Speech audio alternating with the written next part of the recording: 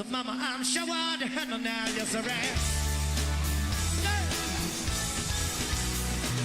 I just speak loud in the words, and I'm a man with the greatest fear. Got to knock on me, but I love you better than him. Take my hand, don't be afraid, I'm gonna prove every word I say. Advertise enough more praise so you can place it there with me. But one long time I was there, tips in love. Pretty little thing, let me light your kennel cold, so mama, I'm sure to handle now, yes I am. Hey, hard to handle that. Sit baby, here I am, a man on the scene. Give me what you want, but you got to bring it home to me. There's a good little love and then I got a little more in store. When I get gonna make my thorn and all, know you'll be around for more. Boys run on, not to possess. Touch and love, pretty little thing, let me light your chemicals. And mama, I'm sure I'll handle now, yes I am. Yeah, how to handle that? Get it.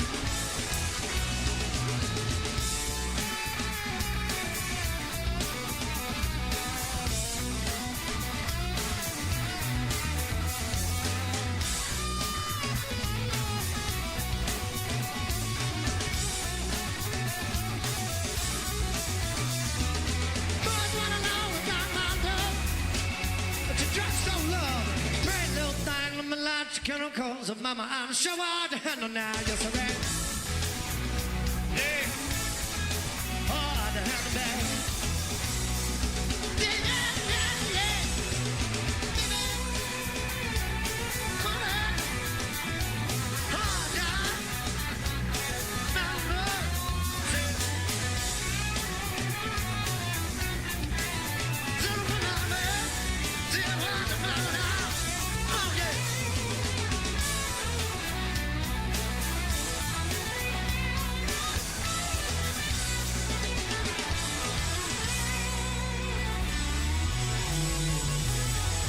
Oh yeah.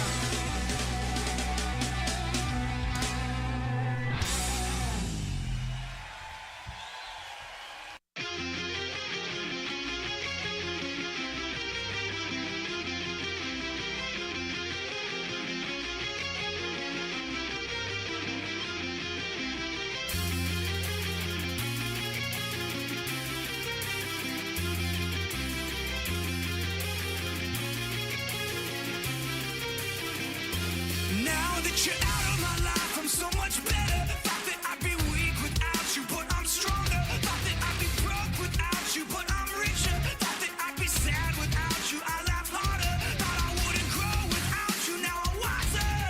I'd be helpless without you, but I'm smarter. Thought that I'd be stressed without you, but I'm chilling. Thought I wouldn't sell without you, sold 9 million. I'm a survivor, I'm not gonna give up, I'm not gonna stop, I'm gonna work harder. I'm a survivor, I'm gonna make it, I will survive, keep on surviving. I'm a survivor, I'm a survivor, I'm a survivor, I'm gonna make it, I will survive, keep on surviving. Thought I couldn't breathe without you, I'm in heaven. Thought I couldn't see without you, perfect vision. Thought I couldn't last without you, but I'm lasting. Thought that I would die without you, but I'm living. Thought that I would fail without you, but I'm on time. Should be over now, but it won't stop. Thought that I would self-destruct, but I'm still here. Even in my years to come, I'm gonna be here. I'm a survivor, I'm not gonna give up, I'm not gonna stop, I'm gonna work harder. I'm a survivor, I'm gonna make it, I will survive, keep on surviving. I'm a survivor, I'm a survivor, I'm a survivor, I'm gonna make it, I will survive, keep on surviving. Wishing you the best, pray that you are blessed. Much success, no stress, and lots of happiness. Not gonna blast you on the radio, not gonna lie to your family, no. Not gonna hate you in the magazine, not gonna compromise, not gonna diss you on the internet. No, Mama taught me better than that.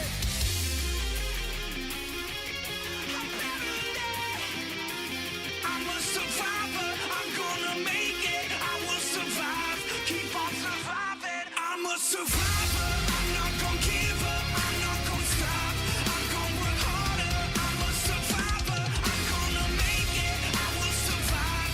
Keep on surviving. I'm a survivor. After all of the darkness and sadness, sun comes happiness. If I'm surrounded by positive things, I'll gain prosperity.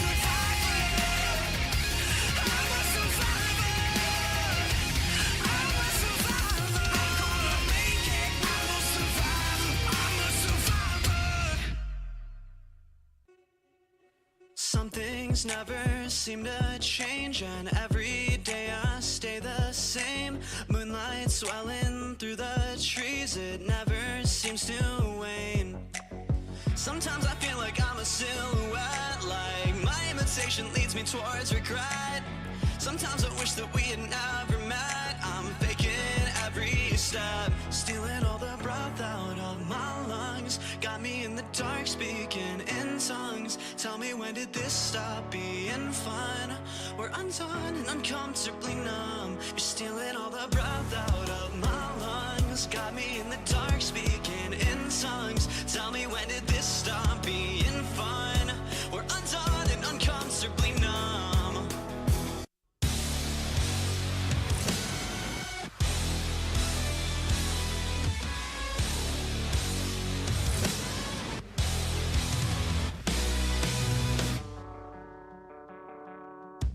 Disconnected, out of mind. I'm unaffected by the times. Misdirect me on a dime. Break me with something slight.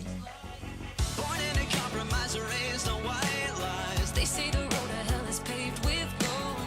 At 25 I feel content with caution. Dodging my halo.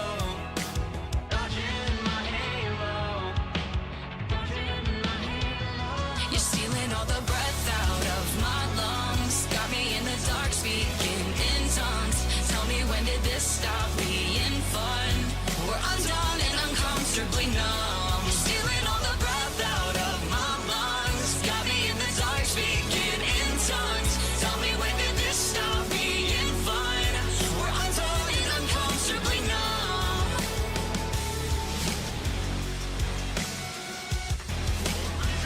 Uncomfortably numb.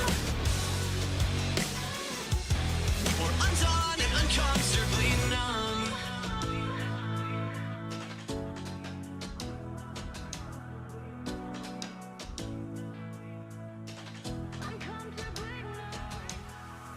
The seasons change, we stay the same, so we're blue in the face. I need the pain to soothe my brain. You're stealing all the breath out of my lungs. Got me in the dark speaking in tongues. Tell me, when did this stop being fun? We're undone and uncomfortably numb. You're stealing all the breath out of my lungs. Got me in the dark speaking in tongues. Tell me, when did this stop being fun? We're undone and uncomfortably numb. Uncomfortably numb. We stay the same. The seasons change, we stay the same. We're undone and uncomfortably numb.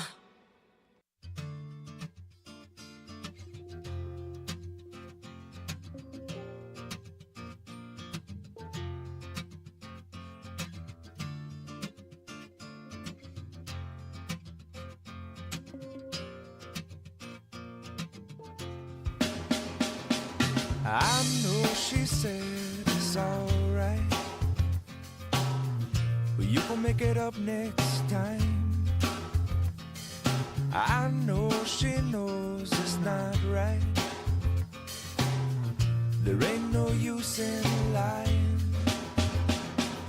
Maybe she thinks I know something. Maybe she thinks it's fine. Or maybe she knows something I don't. I'm so tired. I'm so tired of trying. It seems to me that maybe it pretty much always means no. So don't tell me you might just let it go.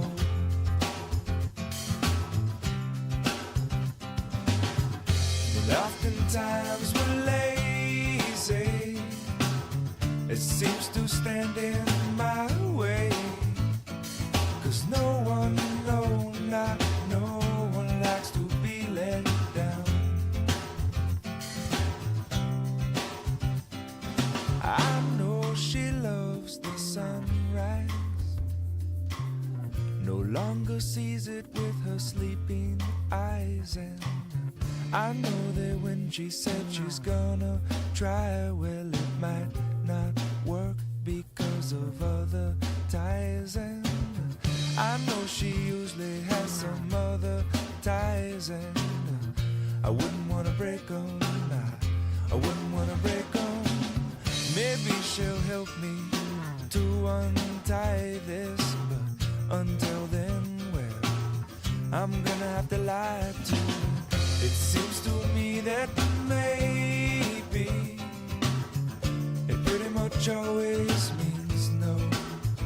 So don't tell me, you might just let it go.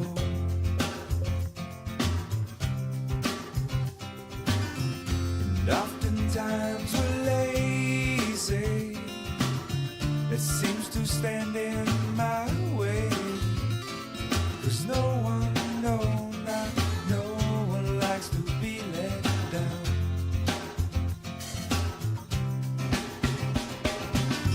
It seems to me that maybe it pretty much always means no. So don't tell me, you might just let it go.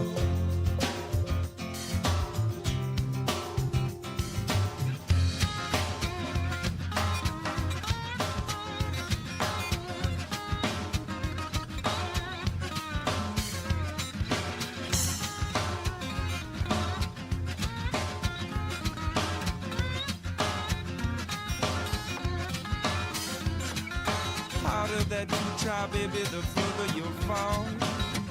Even with all the money in the whole wide world. Please, please, please don't pass me. Please, please, please don't pass me. Please, please, please don't pass me by. Everything you know about me now, baby, you're gonna have to change. You're gonna call it by a brand new name. Please, please, please don't drag me. Please, please, please don't drag me. Please, please, please don't drag me down. Just like a tree down by the water, baby, I shall not move. Even after all the silly things you do. Please, please, please don't drag me. Please, please, please don't drag me. Please, please, please don't drag me down.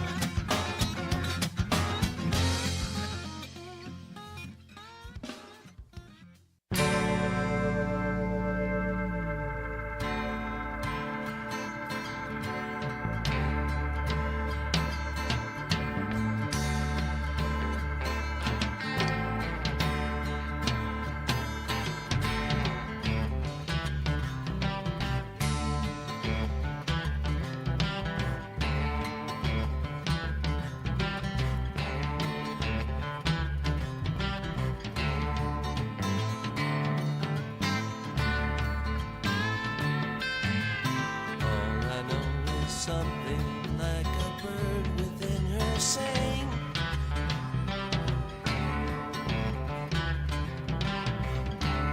All I know, she sang a little while and then flew on.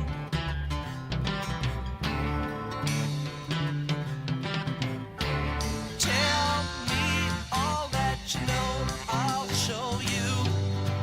Snow and rain.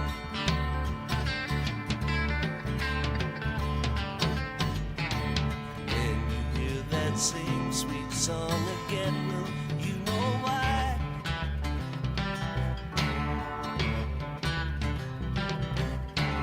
Anyone who sings a tune so sweet is passing by.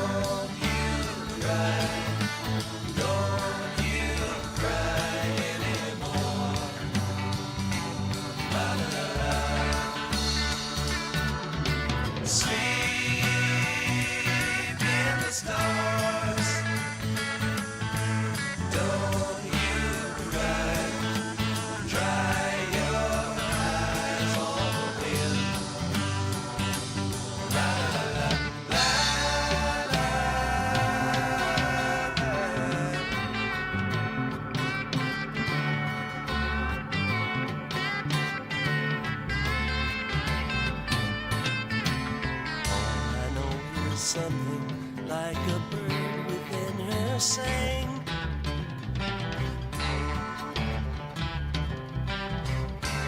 All I know, she sang a little while and then flew on.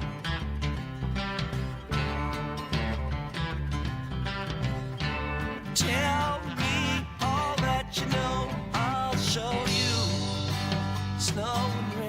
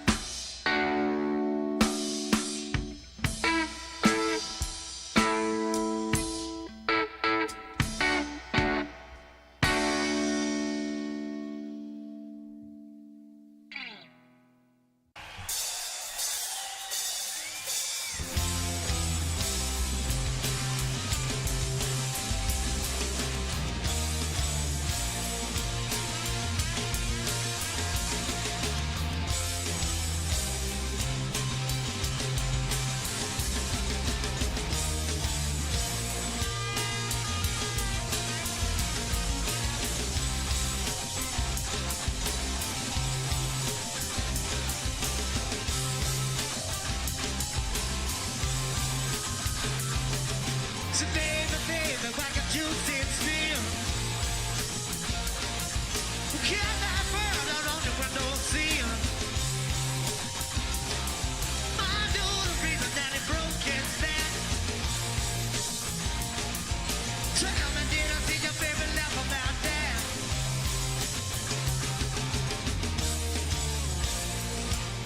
I'm gonna bring it on like a drinking. Well, but you left the room to the wood of man. Now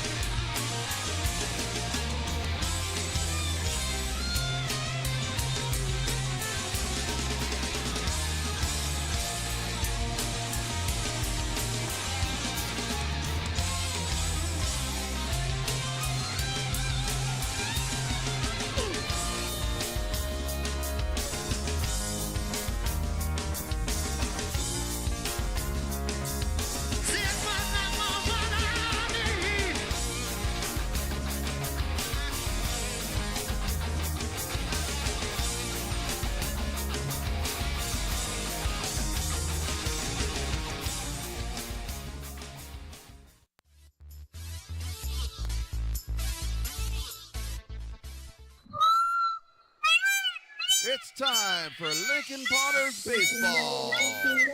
You got to pump it up, but don't you know, pump it up.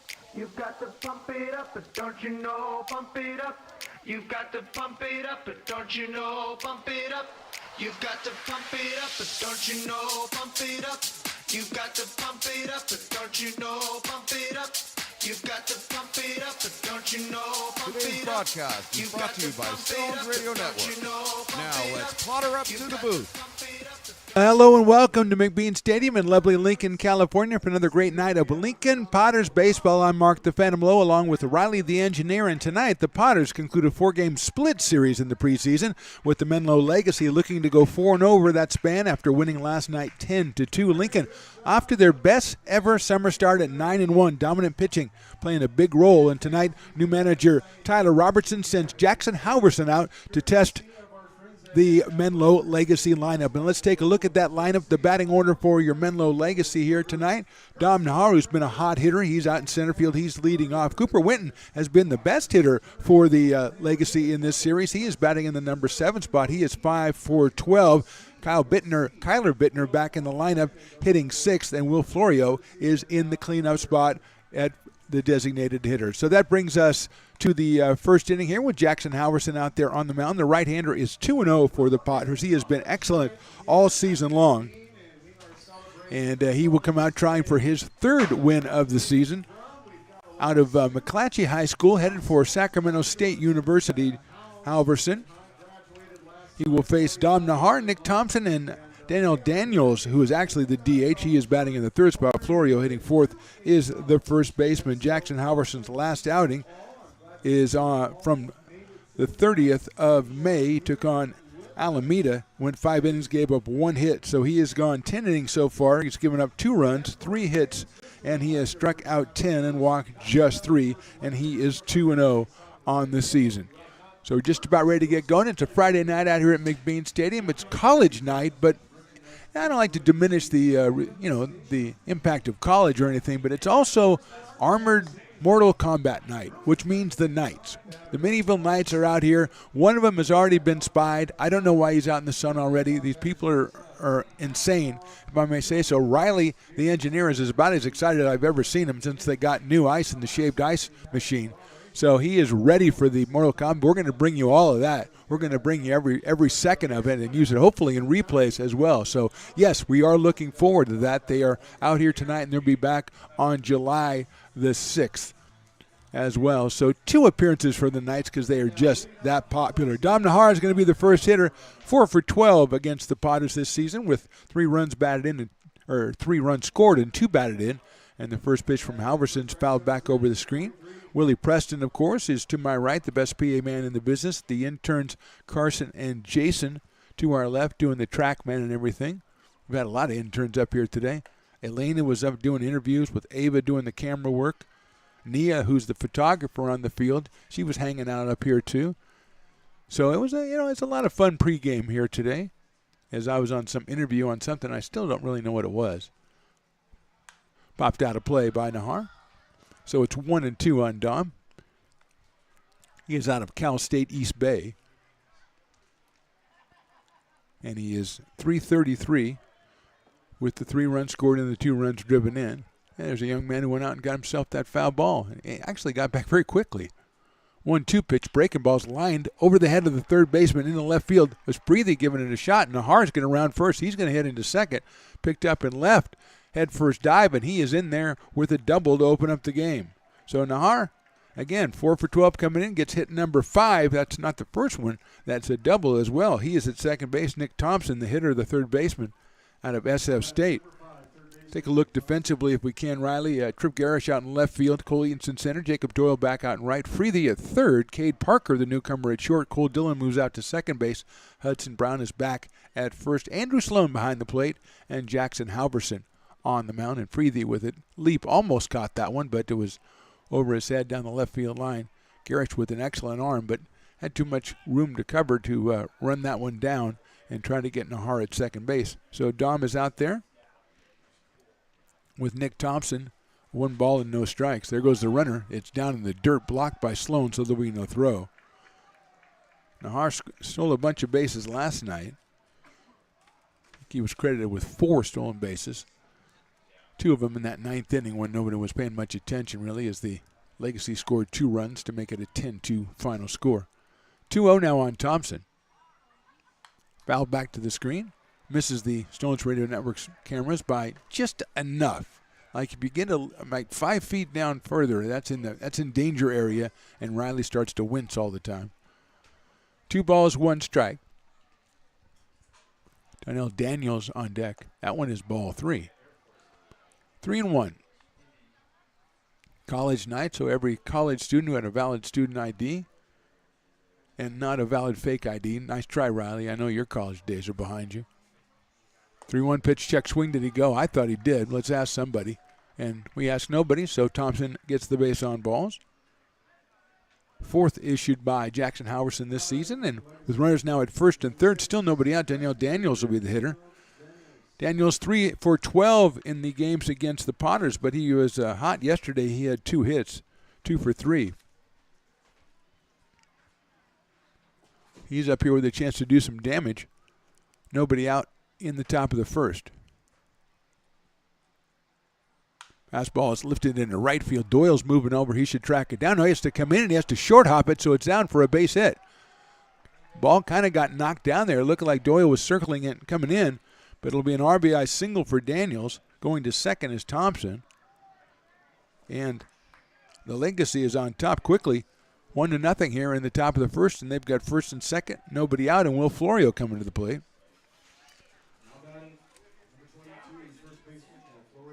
Will from Stonehill College. He's out of Mountain View, California, but Stonehill College back in Easton, Massachusetts. Playing at first base.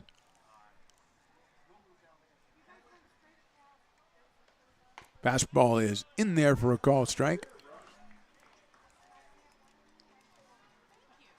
We had a seat snafu in front of us, and they said, hey, I think those are our seats. And they said, well, we'll just sit next to you then. I liked it. That's how you resolve problems right there. But they just moved over somewhere else. Popped up, center field. Eaton has it. Runner's tagging, right center. But he's going to bluff. The throw is cut off by the shortstop, Parker. And 1 out here in the top of the 1st.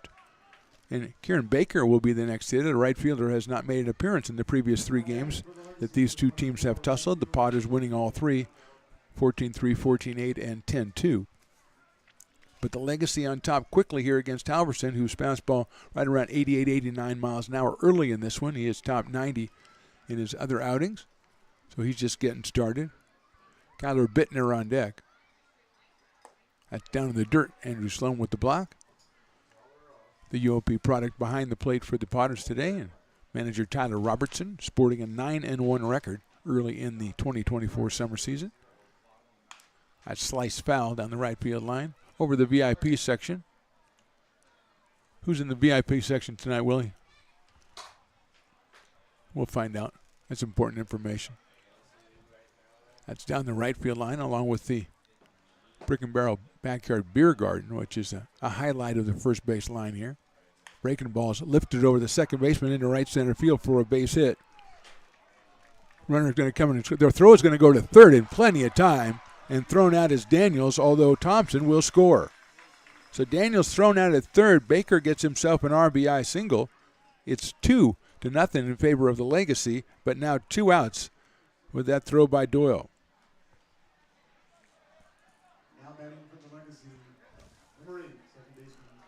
So Kyler Bittner, who's 2 for 9 in the series, didn't play in last night's game. He steps in.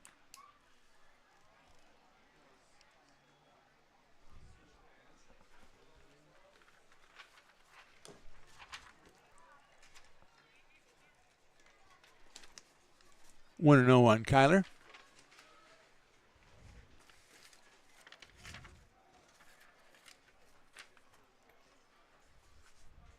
Two and 0 on Kyler.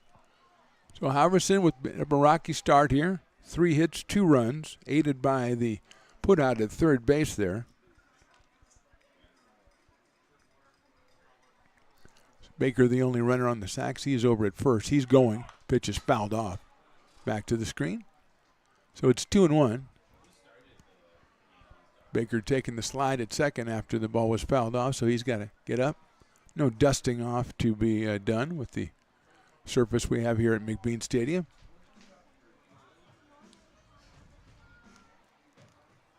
Two balls and one strike. Crowd still settling in out here on college night. And Mortal Kombat, Armored Metal Mortal Kombat. I don't even know what the title is. It doesn't matter. I'm too excited. 3-1.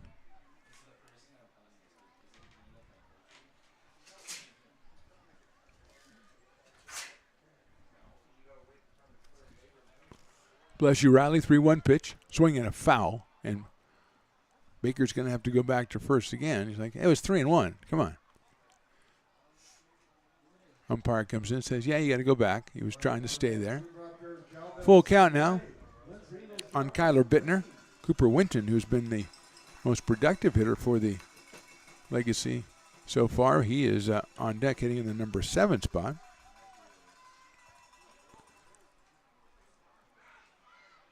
That's high, ball 4. Second walk of the inning issued by Halverson. He's got runners at first and second now in Winton from Cal State Stanislaus, who is 5 for 12 in the series.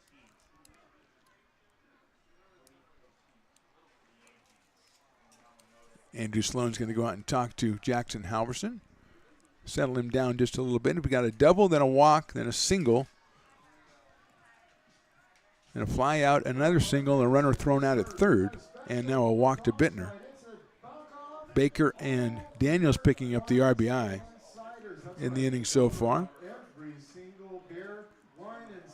Daniels, as we said, was 2 for 3 yesterday with an RBI, and so he's continued that today with a base hit. Here's Winton.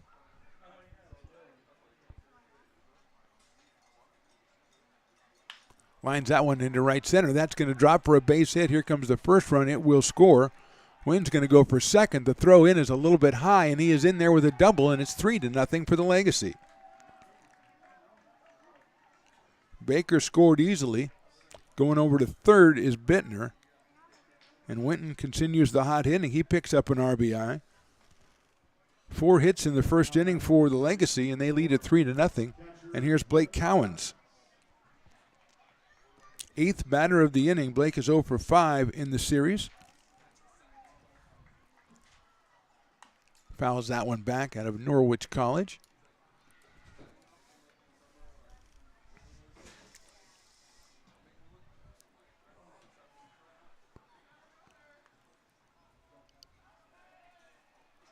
A 1 pitch.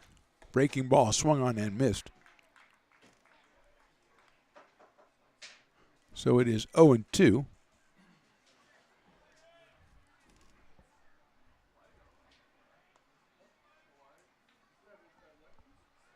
Line drive. Freethy gets up and makes the catch at third base.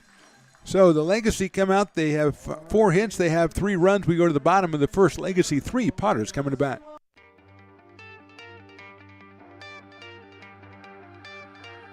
Gooseport Public House. We have sports on 10 big screen TVs, 23 beer taps with classics and crafts, a full bar with creative craft mixed drinks, live music, and most importantly, great fresh food. In downtown Roseville off Vernon Street. Only 15 minutes from the ballpark. See ya at Gooseport.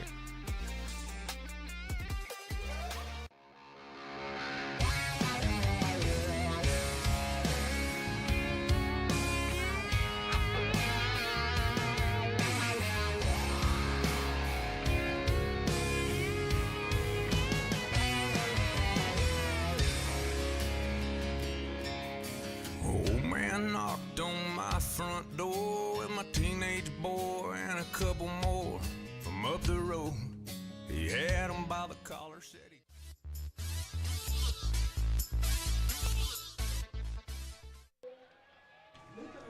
Bottom of the first inning, Jesus Manguia is the pitcher for the Legacy, and he enjoys a 3-0 advantage before he throws a pitch as his team threw a bunch of hits on the board and came down with 3 runs.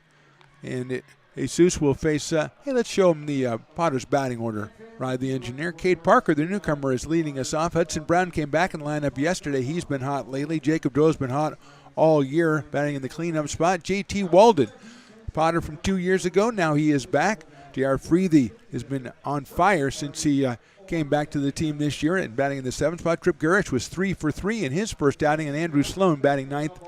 The catcher rounds out the Potters order with Jackson Halverson on the mound. Here is Cade Parker. Cade coming to us from Panama City Beach, Florida, and Georgia Southern University. Same place we found Sean White, last night's catcher, who blasted a 3-run home run. He got some support for player of the game, Riley, but I had to go with Anthony Martinez, who had his 3rd straight excellent outing on the mound and picked up his 2nd win. But it's nice when there's more candidates. It means the team is playing well. So here's Parker. He's followed by Eaton and then Brown. And Guia from the stretch. First pitch is a fastball, and it's a strike. So the Legacy trying something new. They jumped out on top 3-0 in this one. Potters at 9-1 on the summer campaign. That's outside. 1-1. Goes through the catcher's glove, then the ball's thrown back to the pitcher. It gets by him, picked up by the second baseman, Kyler Bittner.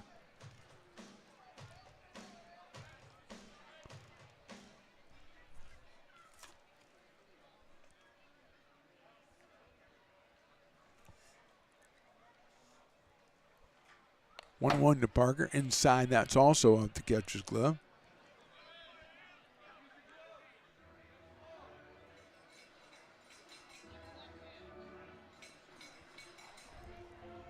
So 2-1 on Cade.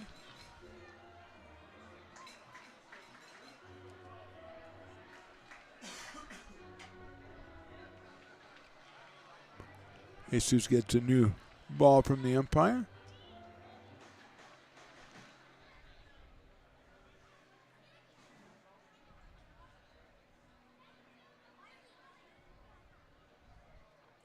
Two 1 pitches inside.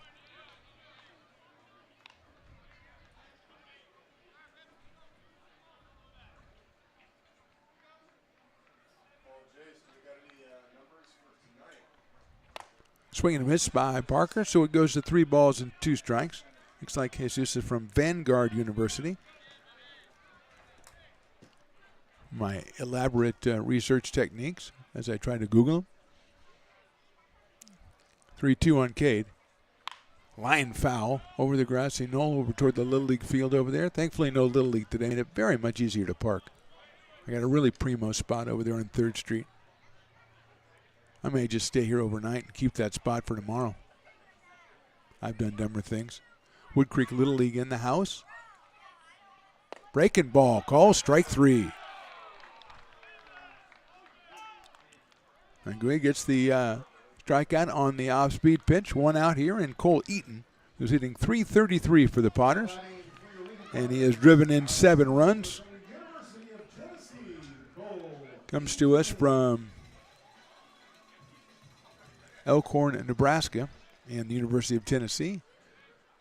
And he's up here with 1 out and nobody on, bottom of the 1st.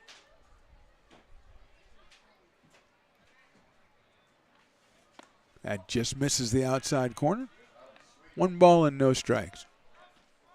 And Guia with a little bit of a different approach. He puts his glove out like he's going to go into a windup. Then he brings it down and goes into a stretch position. And swings and misses, does Eaton on an inside fastball. So 1-1. Might take a little getting used to. The flow is not really there. Hudson Brown waits on deck trying to gauge that flow so he has it under control when he steps in. Breaking ball's lined into left field for a base hit. So Eaton comes up with the base hit, and let's take this opportunity to rally the engineer, as I already should have done, and take a look at the defensive alignment. The third baseman was Nick Thompson. Almost grabbed that one. Stewart Cash at short, Bittner at second, Florio at first, Winton, Nahar, and Baker in the outfield. Blake Cowan's behind the plate. Manguia is the pitcher. So here's Hudson Brown. 6 for 19 with 4 runs batted in, so he's hitting .313. Got off to a good start, then he hurt himself and came back yesterday and had a really good game. And he's taking a strike right there. Hudson out of Olive Branch, Mississippi. Tremendous. And the University of Kentucky. Nguyen throws over to first base, and back is Mr. Cole Eaton. Nick Thompson with a kind of a diving try there to his left to try to cut that one off, but it got by him too quickly. So here's Brown. There goes Cole Eaton. It's a check swing. It's high. There's the throw. It's going to be in the dirt. Bounces away, but it's backed up by Bittner. And Eaton will stay there. Cowan's got rid of it, it looked like, in time, but the ball hopped into second base. And Eaton was safe. So Brown now with the runner in scoring position as Jacob Doyle waits on deck.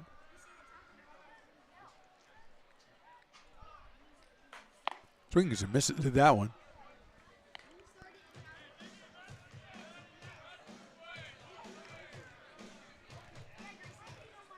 One and two on Hudson Brown.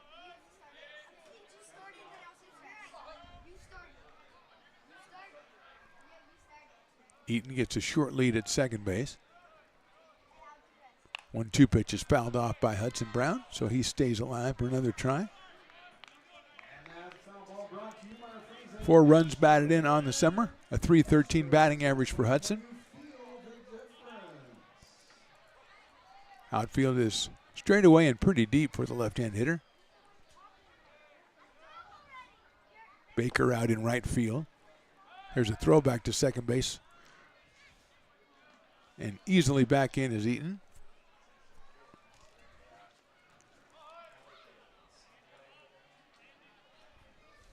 One ball, 2 strikes on Brown. And Guia thinking Cole Eaton is on the way. He's up to no good at second base. Piper the Peacocks made an appearance and joined by Jessup's mascot, Willie the Warrior. It's been tremendous. Swing and a miss. He got him on strikes. 2 strikeouts for Menguia here in the first inning, and that'll bring up Jacob Doyle. Jacob at .387 for the summer with 3 home runs and 9 runs driven in. William Jessup Warriors were out here last year, and I saw him out there. I said, I got to give that guy a name. He's got to be Willie the Warrior. Just a second, please. Just had a Wood Creek Little Leaguer ask me something, and I was trying to be helpful, and he just ran away. It was, I don't know, that guy right there, number 5. So they were obviously in search of some information, and I looked like a pretty authoritative source. They came up to me, and I was going to try to help him out. Usually I would wave him on and say, no, I'm going to help him out. I'm going to give a good modeling for the interns and everything. But it didn't work out that way. Anyway, Willie the Warrior right there, and Jason the Vulture, one of our interns, when we talked about the mascot, he said, oh, that's Willie the Warrior, because he goes to William Jessup. And I said, yeah, I named him. And he looked skeptical, but I'm going by it, Riley. You can ask the great Stones McCoy. I named him last year. In the dirt for Doyle. 2 balls and 1 strike on Jacob. Coming to us from Sparks, Nevada, University of Nevada. His name is J.R. Freethy.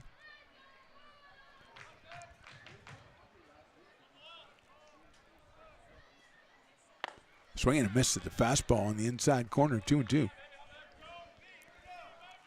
We're showing a little sneaky fastball there. He's got to buy a couple of the Potters hitters. Willie the Warrior is in the best mood I've seen him in a long time.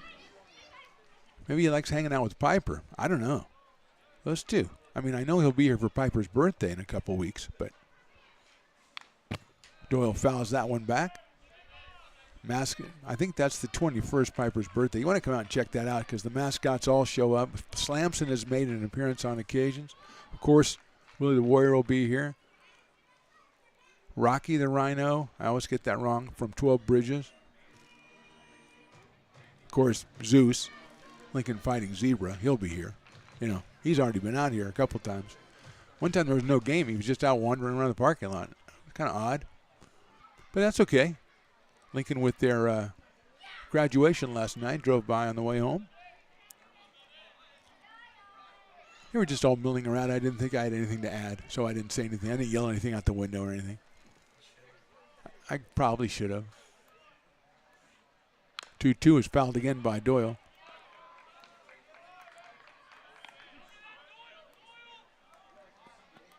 Two and two on Jacob Doyle. JT Walden is next as the Potters try to put one on the board, trying to come back. Minguia and the Legacy trying to put the shutdown inning on the Lincoln Potters. They scored 3 times in the top of the first. Doyle fouls it back.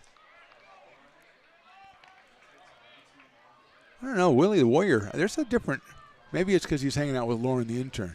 You know, she maybe brings out the best in him or something, because he looks good down there. Hanging out with all the little leaguers, him and Piper, doing mascotty stuff. Outside, there goes Eaton. The throw to third might be in time. The tag is put down, and he is out. Excellent throw by Blake Cowens to get Eaton trying to steal third. And that'll end the inning for the Potters. We'll go to the second inning. Potters trailing 3-0.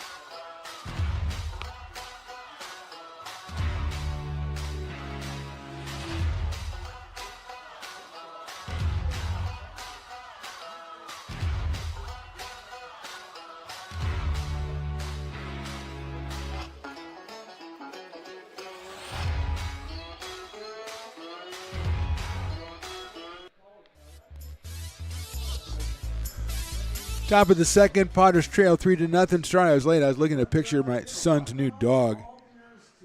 Look at that, Riley. That's Dolly. She's like a poodle or a mini poodle or something. That's the head right there. You can't even tell, huh? Yeah, they just got her. She's really young. She's giving them a lot of problems. They're complaining. No one told us it'd be this hard. I said, everybody you talked to told you this was going to happen. But they went ahead and did it anyway, and she's a cutie. But they're paying the price, literally. I mean, dogs are cheap, but also because they've got to put the time in now. And the dog is basically determining whatever else they're doing with their lives. Here's Stuart Cash. Takes in there for a strike. Stewart batted twice yesterday and tried to bunt both times and was 0 for 2. Popped out once and was retired once by the pitcher. There he tries to bunt again, and that's fouled back. He is the dueling dogs batter, which is a tough call because if a guy always bunts, it's tough. But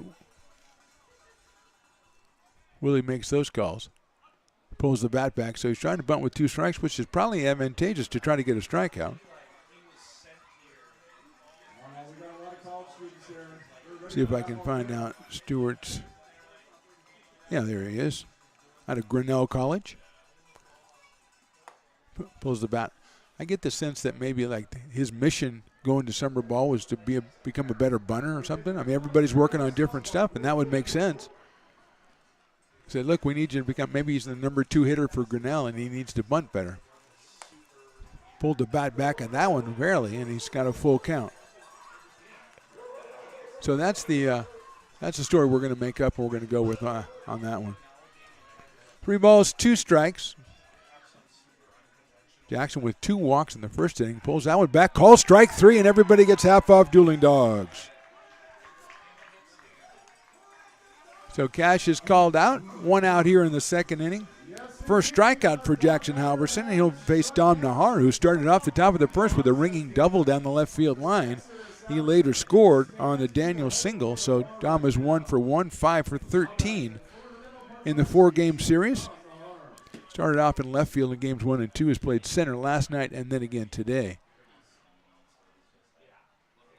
He takes a breaking ball. It drops in for a strike as well. So it's 0-1 on Nahar. Out of Cal State East Bay.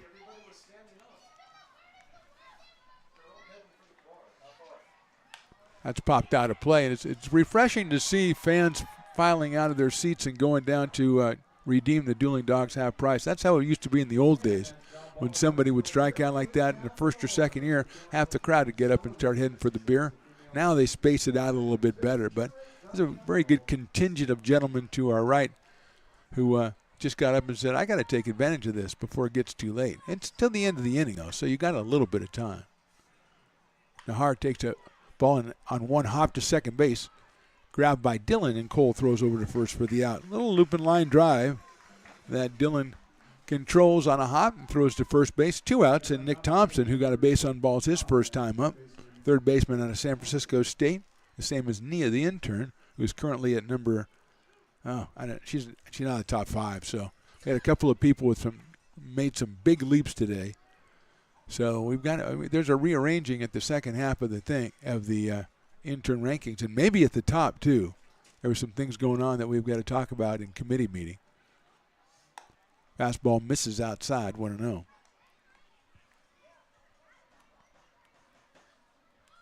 Just a great night out here for some baseball. Very pleasant evening. Fastball is down low and inside, so it's 2-0. Good crowd. Tomorrow, remember 6:05 if you're coming out tomorrow to enjoy some fireworks. Taking on the West Coast Kings Gold squad. 2-0 pitch. That's hit sharply down to first base, but Brown has it, waves off the pitcher, and it's a good inning for Jackson Halverson. 1-2-3. We'll go to the bottom of the second. Potters trailing at 3-0. When it comes to your home's maintenance and repairs, Jeffers Resource Group has you covered. Our handyman services offer a comprehensive range of expertise, from minor carpentry to drywall, electrical and flooring for property managers, landlords, and renters alike. We ensure that every job is completed to the highest standards, so you can have peace of mind. Contact us today to discover how Jeffers Resource Group can help keep your home in top shape.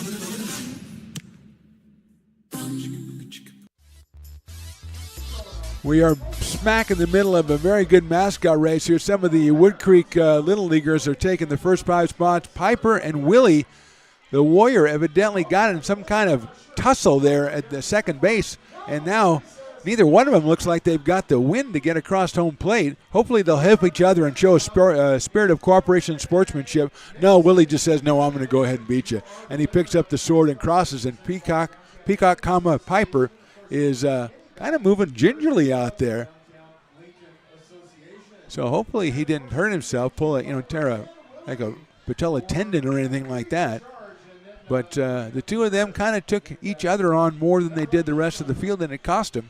It cost them the victory as the Wood Creek Little League, I think it was the Braves, came out looking sharp, except for the one guy who fell running to first base. He probably came in 5th. But the other 4 acquitted themselves quite well from Wood Creek. So Manguia, who had a very good first inning, he gave up 1 hit, but he struck out 2. He is out here to work inning number 2 for the Legacy, and he will face Jacob Doyle, who was the batter when Eaton was thrown out trying to steal third. So Jacob gets another chance. He'll be followed by J.T. Walden and Cole Dillon. So 4, 5, and 6 for the Potters here in the bottom of the second. Halverson righted the ship with a 1-2-3 top of the inning.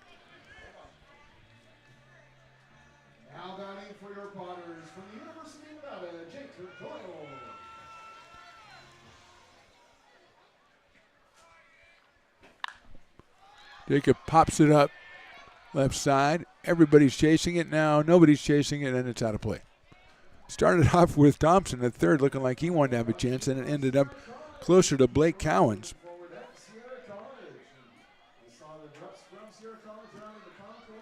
So Doyle 0-1. Jacobs, we said, from Sparks, Nevada, University of Nevada over at Reno over there.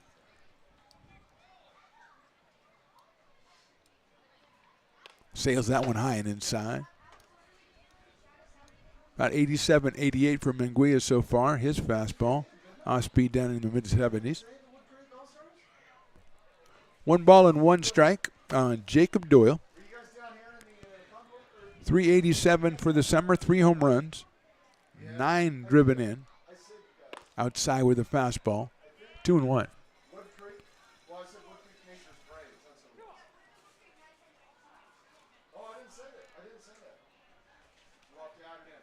2-1 pitch.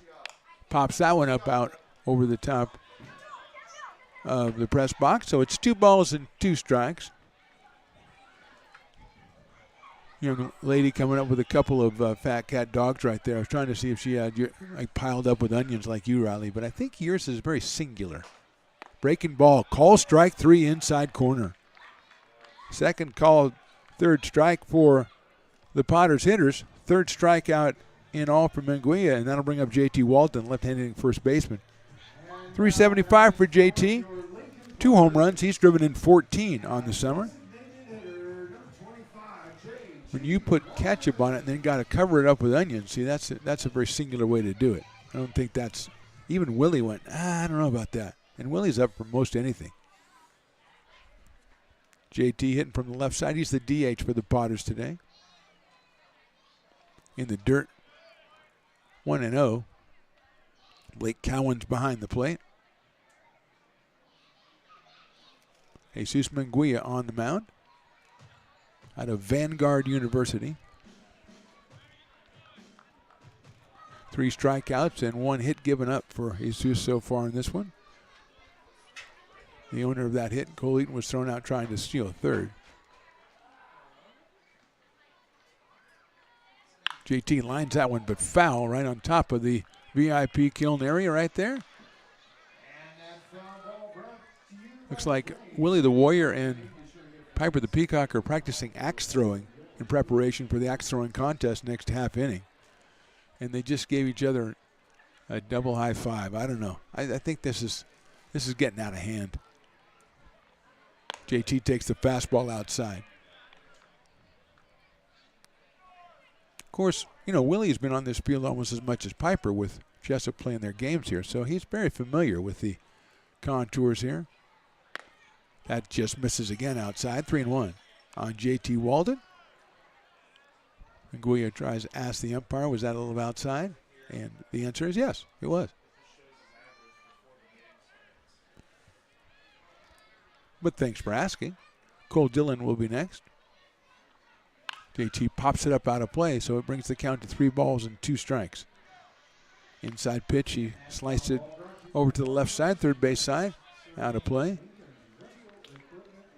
Both bounce houses getting a lot of work down there with a couple of different Little League teams represented here today. We're going to have kids running over the place all the time.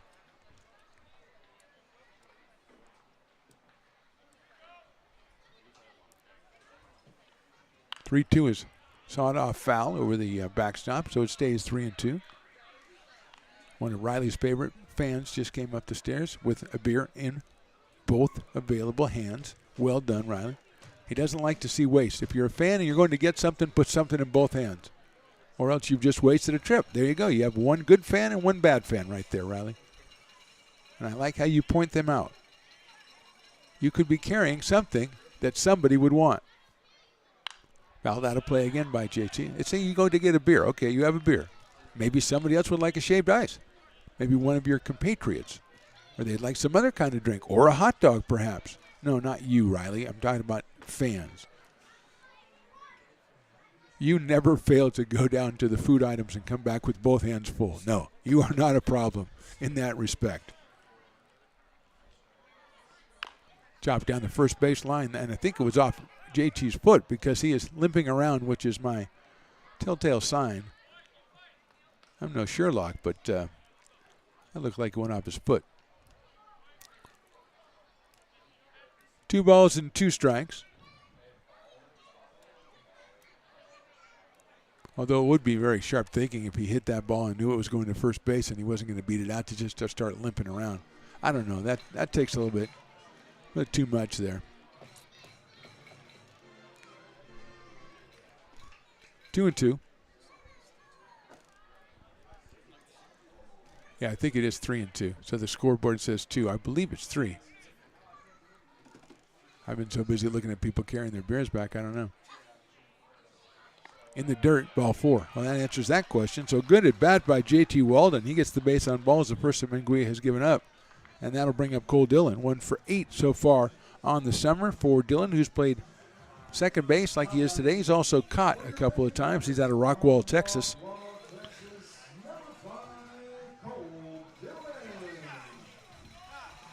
Mayor of Lincoln, Ray Garcia, is coming up to give a baseball to somebody, just some person. He doesn't know. He doesn't know. He doesn't have a reason. He doesn't need a reason. Cole takes in there for a strike with a fastball.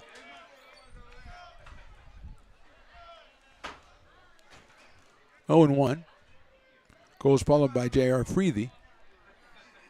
Throw over to first base, and J.T. is back in.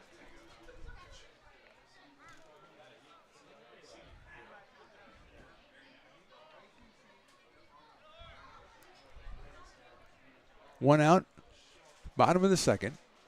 Dillon check swing. Did he go? I think he did, but I'm going to say no. No, he did not. Thank you, ump.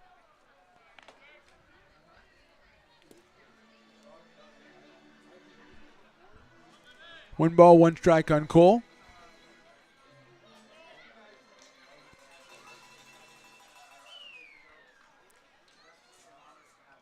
Swings and misses at that fastball.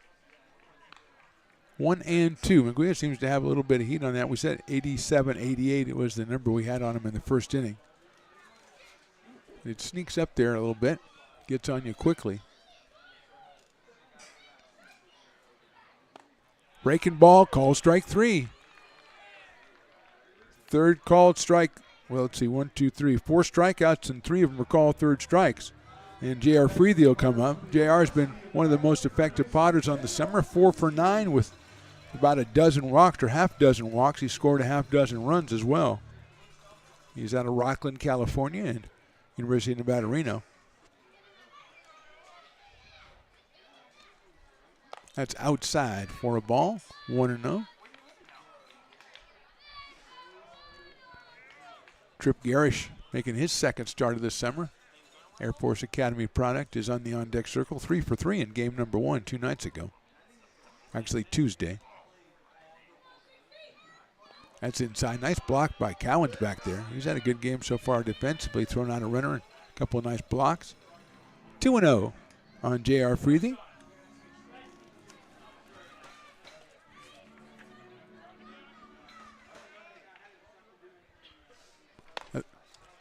That is ball 3. Another 2-hit night and 4 times on base last night for JR.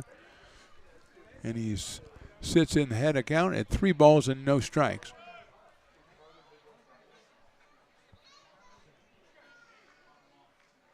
Good to see you. See, a fan carrying 2 plates in one hand, Riley, is the same thing. That's right down the middle. You go to Miranchito and talk to Javi over there, and he gives you a couple of plates of the quesadillas, and you carry them both in one hand. That's okay, right? I mean, technically. 3-1. Hit sharply, but right at the shortstop. He'll take it himself at second and throw to first, but I think that would be 4 outs. So that's not going to matter. It's a fielder's choice. Walden's out at second base. And the inning is over. No runs, no hits, 1 left. We go to the top of the third. Legacy on top, 3-0.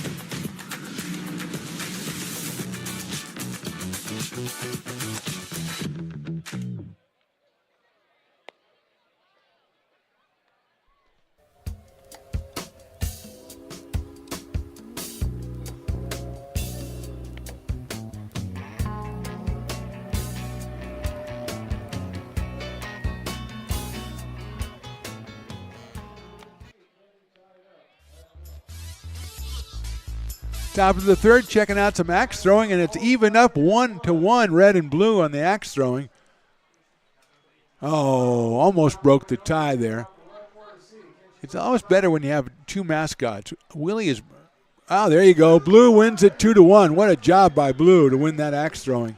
You got two mascots, it just jumps things up, maybe by a force of like 5 or something. You got Piper out there, he is great. Then you bring in Willie the Warrior, and everything is more exciting now. Even the axe throwing got exciting, and then all of a sudden we've got a sudden death axe throw. And while neither one is going to be, in the axe business probably when they grow up, they still threw some pretty good axes out there. Danielle Daniels is going to start us off here in the top of the third for the Legacy, who are on top 3-0. Will Florio and Kieran Baker will follow Danielle Daniels, who was 1 for 1 with an RBI single. Had 2 hits in the game last night. It's that one high in the air to short center field. Eaton circles it in left center field. And quickly, 1 out here in the third. And Will Florio, who flied to center his first time up, will be the next hitter. Out of Mountain View, California, the first baseman. So I mean, it's got to be pretty soon, because the Mortal Kombat people or the Armored Combat people usually do two rounds. So I think it's got to be pretty soon, Riley, that we see finally what we've been waiting for. That ball's hit high in the air and hit well to left field. Going back is Garish. Tripp goes back to the fence, reaches up and makes the catch. Hit well by Florio, played well by Tripp in left field. And quickly 2 outs. And that'll bring up Kieran Baker, who had an RBI single in his first appearance. His first appearance in this 4-game series, and it was a successful one. RBI single, and he scored a run later back in the first inning. Tripp Garish doing a good job playing that left field fence with the sun in his eyes out there. Halverson's breaking ball is cut on and fouled. Went back, he found the fence, came up and made the catch on a ball that Florio hit pretty well. Just didn't get quite all of it. 314 down the line here, so that makes that about 320, 325 where he was. So Baker, no balls and 1 strike. Kyler Bittner to follow if he gets something started. Fastball right down the middle, good pitch. 0-2 quickly on Kieran Baker. Breaking ball swung on and missed. 1-2-3 with a couple of fly balls mixed in. We quickly go to the bottom of the third. The Potters trail at 3-0. This job is the Esplanade Turkey Creek phases 4 and 5. Our scope of work for this project is full scope, so we've got all the underground, all the joint trench, and all the topside included with it. We're putting in sewer pipe, manholes. We're not doing services yet. We go through and do all the main line, and then we come back and do all the services after that. I would say this project right here, the one we're working on, is probably about a 2-month project.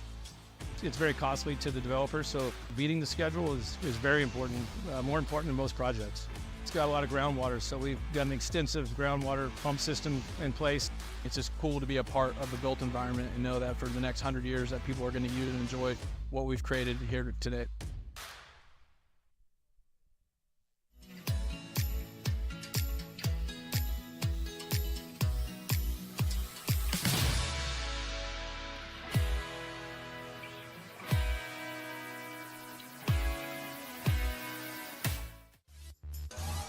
Emergency return to action as we've got Mortal Kombat out there, the Siege League or whatever they call it. We've got 2 one-on-one battles between Big Guy Knight, who's just kind of hacking at the other guy, and now we've got an extra Knight who's going to enter the fray unscathed as the other 2 tap out, I guess.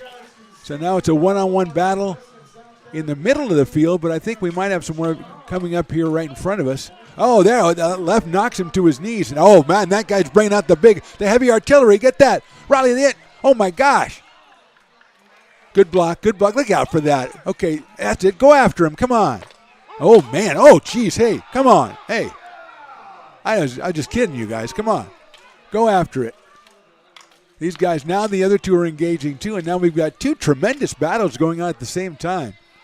Think about if it was UFC 300 and 301 at the same time. That's what we've got right here.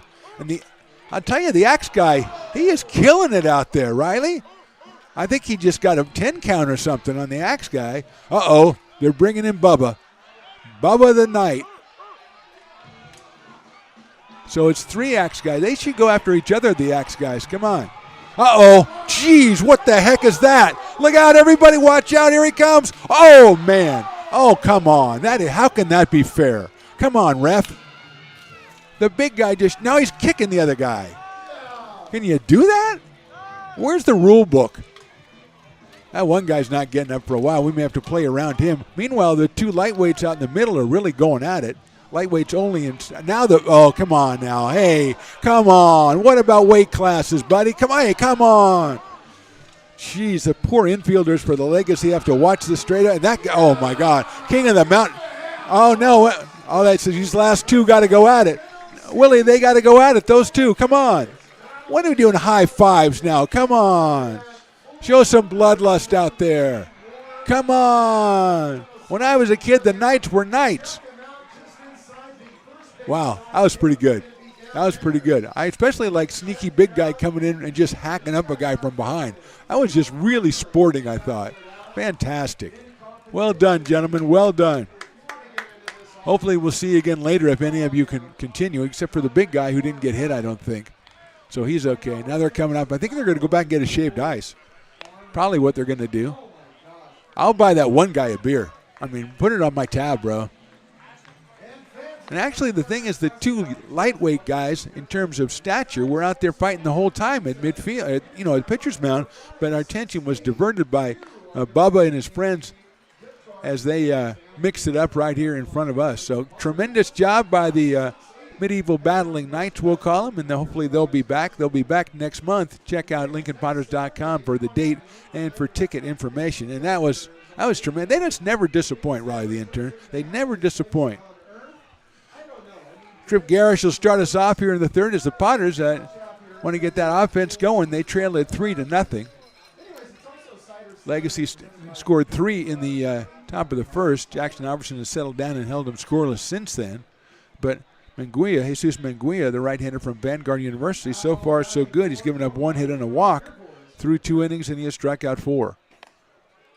Tripp, who was 3 for 3 in his first outing of the summer, takes ball 1. He's from Belmont, California, and the United States Air Force Academy, out in left field for the Potters.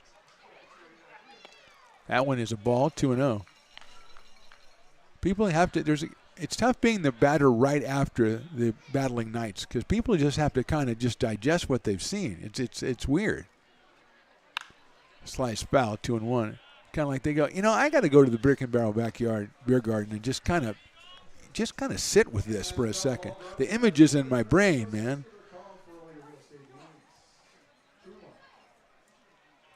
The visions that were planted in my brain still remain. Fouled again by Tripp. 2-2.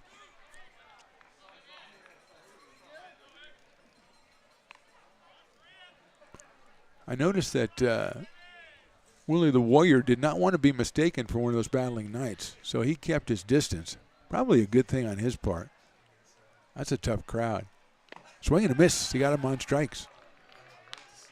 5 strikeouts in the first 8 batters for the Potters, and that'll bring up Andrew Sloan, hitting in the number 9 spot, the catcher from Sacramento and University of the Pacific. Trying to get something started against Jesus Menguia as the crowd settles back. See, some of these guys don't realize that they're going to come back later, and they're just like, okay, well, whew, I got through that. Huh. Wait till they spring them on them later in the game. Actually, it's warm, but it's not unduly warm. I mean, I've been out here where it's got to be 10 to 15 degrees hotter. Well, 10 at least. I've been out here when it's been 100 degrees and the nights have been going at it. My phone says 94. I don't think it's 94. It says 94, but it feels like 93. So, yeah, I thought so. Yeah, big breeze coming up. So they actually, for the Knights, I'm sure they've done it dirtier duty. 1-1 to Sloan. He slices it out to right field. Baker comes in and catches it at shoulder height for the second out.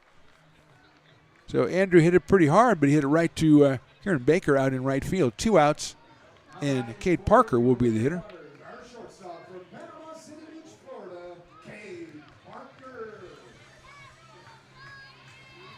Now I'm getting videos about the dog. the new dog, Dolly. I'll check that out later. I'm still overcome with the battling Knights. 1-0. Cade struck out back in the first inning, making his Potters debut. Panama City beats Florida and Georgia Southern University, and he takes that one as well, 2-0.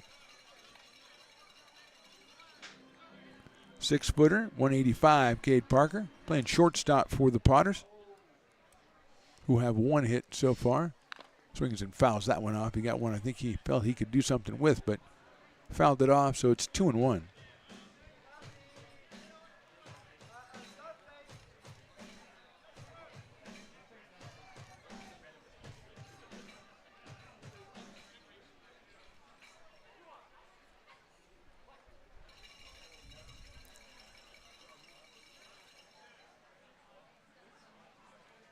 Look out. That was right by the head there. Sails inside on the fastball. Coming in the high 80s from Manguia. So it's 3-1 on Parker.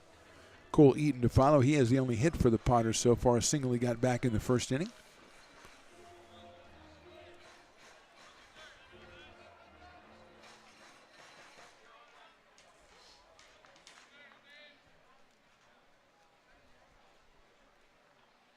Swing and a miss. An inside fastball. 3-2.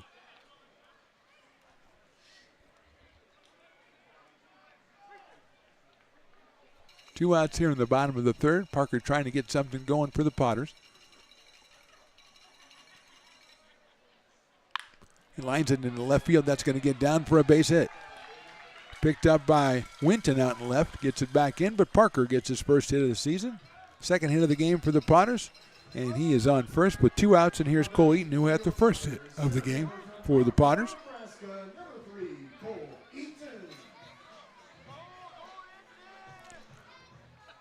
So Eaton out of Elkhorn, Nebraska, and the University of Tennessee settles in. Cole out in center field for the Potters. Takes a fastball right down the middle.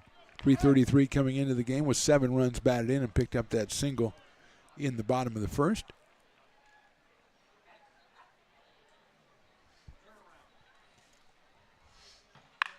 It's out into left field. Winton comes on and reaches up and makes the catch. So hit well, but right at Winton in left field. No runs, 1 left. We go to the top of the fourth. Legacy still on top, 3-0. I'm Bill Spear, North Valley president of 5 Star Bank. In a time when business can feel so uncertain, we're here for you every step of the way. I know they have a lot of bells and whistles within their bank, but just the relationship piece here locally on the business side is huge for us. 5 Star treats us like we're number one. They're right there with suggestions, with help. So I have to bank with people that have our mission in mind. We're 5 Star Bank. How can we help you?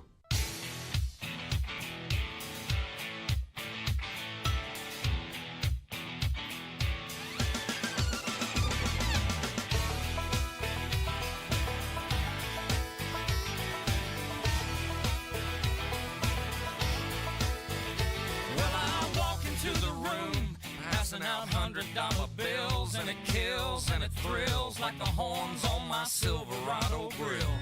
And I buy the bar double round. Top of the fourth inning, Legacy up 3-0. Jackson Halverson out for his fourth inning, gave up 3 runs in the first inning. He has retired the last 7 hitters he's faced with 2 strikeouts, and he'll face Kyler Bittner, Cooper Winton, and Blake Cowens. 6, 7, and 8 here in the top of the fourth inning. On a very pleasant Friday afternoon and evening out here at McBean Stadium. It's college night. It's battle combat medieval fighting knights night.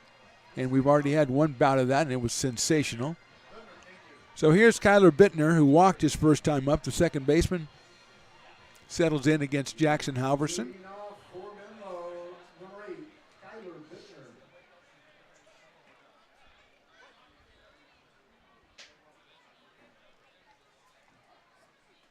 Bittner takes a breaking ball and misses.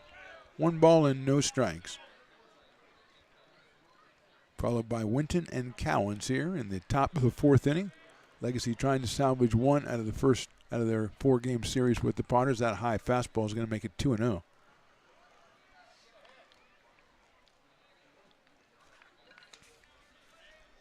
Last night was the Potters 10 runs on 14 hits. Legacy 2 runs on 7 hits. 3 of those hits came in the last inning. Popped up on the infield. Who's going to call it? It's going to be the second baseman, I think, Dillon, who has to chase it all the way over and can't make the play. It ended up right at where Hudson Brown was standing, and Eaton followed it and followed it and followed it, and Bittner is going to reach. That one was moving a lot, and it looked like it was Hudson Brown's play, but Dillon, not Eaton. That's called Dillon. Called it and followed it all the way over and ended up standing almost next to first base. So Bittner is on, and here's Cooper Winton, who is 6 for 13 in the 4-game series. Had an RBI double back in the first. Out of Cal State Stanislaw, out in left field today for manager Nick White and the Legacy. Swings and misses at that fastball. 0-1.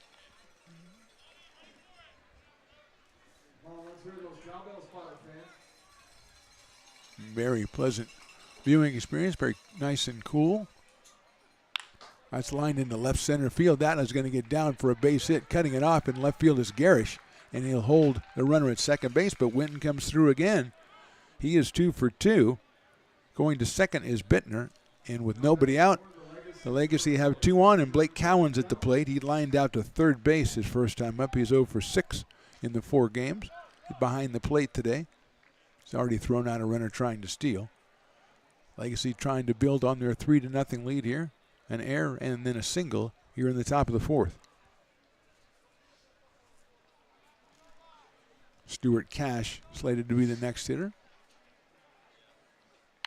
That's it out toward second base. Going to have to go to first with that, Cole Dillon. He does, but that'll move the runners up to second and third as Cowens does his job by moving the runners. I think we have a pinch hitter here. Number 48. And we have a pinch hitter for our Dueling Dogs dog batter. That's Raul Soria.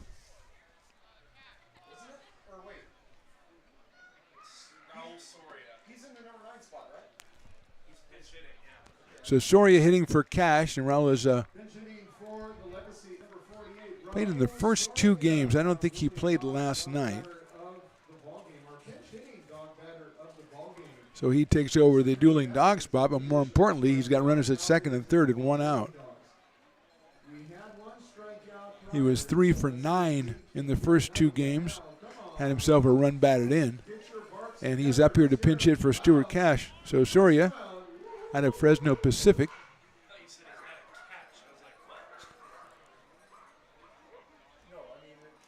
Potters with the corners in. Breaking ball, it misses outside, I suppose, so it's 1-0.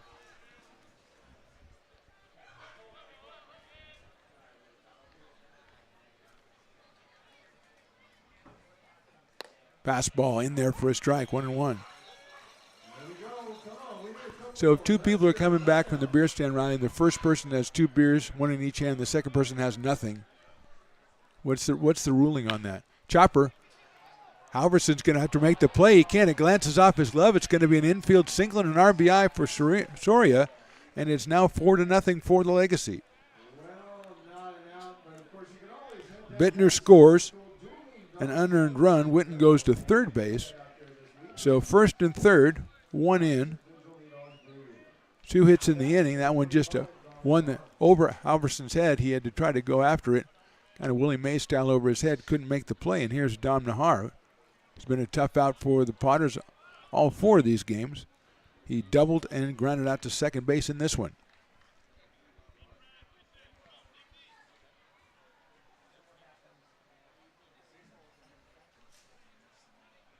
Soria at first. Short lead. Swing and a miss by Nahar. Out of Cal State East Bay.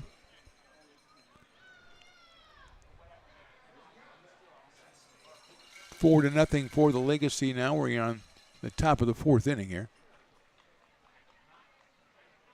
1-1 on Nahar. Breaking ball in the dirt. Nice block by Sloan, but it's 2-1. 3 in the first for the Legacy.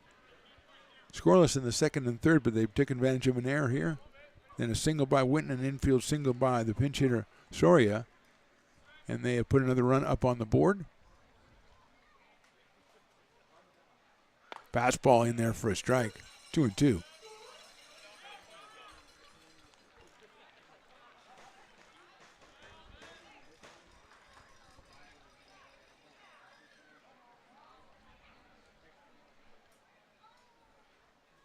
Breaking ball misses the outside corner. Takes the count all the way to full at 3-2.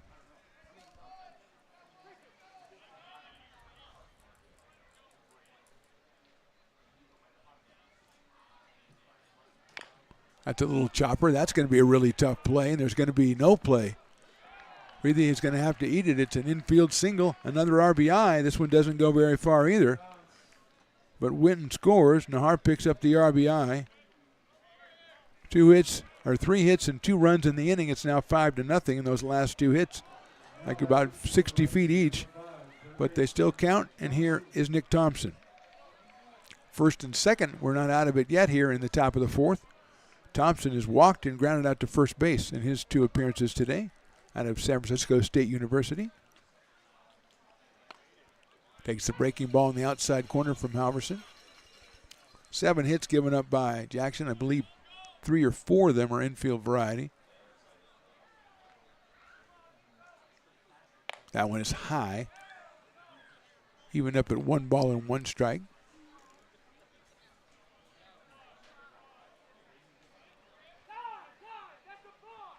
We've got a balk called by the plate umpire.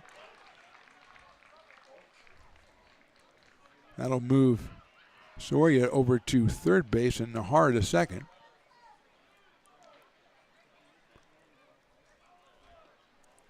Takes the force away for the Potters defensively and puts Soria 90 feet away. We're still just 1 out here in the 4th inning. Activity in the Potters pen. Swinging a foul by Thompson. Daniel Daniels is the on-deck hitter, the number 3 hitter.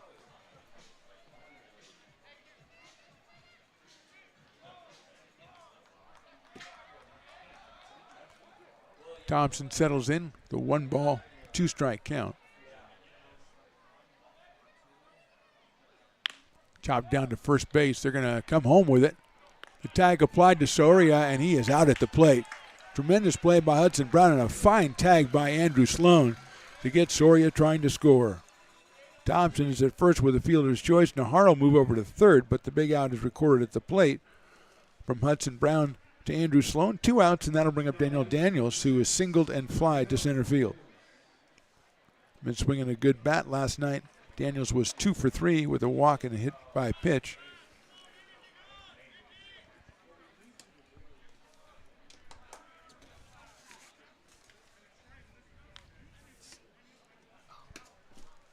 There goes the runner. The pitch is a strike. He throws down to second base. Not in time. Staying at third is Nahar. Thompson steals it. So he puts himself in scoring position. But the pitch was a strike. Let's see. Daniels with an RBI back in the first inning with a single. Look out. That's inside. It's going to get away from the catcher. Here comes the runner from third. No throw. Nahar scores on the wild pitch. 3 runs in the inning for the Legacy. Moving up to third is Nick Thompson. So the Potters digging themselves an early hole. They were in 6-run deficit against Alpha Prime on Saturday and then 5 on Sunday. Came back and won both of those games, but the way Munguia has been throwing so far through the first 3 innings, it'll be a tougher task for the Lincoln hitters. But there's another runner for the Legacy down at third base in Thompson, and Daniels now with a 1 ball, 1 strike count. High fastball makes it 2-1.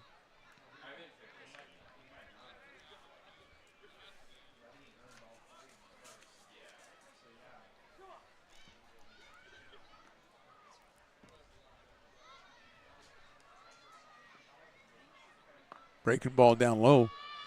3-1. Will Florio is the cleanup man. He is on deck.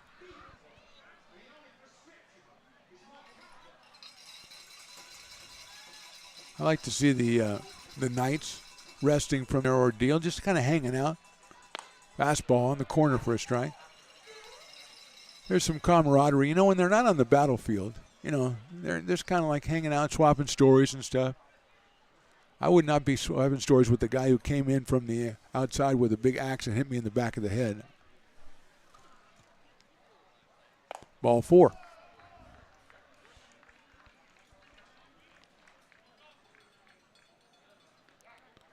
Third walk given up by Jackson Halverson, and we're going to have a meeting at the mound. We'll step away for just a second. We're in the top of the fourth. Legacy on top, 6-0.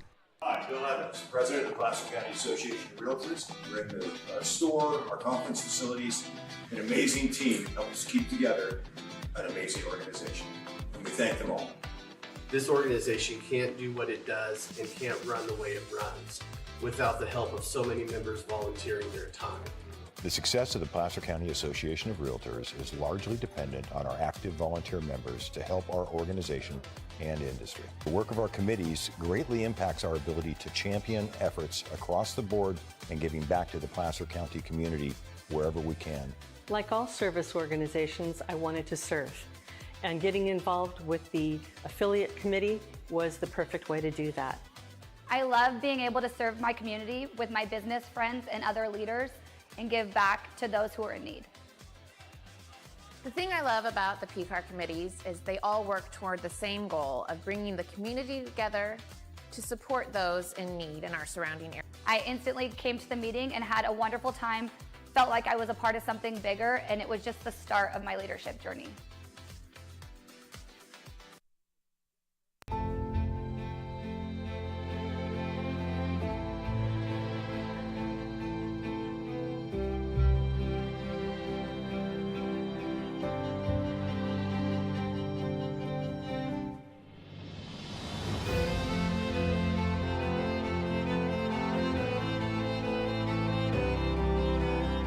Situated on the corner of Lincoln Boulevard and 5th Street, this iconic building has been the home to several hotels over the decades, the most famous and longest running of which was the Lincoln Inn. Having undergone several renovations and architectural changes, this building is the current home of Old Town Pizza, which boasts not one but 2 floors for your dining enjoyment, including open-air seating on the roof. Stop in for a slice today. Or stop by the Lincoln Museum to see the 300-pound cash register that used to adorn the front desk of the Lincoln Inn. For more great history, visit the Lincoln Area Archives Museum and, by appointment only, take their free walking tour of historic downtown Lincoln. Gerald Hansen, the new pitcher for the Potters, a left-hander out of Roseville, California. Cal State Northridge relieves Jackson Halverson. He went 3 2/3, 7 hits. He's given up 6 runs, 5 of them earned. He's responsible for the runners out on the bases right now. He's walked 3, struck out 2. So here's Will Florio, who has flied to center and fly deep to left. He's got Thompson at third. He's got Daniels over at first.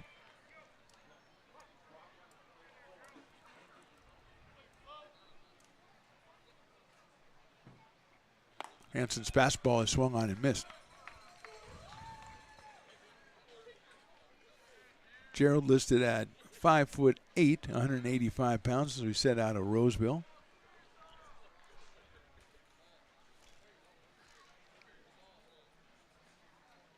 That one's fouled back by Florio, so it's quickly 0-2. Intern Nia is right behind home plate. Is she trying to get some pictures, or is she just, there she goes. Yeah, she's getting some photos. 0-2 on Florio. Breaking ball, call, strike 3. So Hansen comes in and puts out the fire, but not before it burns for 3 more runs. We go to the bottom of the 4th. Legacy on top, 6-0. Astro Air Design Incorporated, where you feel the difference. We are a locally owned and operated heating, air conditioning, and custom sheet metal company committed to the highest quality of craftsmanship at a competitive price. Our trained and certified technicians have the knowledge and experience required to install, maintain, or repair your home comfort solutions. Our upfront pricing gives you the peace of mind because you know your price is locked in. Call Astro Air Design Incorporated today. Here in Michigan, we do more than just survive the winter. We thrive during it. You simply can't keep us away from what we love most: great times and amazing beer. The snow transforms the landscape and lays the path for adventures yet to be had. Trails ready to be explored and freshly groomed hills ready for the first run of the day. And later, as the sun descends, it's time to unwind with great conversation and even better friends. Experience a taste of Michigan winter with Founders Brewing Company, born and brewed in Michigan. Having to return to the action quickly as the Knights are back out on the field with a caller or certain ringmaster taking care of them. I'll tell you, Riley, they were closer to us that time. We could actually hear the pads bursting, and now guys are doing headbutts and stuff, and that might be doing it right there. It's almost like being on the field for a football game. The pads were popping, and now we've got guys doing headbutts. Now the lightweights or the super lightweights are out near the pitcher's mound, kind of circling each other. We're going to have to see a little more aggression there. Oh, this guy just pulled the muscle trying to hit the other guy, and the other guy just walked away. Says, I'm done with you. The big guy, yeah, he's not happy. So somebody's got to start laying the smack down, or the guy with no armor is going to get really mad. He's the ringmaster. There we go. Push him. That must be the headbutt guy. He's already getting in position for another. Oh, my gosh, he won't have a head. And he is down, and he is out. That might have been the best knockout of the day by Mr. Stripe Guy. And Riley puts the thumb down and says, Gladiator, no. And now he's going after the little guy. He knocked that guy out, so he's going after the little guy. The red and white guy is like doing some damage. We got one guy laid out at home plate. We've got the two guys going out. I think guy's been on one knee pledging allegiance to somebody, to the king, for about 20 minutes now. I don't know what he's doing. The guy with no arm around is talking. Oh, and then we've got another knockout. I'll tell you, a red stripe guy is like, the Jamaican red stripe guy is the best guy today. Look at that. That's 2 knockouts in one session, Riley. That's a guy, kids like you, going to get his cards at home, his trading cards and stuff. Maybe play the Medieval Fighting Knights video game or something like that. There's got to be one. There's not. There's got to be one. Give a hand to the red stripe guy. He was our champion in round number 2. The under-the-radar MVP was the guy with no helmet on who just started looking at the other guys mean. He had glanced meanly at people, and now he's posing for pictures. Well, I mean, okay, I guess. Manguia's out here, so I'm pitching a pretty good game, but I'll tell you, watching those Knights get knocked out is pretty fun, too. Jesus, he enjoys a good time as much as anybody else, and he will come out to face Hudson Brown, Jacob Doyle, and J.T. Walden. He's gone through 3 innings. He's struck out 5. He's allowed 2 hits, walked 1, so he's been very impressive. And he now has a 6-run lead as we go to the bottom of the 4th. As the Legacy trying to get 1 win out of this 4-game series. Early summer series, we'll call it. Here's Hudson Brown. He struck out his first time up. Left-hand hitting first baseman from Olive Branch, Mississippi, and the University of Kentucky. Now batting for your Lincoln Potters, our first baseman from Olive Branch, Mississippi, Hudson Brown. Umpire says we've got some carnage here from the battle. We've got some bloody, dismembered body parts. I've got to get off the field. And another guy lost his chew in the front row. He was getting so excited, I think. Oh, here's Hudson Brown, left-handed hitting first baseman against Manguia. He hits it sharply at the right of shortstop. We'll have to see who their makeup shortstop is, but he bounces to first and the ball gets away. Remember, Cash was batted for, so we're going to get our binoculars out there, Riley, and see who the number of the shortstop is. He's going to be charged with an error on that one. It was hit hard by Brown.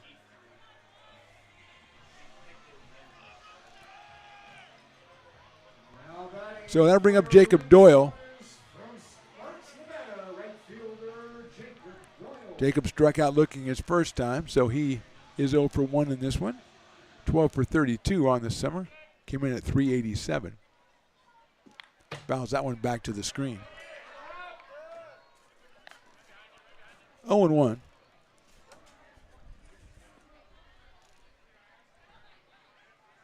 I gave the error to the shortstop. The interns, Jason and Carson, gave it to the first baseman. I think we'll have to tussle about that later. But right now it's 0-1. Inside with a fastball.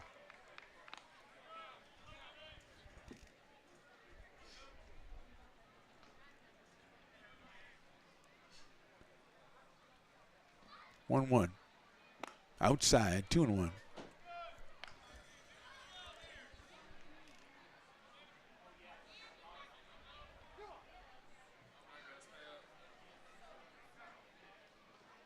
3-1 to Jacob Doyle. Potters trying to get something started here in the bottom of the fourth. They trail 6-0. Benefited by a legacy error. They've got a runner at first base, and Munguia says, I want a different baseball, and that's got 3 balls in a row on it.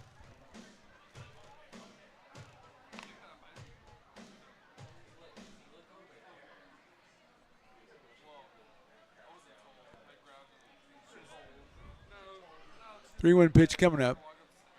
Inside, ball 4. So an error, now a walk. Second one issued by Munguia, and that'll bring up number 25, J.T. Walden, who got a walk his first time up the left end, hitting DH tonight. Came in at 375, so he's still there after the walk in the first inning. Pair of home runs for J.T. in his first 2 at-bats of the summer. He has 14 runs batted in.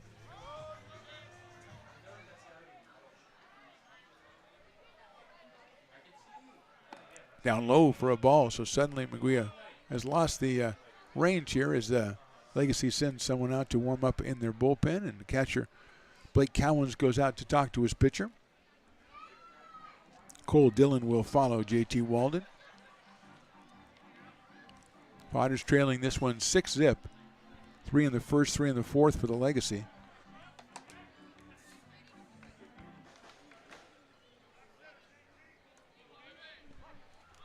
Ryan Johnson, I believe, was taken over at shortstop.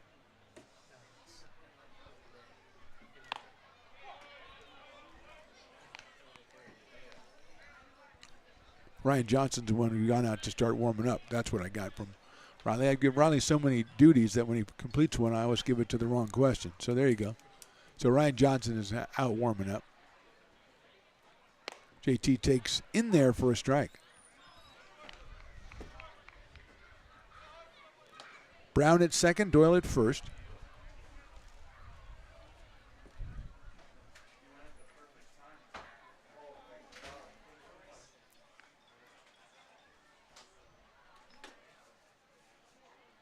That one sails high and outside, so it's a 3-ball count, 3 balls and 1 strike on J.T. Walden.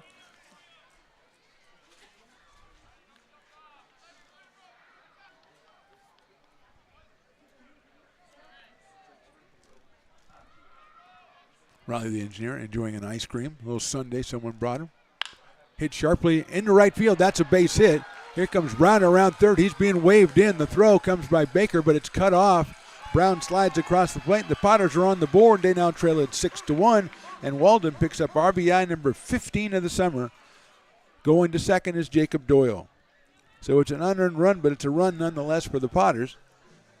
As Brown, Mike Levine waving him around, there was never any doubt he was going to try to score. Bakers was playing deep in right field for J.T. Walden. So here's Cole Dillon. Still nobody out here in the fourth.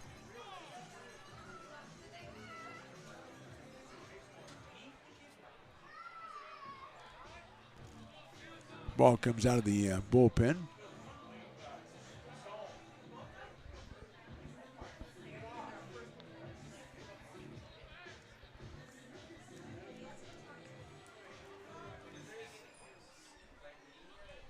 So now we're ready to go.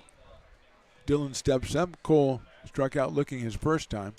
Hits that one up high in the air down the first base line. It's foul territory and handled over there by Florio.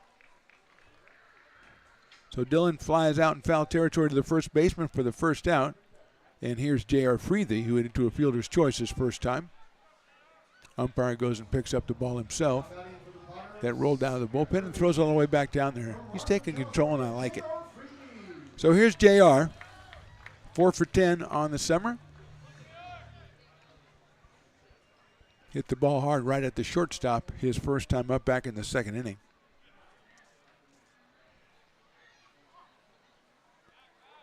Throw back and almost got Jacob Doyle, who thought he was going to get a good start on a steal. And then when Munguia looked back, shortstop was covering it, and a throw, a little more steam on it, might have got Jake at second base.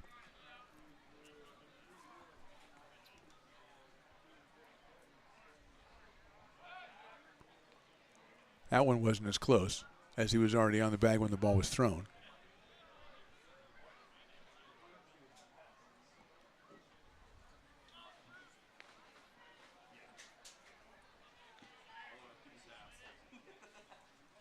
6-1 Legacy. Potters have scored once here in the bottom of the fourth. They've got runners at first and second.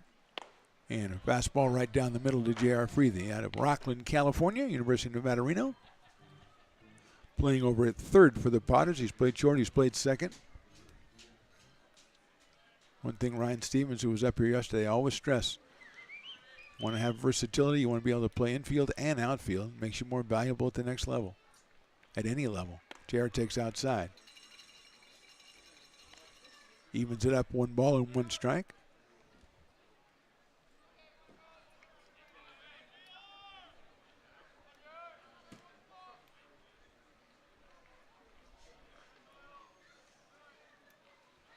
That one is called the ball, 2-1. Couldn't tell you where it missed. A little bit low, perhaps. The strike zone suggests a little bit low, so it's 2-1.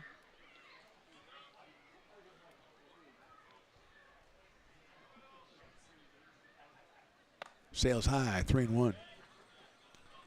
So McGueen went through the first 3 innings sailing through, then an error started this fourth inning. He gave up the walk to Doyle, Walden with the base hit. Got Dillon on the pop out, but now he is 3-1 on J.R. Freethy. Trip Garish on deck. He's going to throw back to second again. 3 times throwing to second. That probably ties the record. He'll get a lot of bluffs to second. He'll get a lot of throws.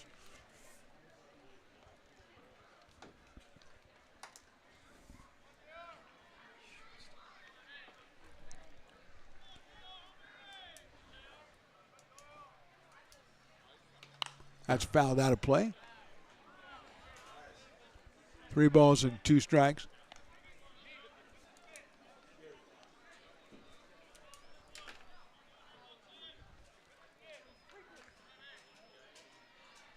So Kyler Bittner has moved over to shortstop for Legacy. Cash was hit for in the top of the inning. Here's the 3-2 to Jay. He slices that one down the left field line. JR 4 for 9 coming in, 0 for 1 tonight. He has scored a half dozen runs for the Potters.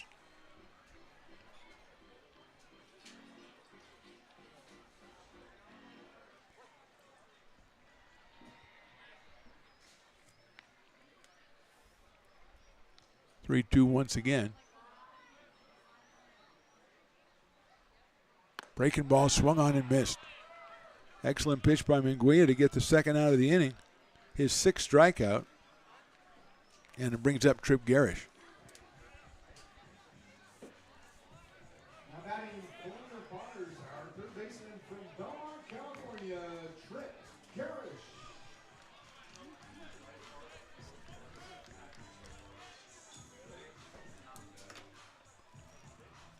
Tripp struck out his first time up, had 3 hits in his debut the other night, so he is 3 for 4 on the season. He's got runners at first and second. Potters have scored once, looking to do some more damage, and that's in the dirt. Another good block by Blake Cowens behind the plate.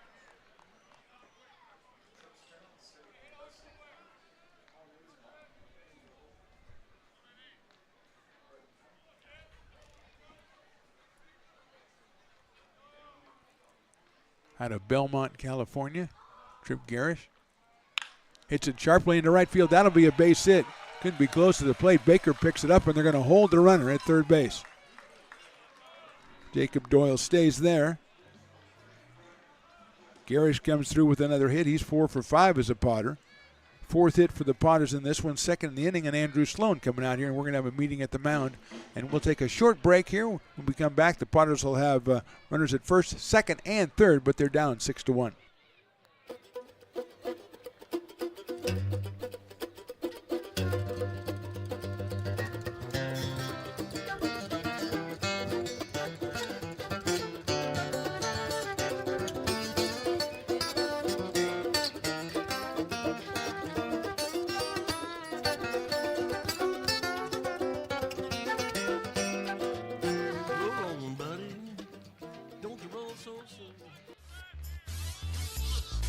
McGuia is still out on the hill after the meeting at the mound. Bases are loaded. Andrew Sloan, who flied to right his first time up, hit it sharply, but right at Baker in right field.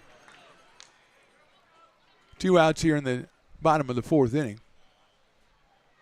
Hits that one in the left. That's a clean base hit. Here comes one run. He'll score. They're going to send the second one as well. The throw to the plate. On a hop, the slide. He's under it. It's safe. Throw to third. He is safe at third base. And Sloan goes to second. Doyle scores. Walden scores head first. Garish goes all the way around to third. And at second is Sloan. He's got himself a single with 2 runs batted in. The Potters are now within 3. And I think we're going to have manager's going to come out and maybe talk to the pitcher, but maybe kind of say something to the umpire who called safe at third on Trip Garish. It was a good throw from left field from Winton. Just a little bit too late, but Cowens did the right thing and popped off, took it, gunned it to third. Just not in time to get Trip Garish, so he's at third. Sloan going to second. Following up on that, gets himself 2 runs batted in, just his 3rd hit of the summer. It's a big one for the Potters. They've scored 3 times here in the inning on 3 hits, and Cade Parker will be the hitter. And we're going to get a new pitcher, it looks like, so we'll step away, and as the ground crew makes some repairs on the field, as all the blood and dismembered body parts from the medieval knights is still out there, we're going to have a new pitcher warming up. We'll be back with his ID right after this. Potters down 6-3.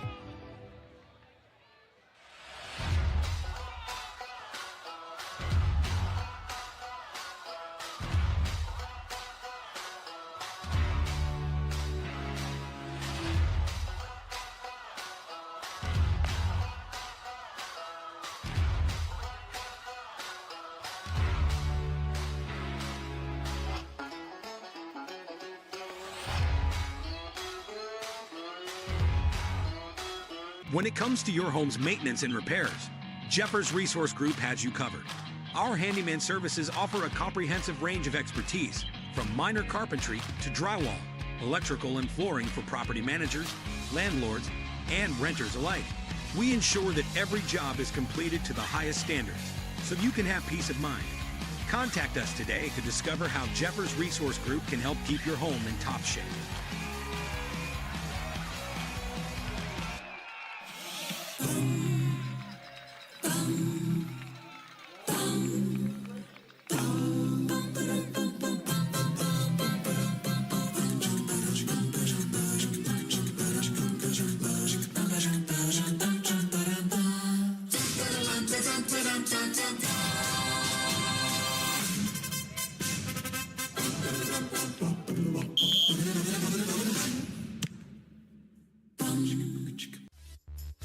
Ryan Johnson, the new pitcher for the Legacy. Potters have scored 3 times. Here's Cade Parker. Ryan out of Cabrillo College delivers a strike. Sloan is at second. Garish over at third. Manguia finishes with 3 2/3 innings, 5 hits. 3 runs so far. He's responsible for the 2 runners on the bases. He's walked 2. He's struck out 6.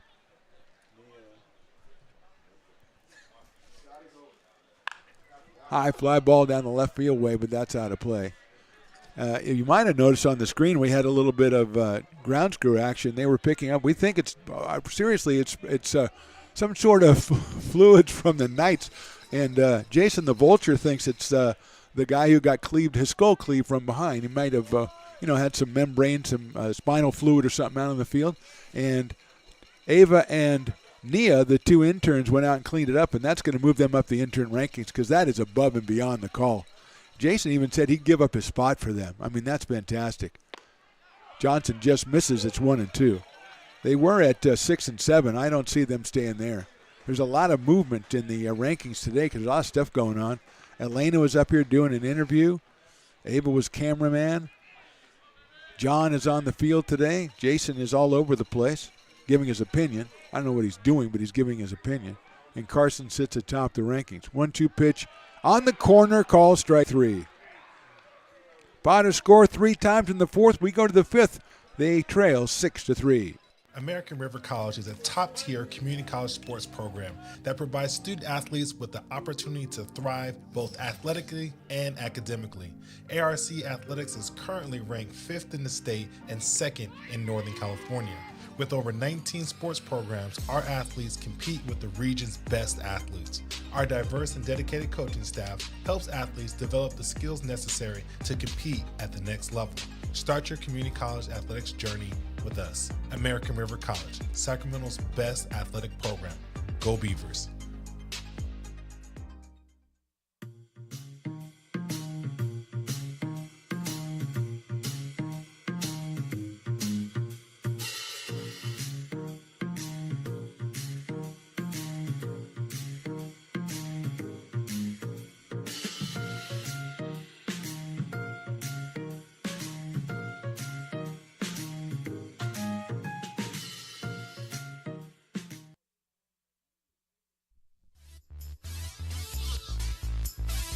Top of the 5th inning, Gerald Hansen out on the mound for the Potters. He came on and ended the top of the 4th. Halverson went the first 3 2/3, gave up 7 hits, 6 runs. 5 of those runs were earned. Struck out 2, walked 3. So Hansen takes over, and he's got a strikeout of his only batter face. That was Florio back in the 4th. He'll face Baker, Bittner, and Winton here in the 5th inning.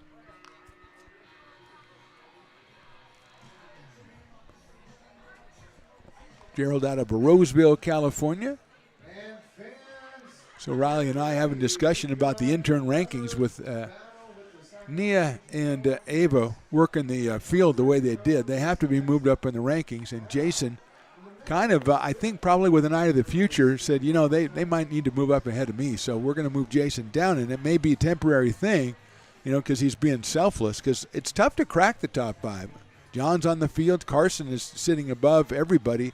And again, emptying the garbage 2 weeks ago is beginning to lose its luster, but he also made up the intern ranking board that we have. So again, coming up in some strange and different ways. Here's Baker, who struck out and singled in a run back in the 1st, struck out in the 3rd, so he's 1 for 2. He takes a fastball from Hansen's outside. Hansen about 85 miles an hour on the fastball.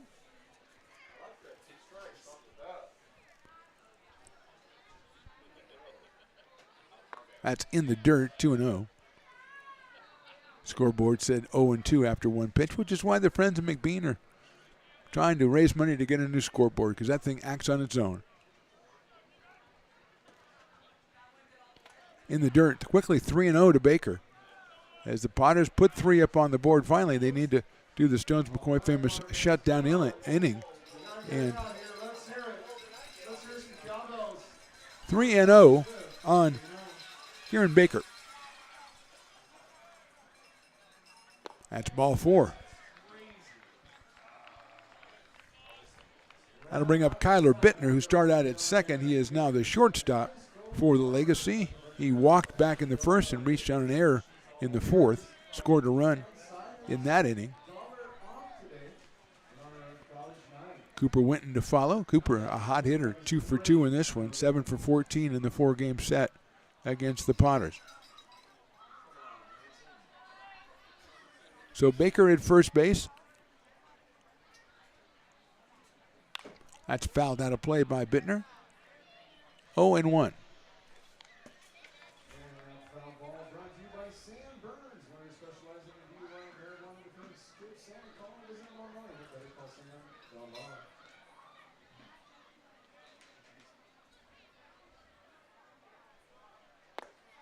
Check swing, it's down low.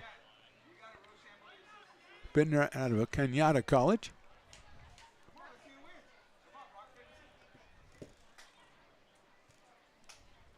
One.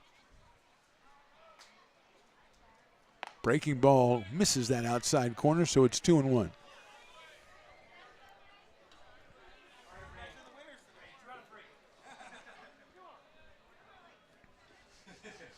Top of the 5th inning from McBean Stadium. Here goes the runner. The pitch is a strike. The throw to second is just a little bit too late. It bounces off and rolls into short right center field, but running it down, Parker from the shortstop spot. So it's a stolen base for Baker. The pitch was called a strike. That'll even the count at 2 balls and 2 strikes on Bittner. Kyler 2 for 10 in the summer series against the Potters. Said did score a run back in the 4th inning.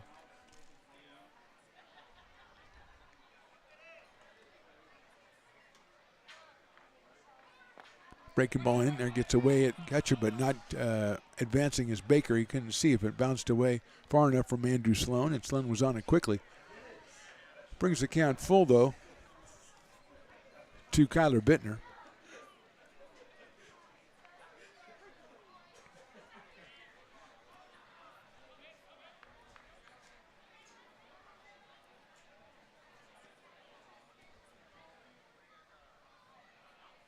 That is down low for a ball. So 2 base on balls to start this 5th inning. And here's a tough hitter, Cooper Winton out of Cal State Stanislaus. He's doubled in a run in the 1st and singled and scored in the 4th. 7 for 14 against the Potters this summer, and he'll step in here, the left-handed hitter, playing out in left field today against Hansen, the left-handed pitcher.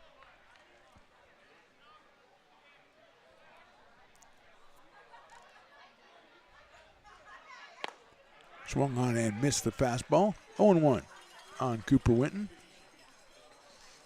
Tomorrow night, a little earlier start, 6:05. It's a fireworks night. The opposition, the West Coast Kings Gold Squad. And then Sunday, a 1:05 start against the Seals. They'll be moseying into town for 1:05. Military Appreciation Day is every Sunday. Winton swings and misses at that one. It's 0-2.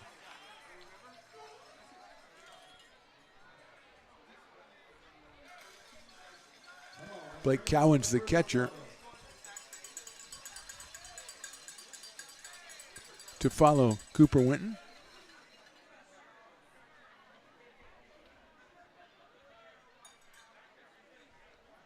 Hansen taking his time getting his sign. Now he's got it from Andrew Sloan. Turns around to second base to Baker. Baker looks around and goes, you can't really throw it back here because there's nobody standing here but me.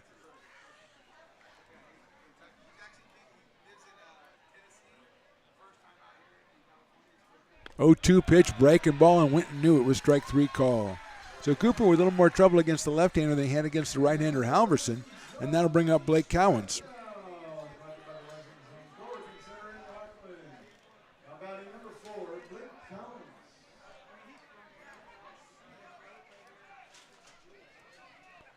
Cowens lined out to third in the 1st, then he grounded to second in the 4th.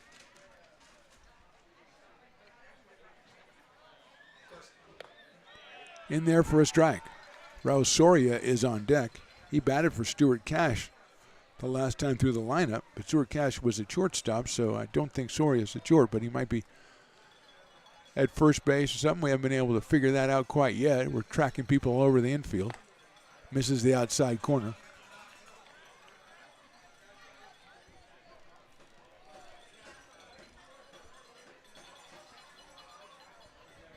One ball, one strike on Cowens.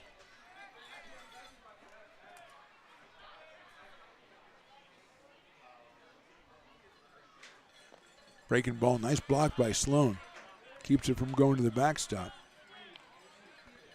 Blake Cowens from Skyline College down in Oakland. 0 for 7 in the series against the Potters so far this summer.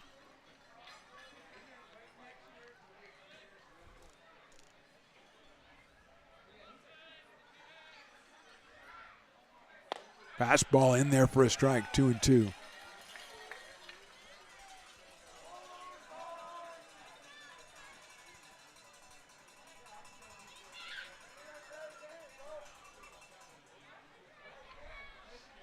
Two balls, 2 strikes, 1 out here in the 5th. Chopper, that's a foul ball down the third base line. Handled by the third base coach quite flawlessly. Flips it back to Gerald Hansen.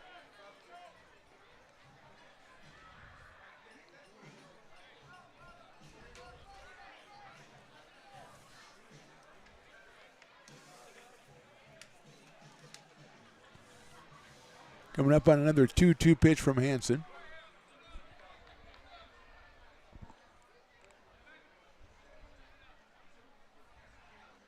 Checks Baker at second. Breaking ball just misses a little bit too high. That was a good looking pitch by Hansen. Called the ball. It's 3 balls and 2 strikes.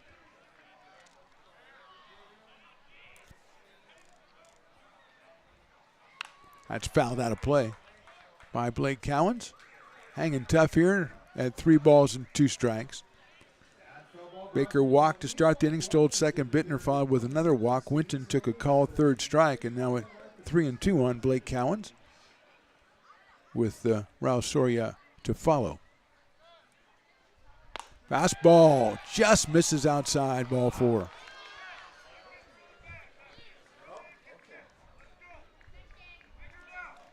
So that loads the bases with just 1 out here in the 5th inning and brings up Raul Soria, who came on for Stuart Cash on an infield single back in the 4th. Got himself an RBI. He's the Dueling Dogs batter.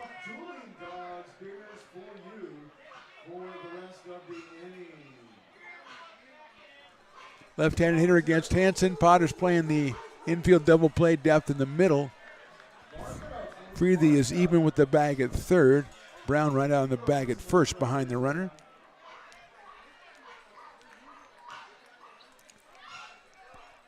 Umpire taking time to write a notebook.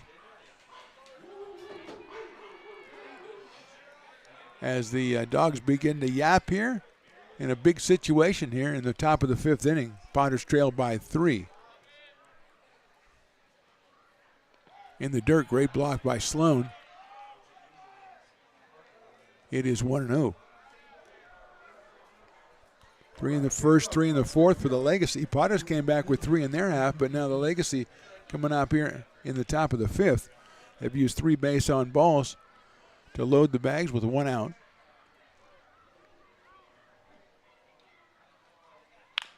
Chopper out toward the left of second. That is picked up. Nice job by Dillon, but it's an RBI ground out for Soria. And it's 7-3 for the Legacy as Baker scores. Second RBI for Soria.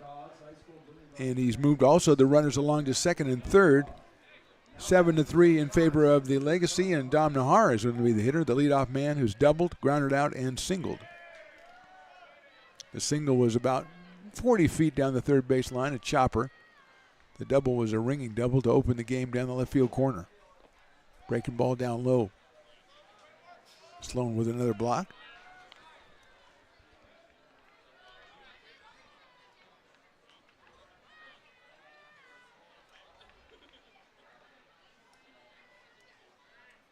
Hansen from Roseville, California, the left-hander, delivers.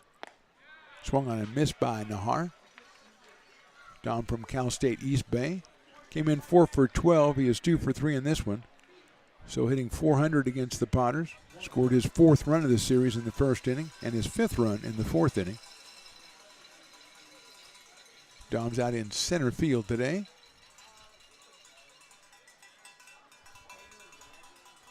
One pitch is chopped down to third. Freethy has it. JR across the diamond has him in first. Then a head first slide is a little bit too late. 1 run and no hits for the Legacy. They leave 2. We go to the bottom of the 5th inning. It's Legacy 7, Potters 3.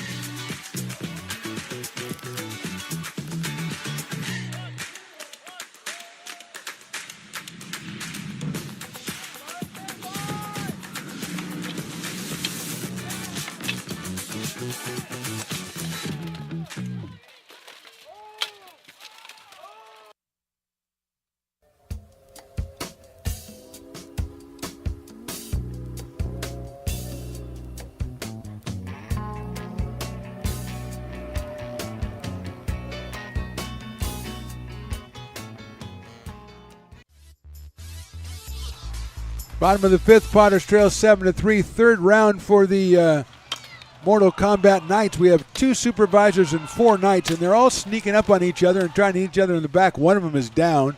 We got to get Ava and Nia ready in case they got to come mop up some more fluids. And now we got guys whispering, play. Oh, no, you don't go in there like that. Now, dropped his weapon, needs another weapon. He did that just so he could come in and hit a guy from behind in the head. A little guy comes through. I think that's a woman, actually. I saw her with a kid earlier. But she is showing some good battle skills there. And now we've got somebody coming back from the dead on the ground.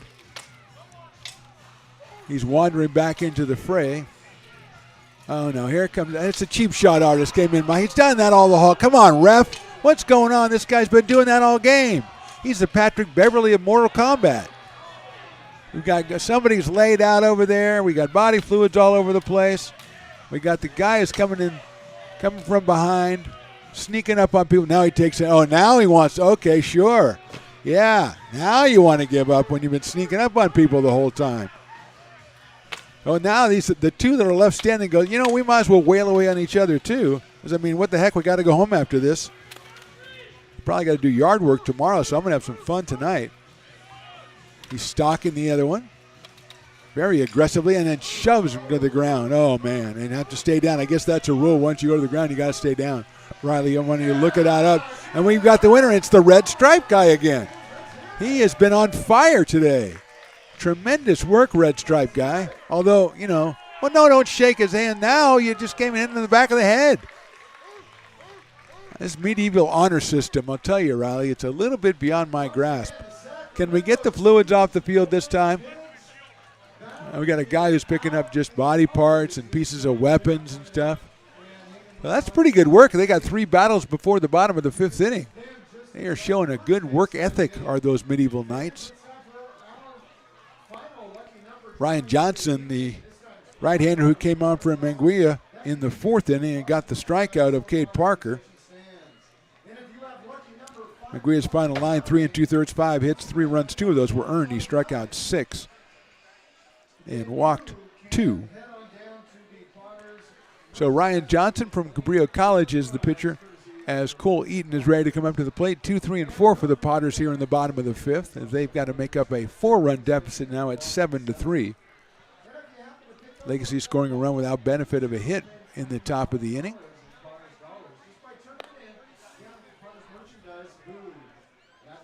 So we got Soria over at first. I think Nick Thompson is at second. At short is Bittner. Still haven't figured out who the third baseman is yet. We'll do that one of these days. But Soria, who came on to bat for Stuart Cash, is at first base. We might have an answer here, fans. We might have an answer. It's the mysterious number 22 who's not on our list. Okay, fair enough. Actually, that's Florio. Okay, so Florio has moved over to third base. That's what we got. Okay, we're all set. Johnson delivers a fastball, swung and miss. So Will Florio at third, Bittner's at short, Thompson at second, Soria at first. Still Baker, Nahar, and Winton in the outfield. And Blake Cowan's behind the plate, and now Ryan Johnson on the hill. 0-1 on Cole Eaton, who's 1 for 2 in this one. Fouls that one back to the screen, so 0-2. He singled in the first, flied to left in the third.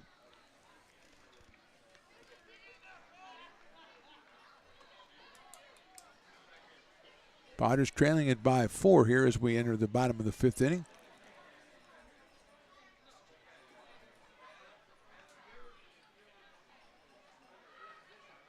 That's high to Cole Eaton, 1-2. Great Clifton Taylor has made his appearance. He's going to sit down. He's got himself a pretty sweet seat over there.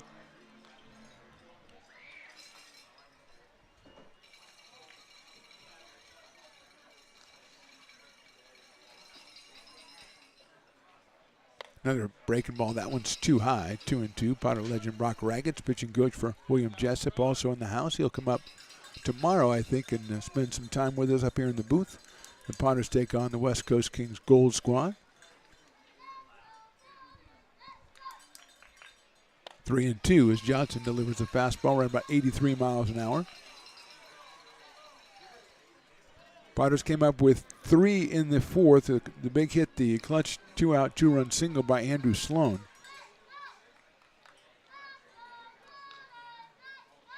Three-two pitches popped up. Coming after it, the third baseman Florio. Is he going to have room? I don't think he will. It's out of play over by the obstacle course bounce house to distinguish it from the regular bounce house, which is to the left of the obstacle course bounce house. And the obstacle course just keeps on rocking. It's always moving, it's always shaking out there.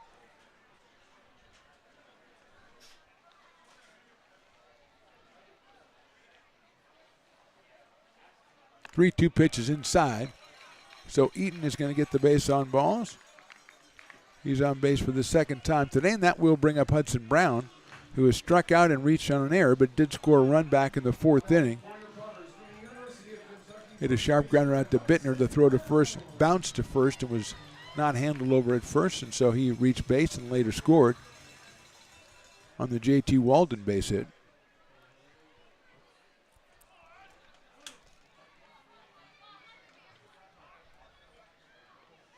Fastball misses outside. 1-0.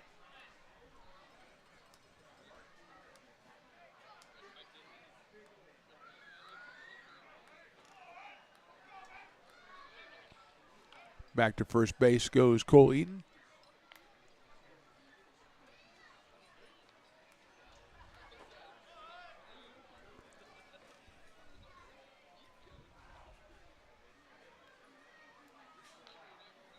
Line drive right field, that's down for a base hit. Baker plays it on a hop, gets it in.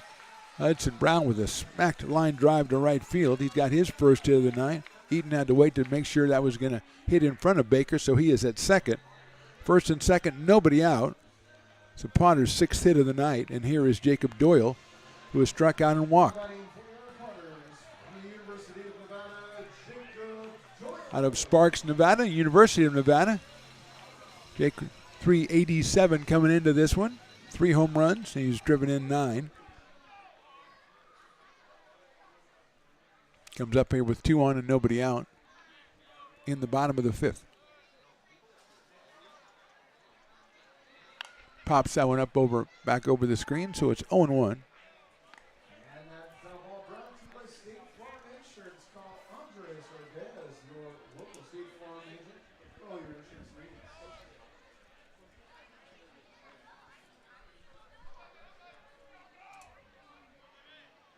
Looks like Russell Pettis warming up for the Potters. Newcomer. Down low for a ball on Jacob Doyle. 1-1. Out of Elk Grove, California, Cal State San Marcos.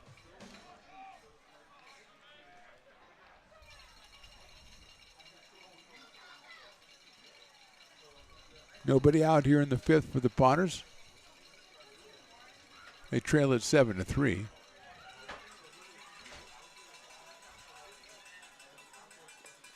That is outside. Nice block again by Cowens, doing great work behind the plate. 2-1 on Doyle. Eaton got the walk. He is at second. Brown singled him over there. He is at first. Just saw a hellacious fall in the obstacle course bounce house. I think everybody's okay, though. They just bounced.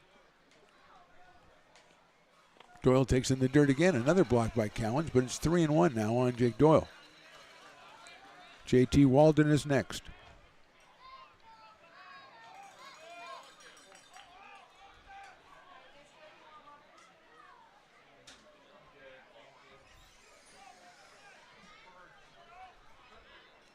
Three balls, 1 strike, nobody out.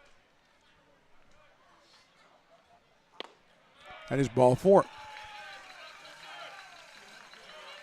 So the Potters quickly load the bases here in the bottom of the 5th, and J.T. Walden, who has walked and had an RBI single, is hitting .400, and we're going to have a meeting at the mound. We'll step away for just a second. We did not see anybody warming up, so it might be a short one. We are in the bottom of the 5th, and Potters trail this one 7-3. This job is the Esplanade Turkey Creek phases 4 and 5.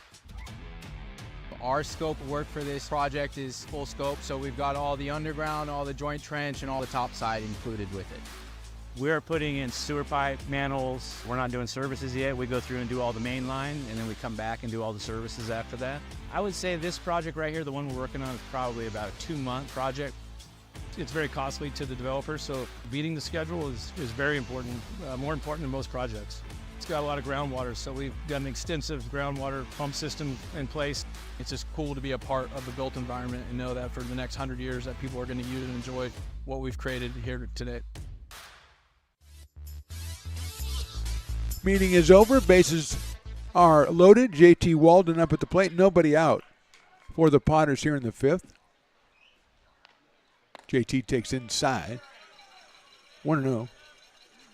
Just about time for a JT special. Over the Raising Cane sign down in right field. Ryan Stevens very impressed. The Potters got some multicolored signs finally out in the outfield. When we talked to him the other day. JT takes inside again, 2-0. Quickly action in the bullpen for the Legacy as Johnson in trouble here in the 5th. 2 walks and a single have loaded the bases, and he's 2-0 on JT Walden.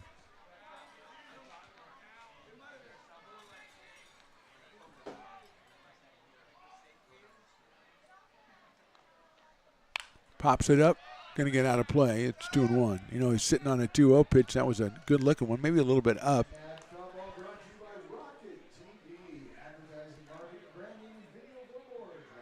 2-1. JT out of Folsom Lake College.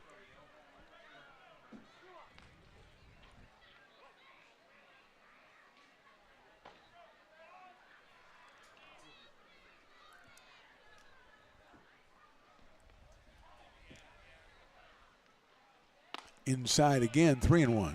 So he should get a real good one here to swing at. Bases loaded, nobody out, 3-1 count. Cole Dillon follows JT in the lineup. JT picked up his 15th run batted in of the summer with that base hit back in the 4th inning.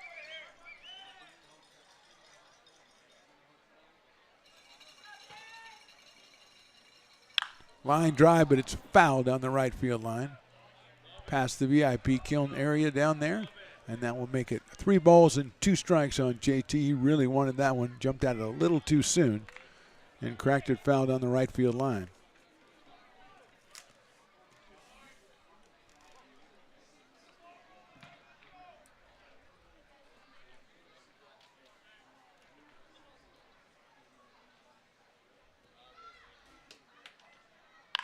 That one's cracked foul down the right field line again. That's one a little bit lower, and there's a bunch of Potters down there that either scattered them or they kind of did the hacky sack thing, which we found out from Jason the intern. Hacky sack has an intricate set of rules that I was not even aware of, as the Potters players were playing with the Legacy players yesterday before the game.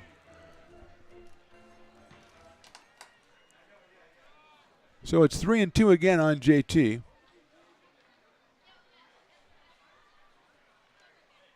Fouls that one out of play. It's like Chris Riddell, a right-hander out of Westmont College, loosening up for the Legacy. I believe he pitched in one of the earlier 3 games. But once again, 3-2 on JT Walden.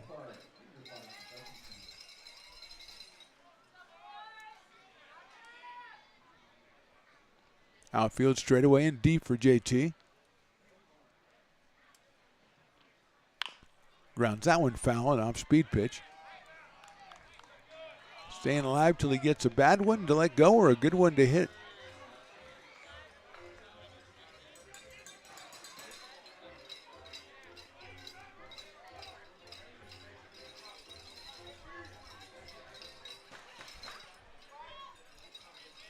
Ryan Johnson out of Cabrillo College gets set in at the corners for the Legacy defensively. He hits that one well to center field. Nahara's going to have it beat. He has it in deep left center field. The throw's going to come into third. Both runners tag and both runners advance. So Eaton scores. Going to third is Brown. It's a sacrifice fly. Another run batted in for JT Walden. Makes it 7-4. And with runners at first and third, it's time for Cole Dillon, who has struck out and popped out to first base. Both of those were against Munguia, the starter. And so now he faces Ryan Johnson.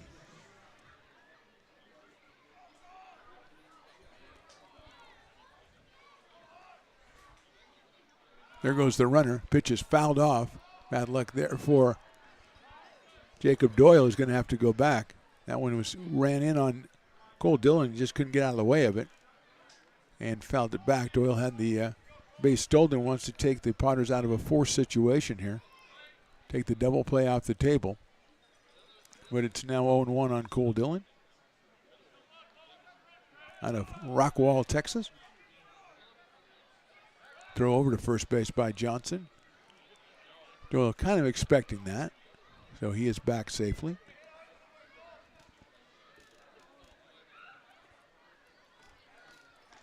Potters have scored once here in the sixth, but they're just offsetting what the Legacy have been doing in their half of the inning, with 3 by both teams in the fourth and 1 by both teams in the fifth. Dillon takes a ball, 1-1.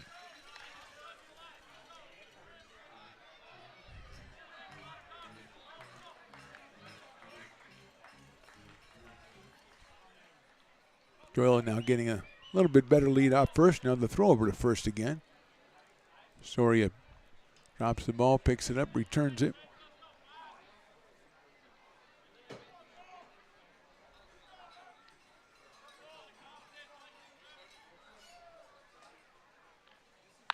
Dillon lines it down the left field line. Winton on the move. He won't get there. That'll score a run. Gets there in time to keep the runner at second base. It's an RBI single for Cole Dillon. It's now a 7-5 ball game in favor of the Legacy as Brown scores. Doyle has to stay at second. And that'll bring up J.R. Freethy. Cowens is going to go out and talk to Ryan Johnson. Just 1 out in the inning. 2 runs have scored. Dillon with just his second hit of the summer. It's a big one. It drives in the 5th run of the game for the Potters. JR has hit into a fielder's choice and struck out, so he is 0 for 2. Makes him 4 for 11 on the summer. Left-handed hitter out of Rockland, California.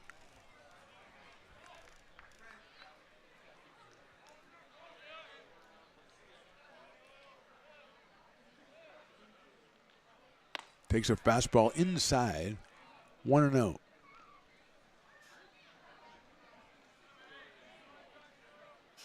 Slightly open stance from JR from the left side. Takes a fastball outside and high, so it's 2-0 on JR. He's followed by Trip Garish.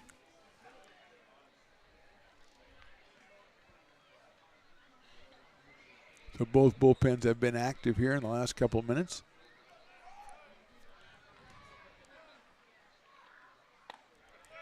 (3-0) now on J.R. Freethy. You get the sense this might be Johnson's last batter if he loses Freethy. Riddell looks to be ready to go down in the Legacy bullpen.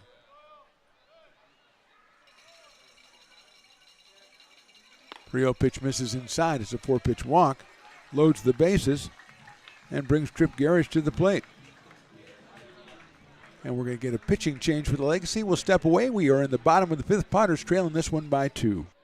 I'm Bill Spear, North Valley president of 5 Star Bank. In a time when business can feel so uncertain, we're here for you every step of the way.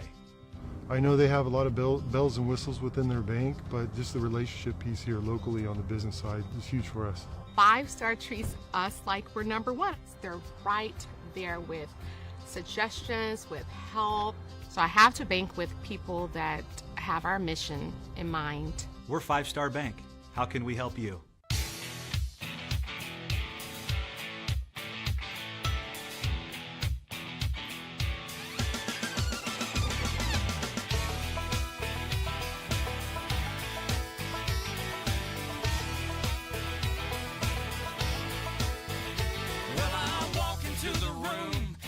Out $100 bills, and it kills and it thrills like the horns on my Silverado grill.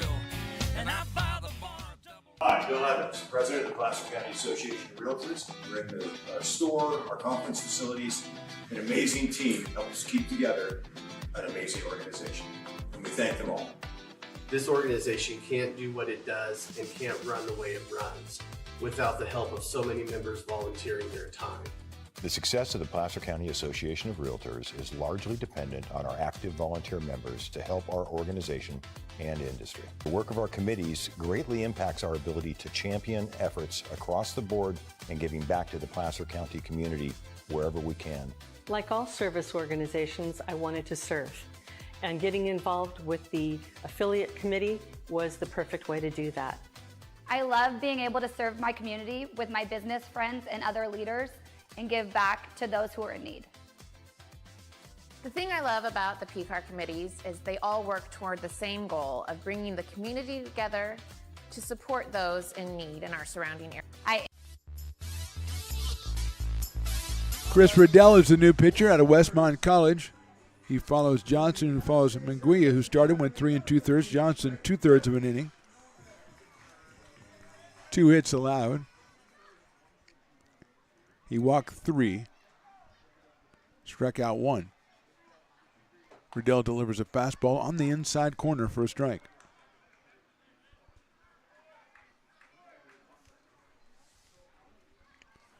Tripp struck out in the 3rd inning, then singled in the 4th. So he's 1 for 2, 4 for 5 for the summer. It's that one, line drive, snagged out of the air by the pitcher, throws to first, not in time to get the runner at first base. Just an excellent play on the mound by Chris Riddell. And have the wherewithal. Soria got over to first base quickly, and even more quickly, J.R. Freethy got back to first base. Garish hit it hard, but nice play, Riddell. 2 outs. And here's Andrew Sloan, who delivered a 2-run single his last time at the plate, fly to right his first time back in the 3rd, so he is 1 for 2 with a couple of runs batted in. He's got a bases-loaded situation here. Riddell's pitch is a fastball, and it's in there for a strike. 0-1 on Andrew Sloan.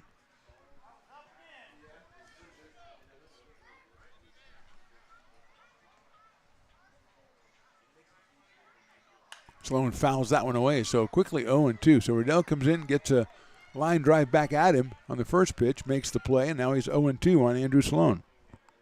Potters have scored twice to cut the deficit to 2. Sloan, the 8th batter of the inning.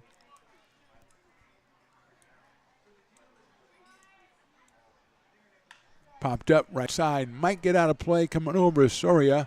He is not going to be able to get it as it's on top of the dugout, which is not in the field of play. And so another chance for Andrew Sloan.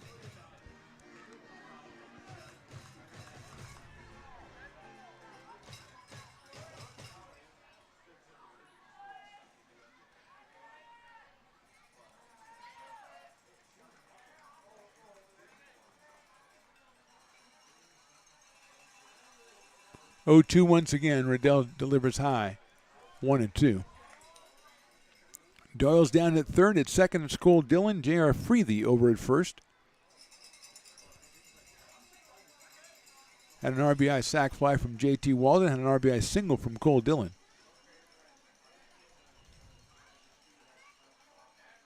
Sloan takes a fastball outside, and Riddell thought he had him struck out. It was pretty far outside. From what we can tell on our technological devices up here, this umpire is calling a fine game behind the plate, which will probably come back and bite me in the next call. I'll probably disagree with. That's what happens. 2-2. Sloan hits it high and deep, but foul to left field. Got the breaking ball and got into it a little bit too much. And Andrew thinking 4 on that one, but going to have to come back and do it again.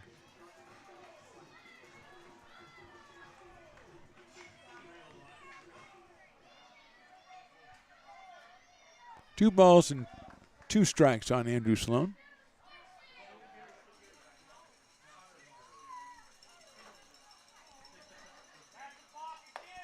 That is high for a ball. 3-2, bases loaded. The Potter fan who's famous for calling for balks is now on record. Last time he called for in the last game, he got it. So I'm liking where he's going. 3-2 pitch, bases loaded, 2 outs. Foul back to the screen. Riddell hitting about 87 with the fastball. Coming out of the bullpen.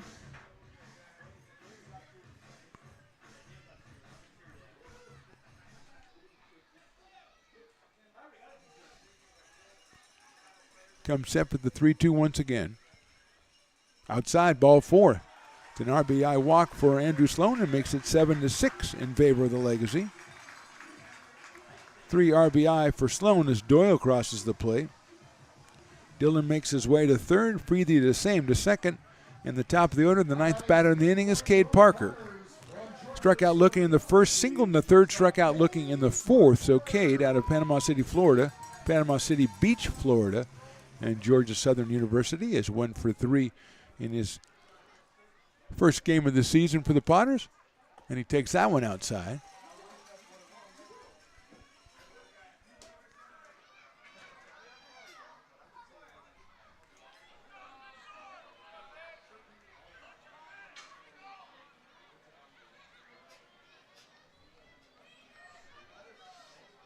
One-0 pitch from Riddell. Chopped foul by Cade. Out at shortstop for the Potters tonight. And he's got a count of 1 ball and 1 strike. Potters in action tomorrow, 6:05 first pitch. It's a fireworks night. The West Coast Kings Gold Squad providing the opposition. Sunday's a matinee at 1:05 against the Seals. Fastball just misses down low. It's 2-1. Next week, Tuesday and Wednesday, the Fresno A's are in town. I think Thursday is an off day. And then a weekend series Friday, Saturday, and Sunday. We come up on league play. High and deep to left field. Looking up, and it's bare. It's gone. It's a home run.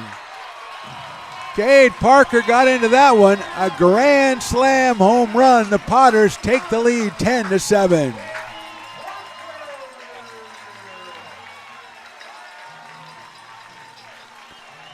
Parker got all over that one, hit it down the line. It had the distance, did it have the accuracy, and it did. 336 feet, 99 miles an hour off the bat, and that's all the Potters needed to hear.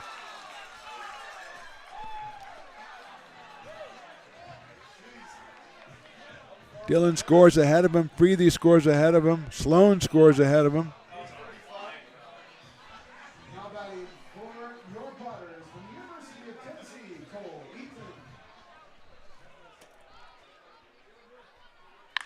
Eaton hits one out to center field. He hits it well.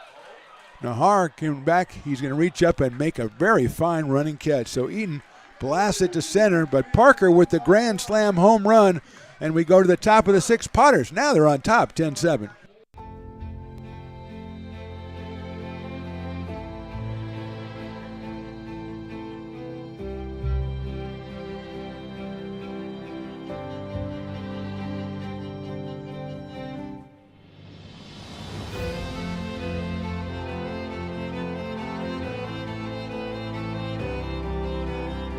Situated on the corner of Lincoln Boulevard and 5th Street, this iconic building has been the home to several hotels over the decades, the most famous and longest running of which was the Lincoln Inn. Having undergone several renovations and architectural changes, this building is the current home of Old Town Pizza, which boasts not 1 but 2 floors for your dining enjoyment, including open-air seating on the roof. Stop in for a slice today. Or stop by the Lincoln Museum to see the 300-pound cash register that used to adorn the front desk of the Lincoln Inn. For more great history, visit the Lincoln Area Archives Museum and, by appointment only, take their free walking tour of historic downtown Lincoln. New lease on life here as the Potters score 7 times in the inning. They lead this one now 10-7.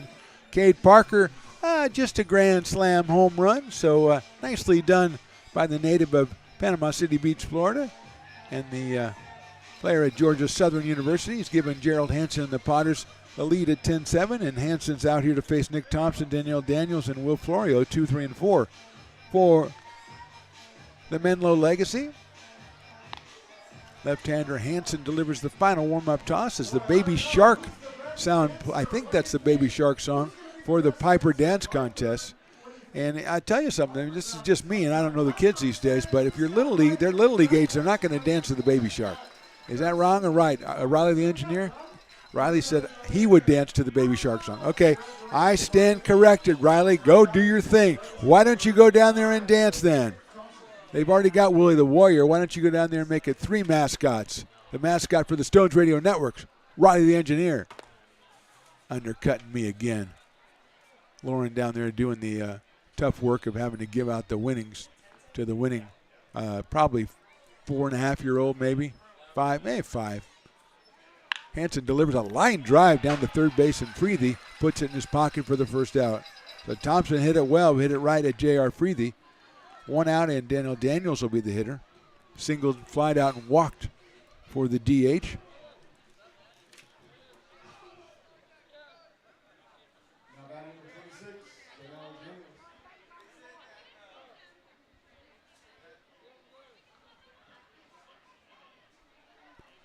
So Daniels is 1 for 2 with a walk. Had 2 hits last night. Swings and fouls that one off. 0-1.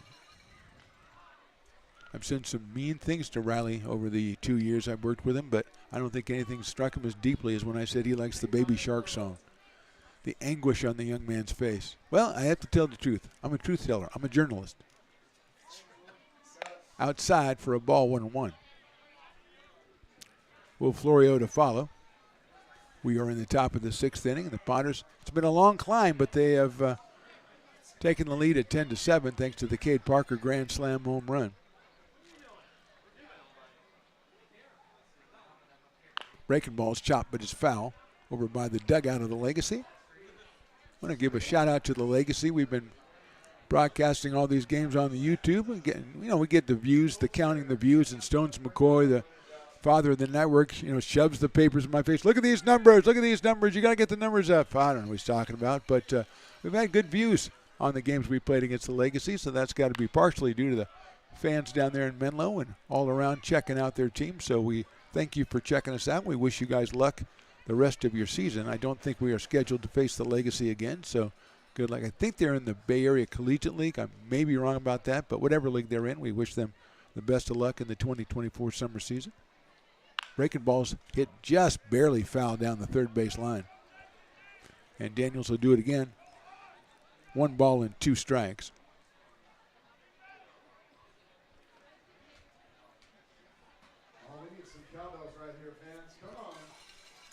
Willie the Warrior, I don't know if he's signing an autograph, what exactly he's doing. I think he's selling some sort of, he's signing a water bottle. That's fouled out of play. I didn't know that Willie signed that many autographs, but he's doing a pretty good job down there. Piper and Willie in an autograph signing contest. Who can sign the most? Piper has the home court advantage, but Willie is a pretty popular dude. He did not venture onto the field with the Knights, though, the Combat Knights. He knew it would be trouble because he doesn't have that good of a sword. Lifted up to short center field. Second baseman going back. That's Dillon, and Cole's going to get it coming back toward home plate for the second out. So the difficult Daniels is retired. 2 outs, and Will Florio will be the hitter. He's flied to center. He's flied deep to left, and he struck out looking. So Will is 0 for 3 in this one. Out of Mountain View, California, Will Florio started off at first base. Now he is over at third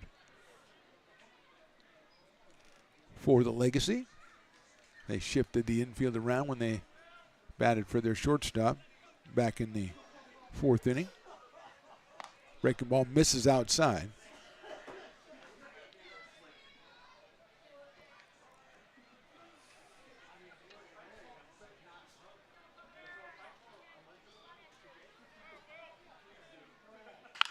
That's hit into short center field. Coming on is Eaton. And on the run, he makes the catch in left center field. Good inning for Hanson. We go to the bottom of the 6th. Potters maintain the lead, 10-7.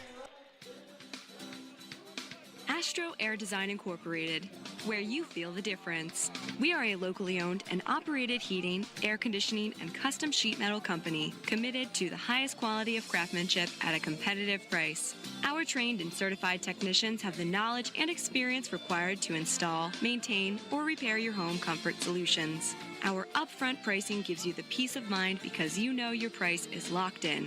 Call Astro Air Design Incorporated today. Here in Michigan, we do more than just survive the winter. We thrive during it. You simply can't keep us away from what we love most: great times and amazing beer. The snow transforms the landscape and lays the path for adventures yet to be had. Trails ready to be explored, and freshly groomed hills ready for the first run of the day. And later, as the sun descends, it's time to unwind with great conversation and even better friends. Experience a taste of Michigan winter with Founders Brewing Company, born and brewed in Michigan.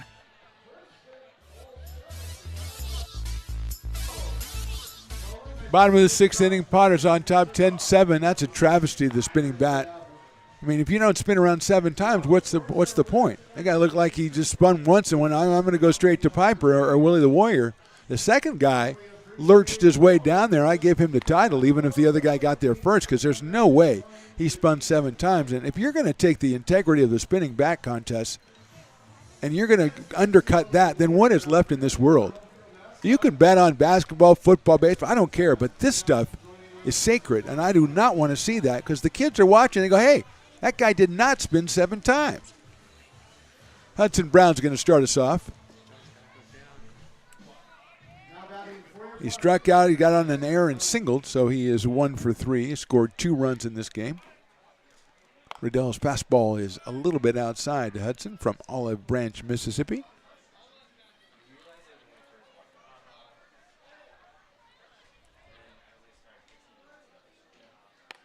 Takes that one outside, so it's 2-0. Riley is advocating that the intern rankings be adjusted since John was running the show on the field and he allowed that kind of travesty. I don't know if you're right, Riley, but it definitely is a committee meeting. 2-1. Chris Riddell, the third pitcher.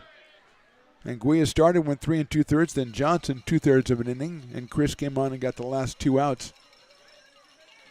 That's fouled back to the screen right by our camera, and you could probably have told that as the feedback came back and shocked Riley, and he is sitting in his seat now and wondering why he chose this kind of life to live. It's too dangerous. He probably needs another hot dog for that, smothered in onions. Brown takes outside. It's a full count. Got the little drizzle of ketchup on it, and to cover it up, he just pours like, I don't know, 2 cups of onions on it. The onions are literally above the level of the bun, is what I'm saying. And Willie did not care for that. Willie Preston, not Willie the Warrior. 3-2 pitch, swung on and missed. He got him on strikes. So Brown is down for the first out here in the 6th. It'll bring up Jacob Doyle, who has struck out once, and he's walked twice, and he's scored twice. Out of Sparks, Nevada, and the University of Nevada. Jacob steps in.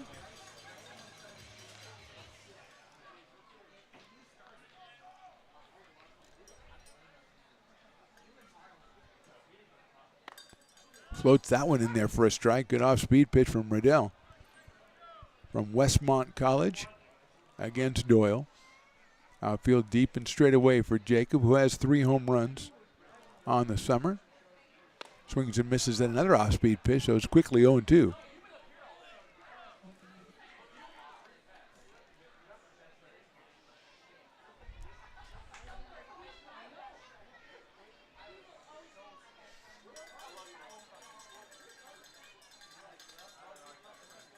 .02 is high.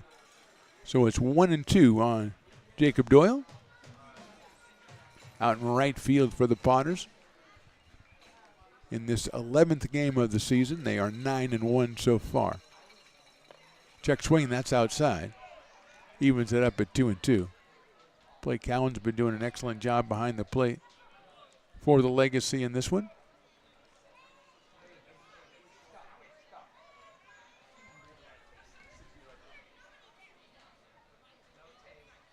2-2 pitch that comes right in on him. I think it hit him on the hand. He's going to go down to first base.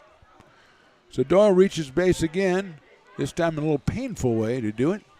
And he'll be down there with 1 out and JT Walden at the plate. JT is walked He has singled in a run and he's hit a sacrifice fly. So 1 for 1, 2 runs batted in, gives him 16 on the summer.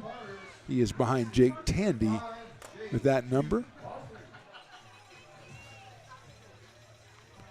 JT in a solid 10 for 25, gives him a 400 batting average as of this moment. And he's got Doyle down at first base. Jake flexing the hand down there, making sure he's okay. I think that's Tyler Malone doing the coaching. And they're kind of chit-chatting. The umpire's like, I am not into this. Let's go. Just the body language from the umpire saying, get it. Hey, you guys get it together down there. And I appreciate that, by the way, Mr. Umpire. He just expected better. It's not like he told him anything. He just looked at him like, okay. So Jake leads at first base. JT steps in the box, 1 out in this bottom of the 6th inning.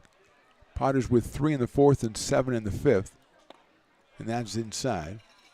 Legacy had 3 in the 1st, 3 in the 4th, and 1 in the 5th. So putting the big numbers up on the board, both teams in this one.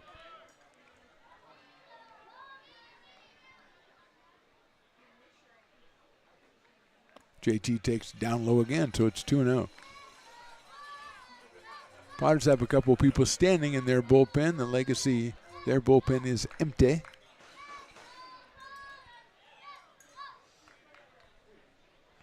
Halverson started for the Potters. Hansen has come on, relieved him in the 4th inning, and he's pitched through the 6th now. So 2 1/3 for Gerald. JT swings and misses at an off-speed pitch. He was sitting on one there, trying to put one out on the JT Boulevard, which is the street that runs right outside the right field fence. Well, it's not the name of it now, but if he hits one more onto that street, I will petition the city and, of course, the mayor, Ray Garcia, and I will get it changed. Mark my words, Riley the engineer.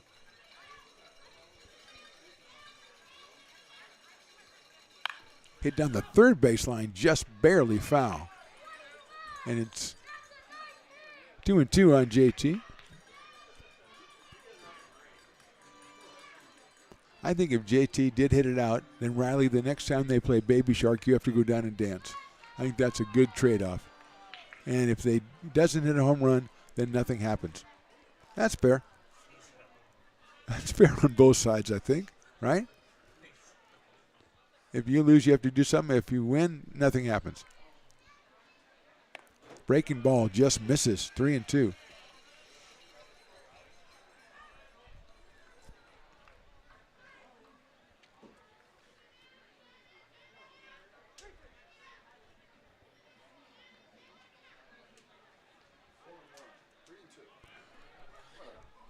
Three balls, 2 strikes on JT Walden.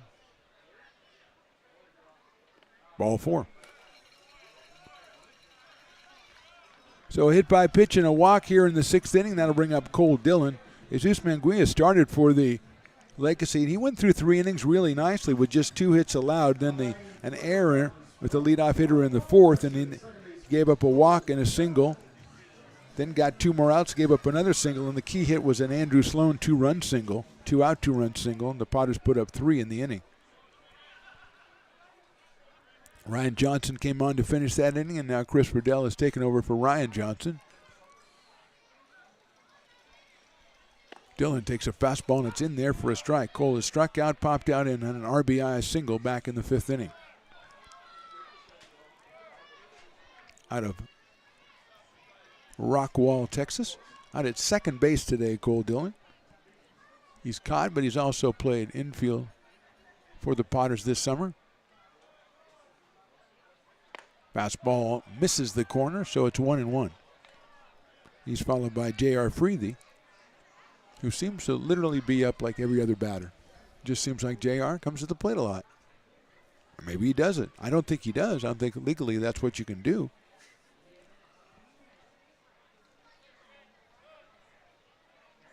Dillon lines that one into left field. That's a solid base hit. Runner had to wait to see if it was going to get through, but they're going to send him anyway, and the ball is held in left field. So it's an RBI single. Doyle had to wait, but he decided they sent him anyway. It's another RBI for Dillon, his second of the day. Walden stops at second base, and the Potters tack another run on. They lead at 11-7, and here is J.R. Freethy. Second straight time Cole hit it really hard to left field. This time, last time was down the line, this time to the right of shortstop. Went and picked it up in left field, and Doyle just kept on going. For the fielder's choice, a strikeout and a walk for JR. He's 0 for 2, did score a run after the walk back in the 5th. Takes that fastball down the middle, 0-1. Jordan Georgeson, the great journalist and sometimes photojournalist, out taking pictures today. And even had his daughter Sutton, 9 months old. A cutie. I got to admit it. He can't hear this, so I'll say it. A cutie. Inside for a ball, 1-1. 3 years ago, he was an intern. We didn't even have rankings. That's how long ago it was. Followed the opportunity to the Gold Country Media, and now he's writing for the newspaper, taking his own pictures, doing a great job, covering all kinds of high school sports. Fastball, that's a good-looking pitch in there for a strike to JR, 1-2. Football in the fall, all the way to baseball and softball. He does it all. Soccer, does some soccer, yeah. Volleyball, yeah, he's been sending out pictures from volleyball matches. That's fouled. Handled at first base. Unorthodox play by Cole Dillon. Usually you don't see the runner handling the foul balls, but, you know, he went off the backstop, so why not? 1-2 again to JR. He's got Walden at second, Dillon at first. He chops that one out towards second base. Going to have to make a play at first, and they get him by a step at first base. That is Thompson throwing him out. Moving to third is J.T. Waldman. Moving to second is Cole Dillon. Preethy is the second out of the inning, and that will bring up Trip Garish. Tripp struck out back in the third, lined a single in the fourth, and lined the ball with the bases loaded right back up the middle. But Riddell made the snag out of thin air and threw it to first and almost doubled the runner off. And if he had, we would have no Cade Parker grand slam home run in the inning. So Tripp is 1 for 3. Just misses the outside corner off speed, 1-0. Tripp was 3 for 3 with 2 runs scored and an RBI on Tuesday. Didn't play in last night's game.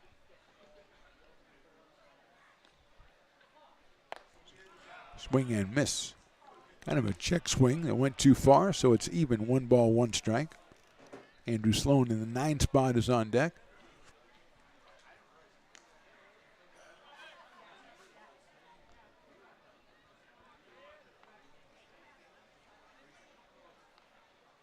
That just misses the outside corner. Open base at first for Riddell if he wants to use it, with Garish at the plate. 2-1.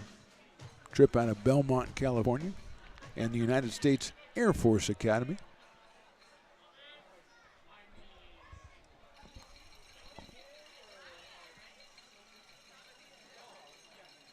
That's in there for a call strike.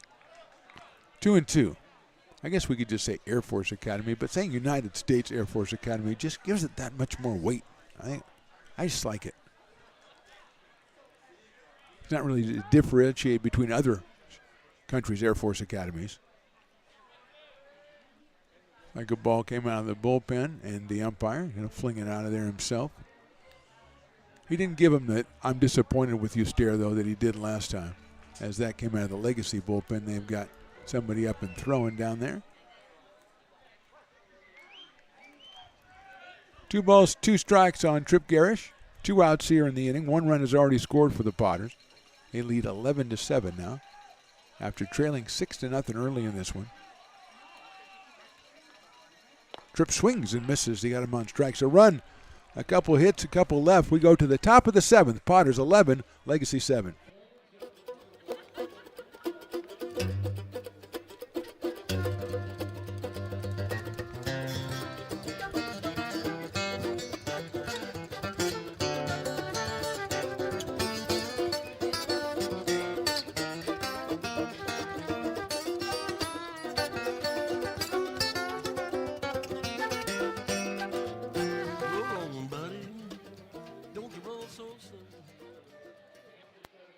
being a laborer means everything.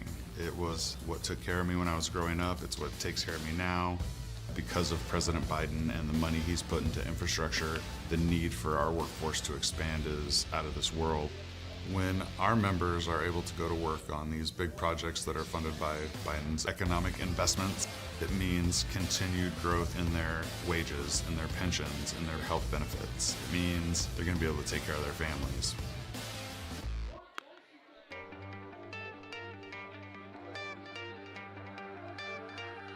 Gooseport Public House. We have sports on 10 big screen TVs, 23 beer taps with classics and crafts, a full bar with creative craft mixed drinks, live music, and most importantly, great fresh food. In downtown Roseville off Vernon Street, only 15 minutes from the ballpark. See ya at Gooseport.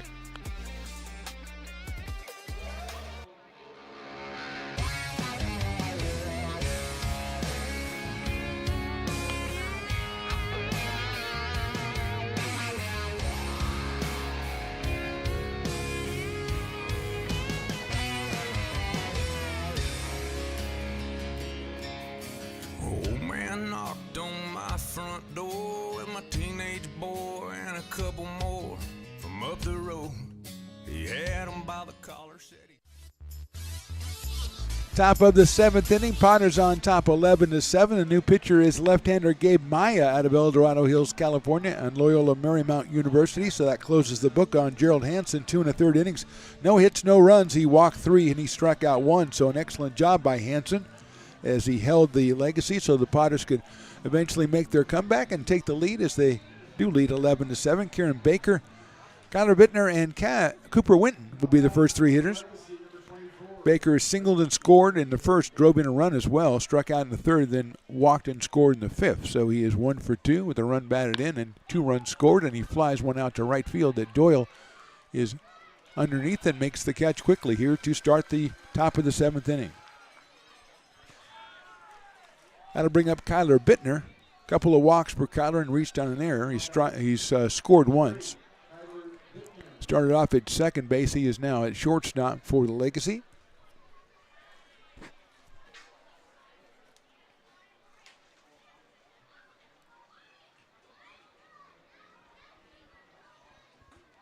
Out of Cañada College, Mr. Kyler Bittner. He takes a breaking ball from Maya, and the left-hander puts it in there for a strike, 0-1. Gabe, 6'2", 185, out of El Dorado Hills. Tries the fastball, and good try. It's in there for a strike, 0-2. And Bittner did not care for that at all.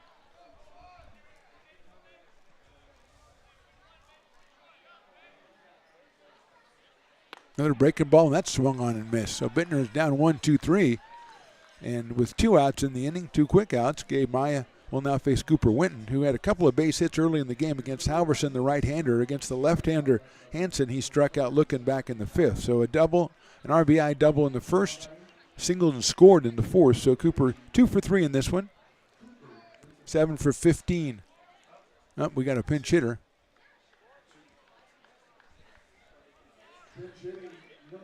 That's Ryan Farr. So Ryan Farr will bat for Winton here in the 7th. Cooper will pull the curtain down, 2 for 3. A run scored and a run driven in. So here's Farr out of Cal Lutheran with 2 outs in the 7th. He fouls that one out to the right. 0-1.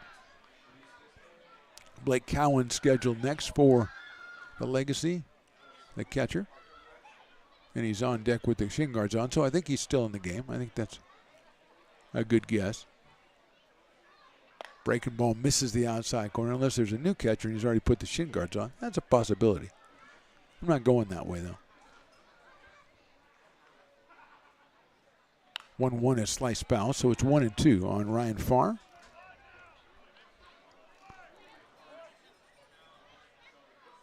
Potters were scoreless the first 3 innings, then they scored 11 the next 3. Maya's breaking ball just misses.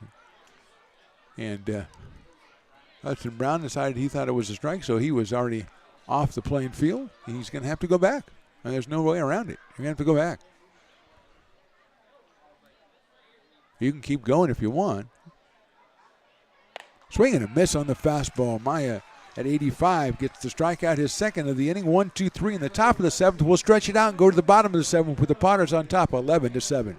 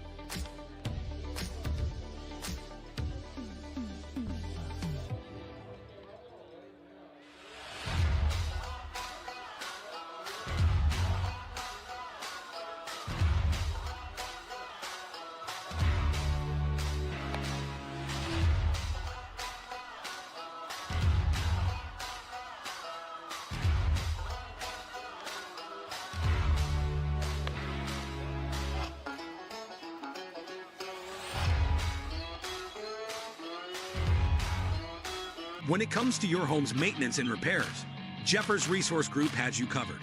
Our handyman services offer a comprehensive range of expertise, from minor carpentry to drywall, electrical and flooring for property managers, landlords, and renters alike. We ensure that every job is completed to the highest standards, so you can have peace of mind. Contact us today to discover how Jeffers Resource Group can help keep your home in top shape.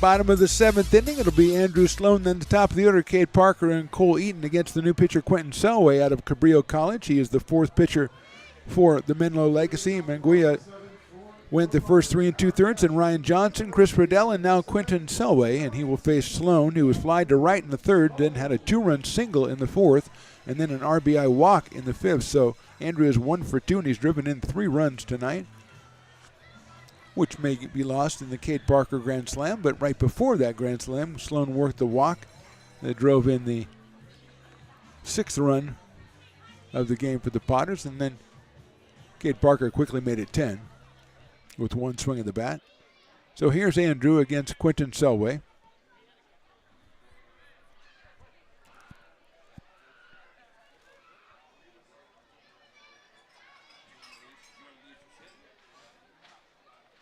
Chops it out toward third. Going to wait on it is Florio. He's going to have to hurry across the diamond. He's not going to get Sloan. He is safe at first base. Andrew beats it out for hit number 2. And that'll bring up Cade Parker, who struck out in the first, singled in the third, struck out in the fourth, and then decided to change the game and hit a grand slam home run in the 5th to give the Potters the lead, which they now hold at 11-7.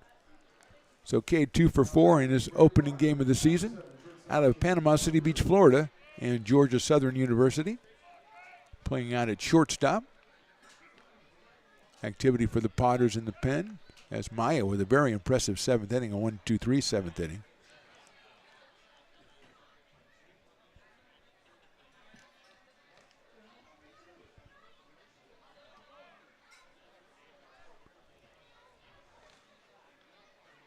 Look out, that hits him in the helmet. Cade is down on one knee. And he will get as much time as he needs, as he's just going to got Emma coming out, and she is the best in the business. But Cade seems to want to go ahead and go, but she's not going to let him go before she checks him out. Tyler Robertson comes out as well.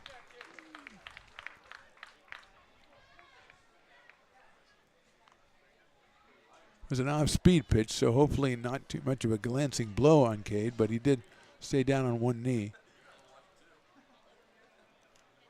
So I don't know. I would be surprised that Coach Robertson or Tyler leaves him in there just as a precaution.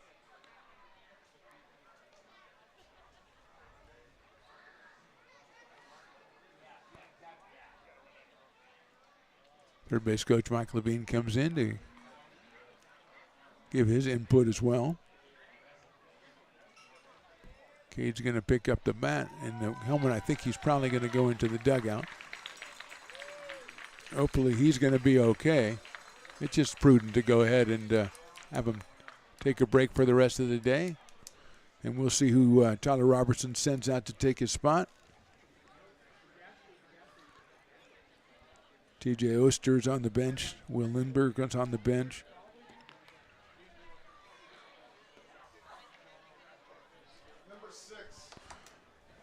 Number six, that is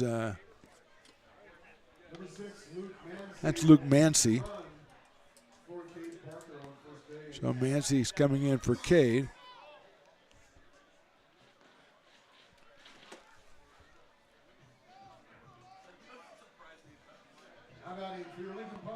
So Mancy at first base.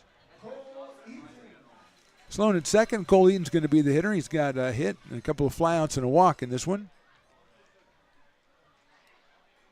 Nobody out here in the seventh inning. That's in the dirt, gets away, and everybody's going to move up on the wild pitch.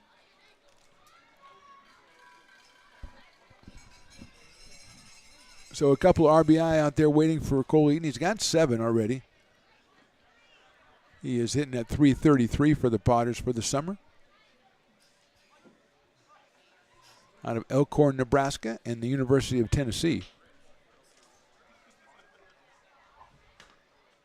Chopper foul. Evens the count 1-1.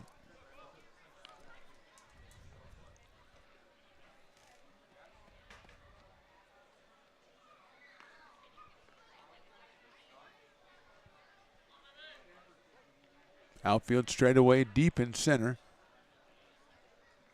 Medium deep in left and right for Cole Eaton. Probably because the last time he was up, he had a deep, deep fly to center field that Nahar made a really fine running catch on. So it's 2-1 on Cole.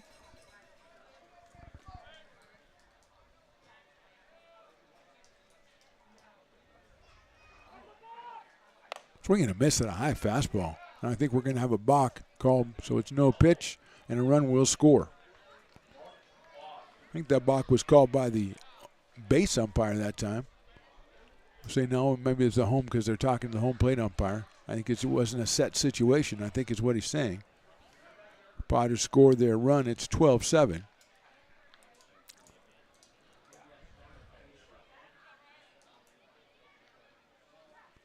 Moving over to third on the balk is the pitch runner Luke Mancy. So pitch is no pitch. It's 2-1 still. That one's popped up. Will stay in play. The catcher is going to surround it. That's Cowens and make the catch. Looked a little unsteady, but at the end he righted himself and made a nice stab at that one. So Eaton is out for the first down, brings up Hudson Brown. Brown struck out twice, reached on an error, and singled. So he is 1 for 3. He scored twice. Maybe not 1 for 4. He scored twice.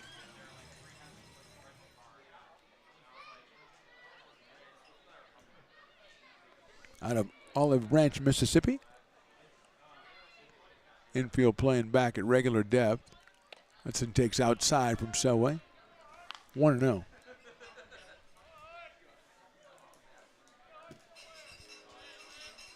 Jacob Doyle on deck. Potters have scored once here in the 7th. They've got Mancy at third. Brown takes outside, 2-0.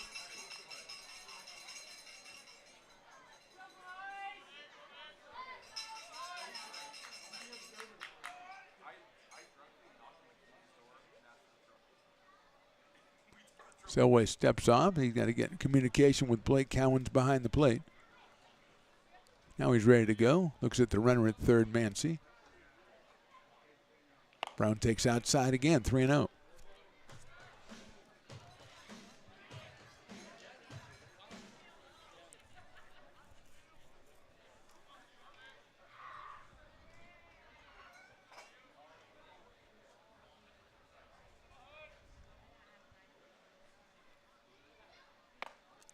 Inside corner, call strike one.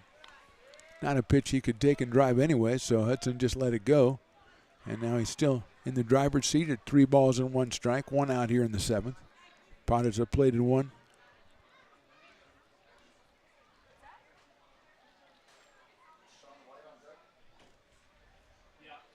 Swing and a miss.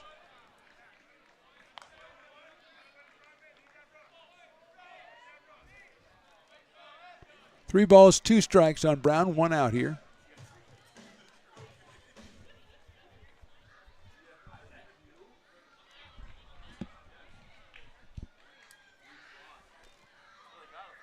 High in the air, right center field. Nahar is going to make the catch. It'll be an easy sac fly, though, as the runner scores from third. Mancy crosses the plate. It's a sac fly for Hudson Brown. Run it in. It's 13-7 in favor of the Potters.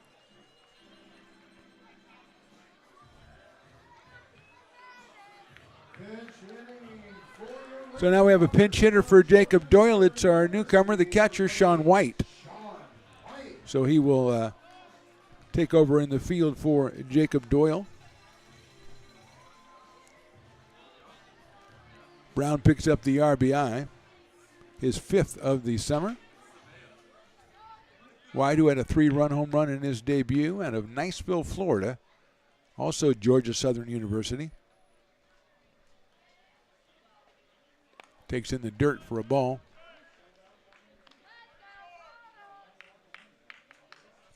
Doyle was 0 for 1 and scored 3 runs while he was in there. A couple of walks and a hit by pitch. And now White will take his place here. Right-handed hitter against Selway. Lines into center field. That may hang up for Nahar, and it does. So White hits it very hard, but right to center field. Potters score twice. We go to the 8th. They lead at 13-7.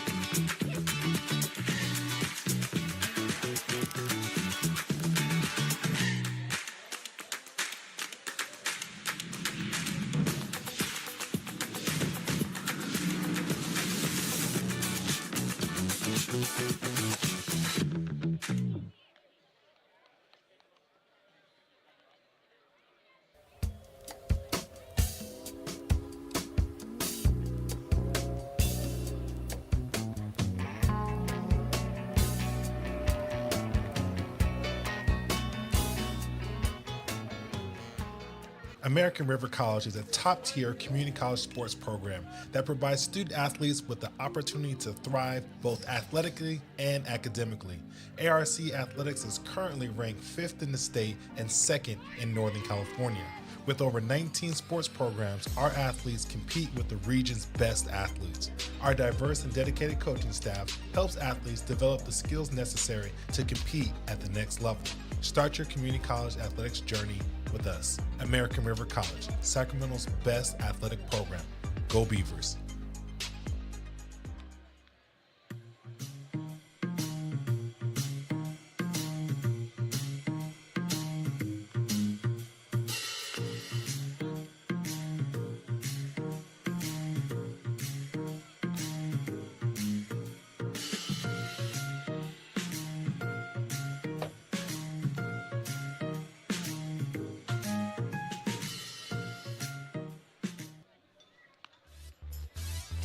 Top of the 8th inning means a new pitcher for the Potters. It's number 20, Liam Golden, out of Sacramento, California.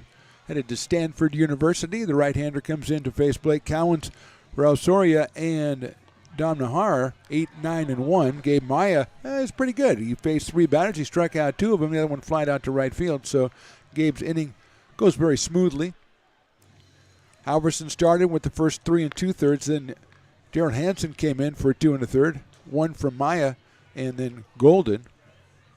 Pitcher record right now for the win would be Gerald Hansen if the Potters can hold on here in the 8th and 9th.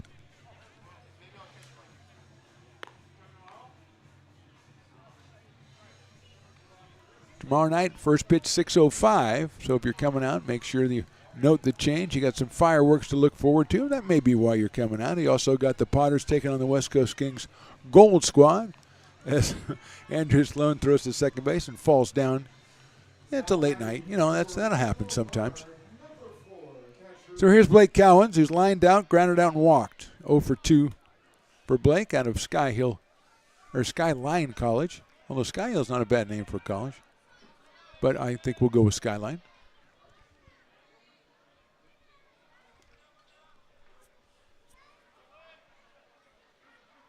First pitch is a fastball, and it's fouled back to the screen by Cowens. Andrew Sloan immediately goes out to talk to the pitcher. Hopefully it hasn't been crossed up. It's only been 1 pitch. Got to get on the same page.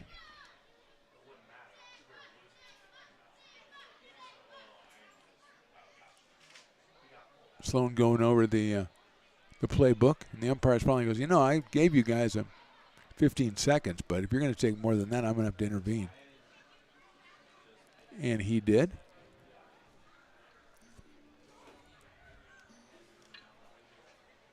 So 0-1 on Cowens.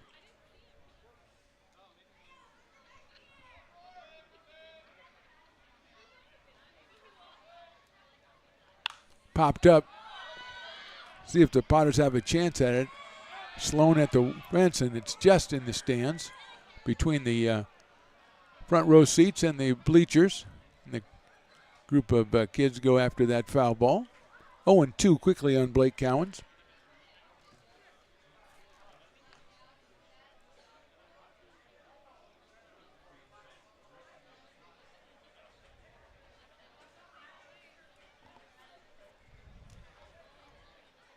Breaking ball is chopped down to first base.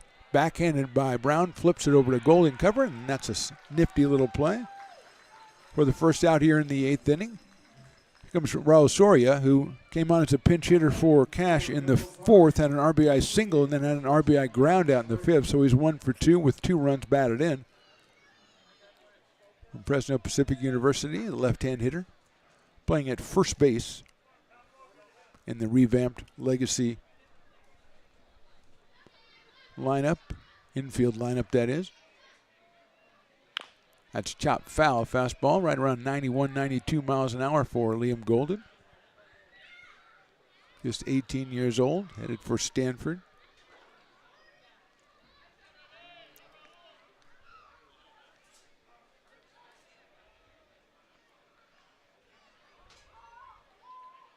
That's inside, gets past the catcher all the way back to the screen, but nobody on base, so just don't stress on it. Kind of chill. 1 ball, 1 strike.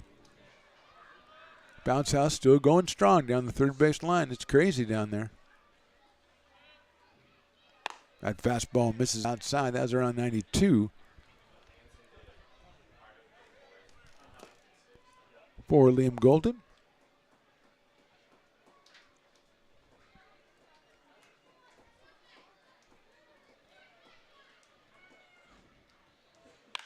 He slices that one over off his own dugout, over the top of the bounce house, into the other bounce house. A lot of action on that foul ball, but it evens the count up at 2 balls and 2 strikes.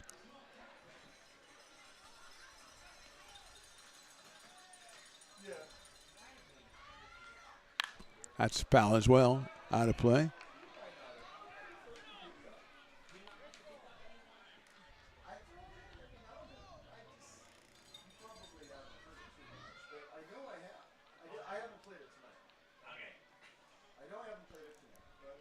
Two and 2 now on Soria. No, I swear, I have multiple times. Really? Multiple times I throw it in.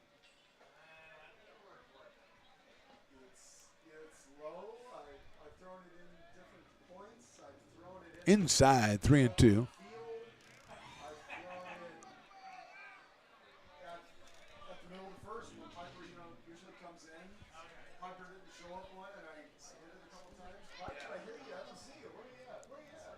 Three balls, two strikes, one out here in the eighth.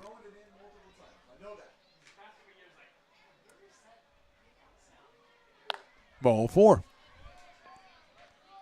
So Soria gets the base on balls. That'll bring up the top of the order. Dom Nahar was doubled, singled, and grounded out twice, so he is 2 for 4 in this one. 6 for 16 in the series. Got a pinch runner.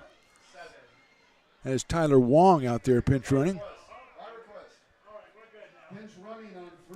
So Tyler Wong is in.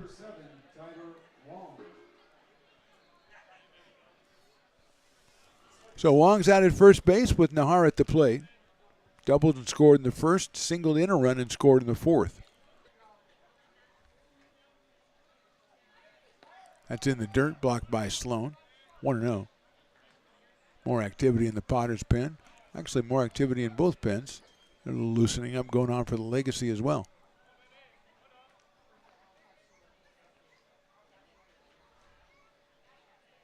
Pretty good lead at first by Tyler Wong out of Tufts University, and he's bluffing, but the ball is down low for a ball, 2-0.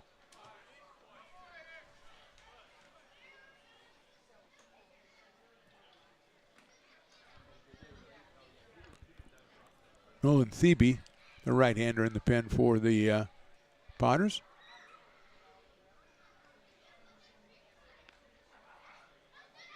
Two-0 pitch, inside, ball 3.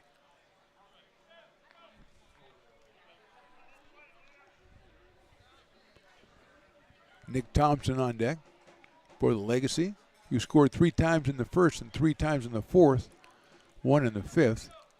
Nothing since then, but they've got a runner at first base and the 3-0 count here on Nahar. That's ball 4. So 2 walks after the opening ground out, puts runners at first and second and brings up Nick Thompson. And Tyler Robertson's going to go out and talk to Golden. Nick Thompson walked and scored in the first, grounded out in the second. Fielder's choice in the fourth, and he lined out to third base in the sixth. The switch hitter is 0 for 3 with a run scored. 3 for 13 in the series as Robertson talking just to Liam Golden and to Andrew Sloan out on the mound. And he is out and back. He made the quickest trip I've ever seen. I think the first time he came out to talk to a pitcher this year, he came out when I thought he was going to take him out. He came out and just said one word or two and then turned around and came right back. So here's Nick Thompson out of San Francisco State.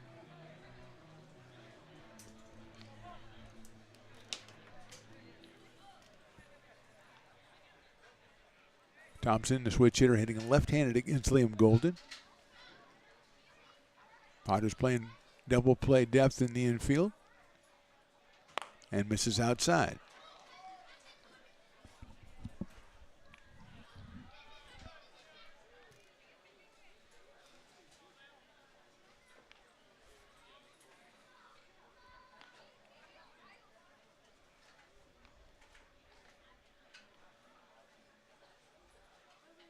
There, I thought that was a strike. It's a ball. It's 2-0. After you walk 2 in a row, you kind of got to put it on a platter for the umpire. He's not going to do you any favors. Not meaning he's not going to call a strike if it's a strike, but if it's close, it probably goes the other way. 3-0.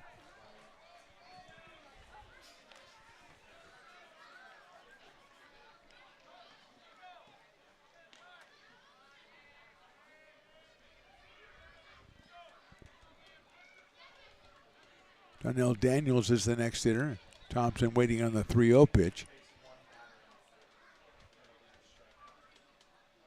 Ball 4.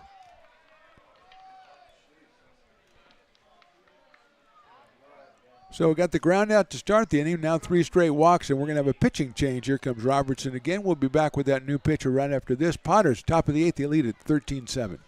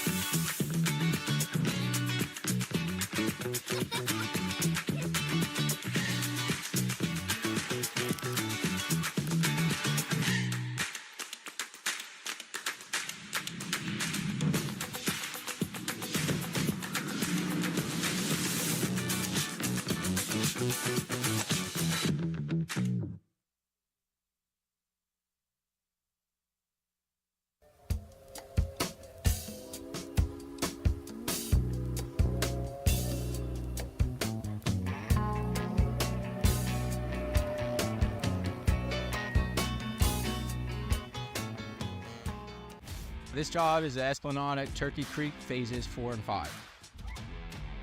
Our scope of work for this project is full scope, so we've got all the underground, all the joint trench, and all the topside included with it. We're putting in sewer pipe, manholes. We're not doing services yet. We go through and do all the main line, and then we come back and do all the services after that. I would say this project right here, the one we're working on, is probably about a 2-month project. It's very costly to the developer, so beating the schedule is very important, more important than most projects. It's got a lot of groundwater, so we've got an extensive groundwater pump system in place. It's just cool to be a part of the built environment and know that for the next 100 years that people are going to use and enjoy what we've created here today.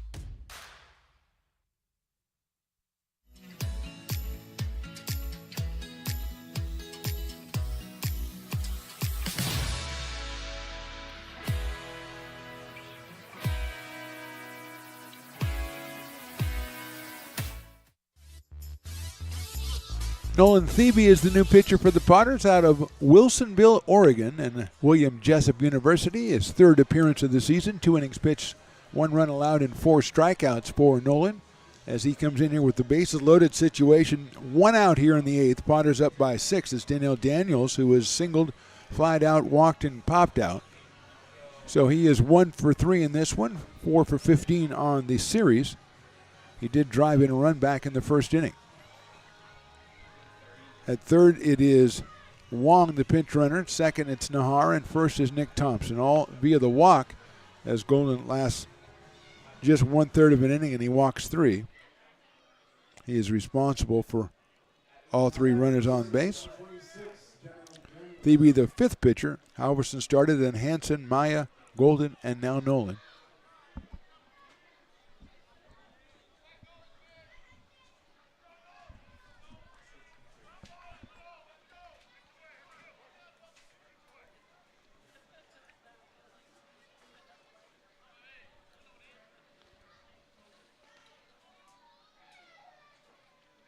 Fastball misses high and outside.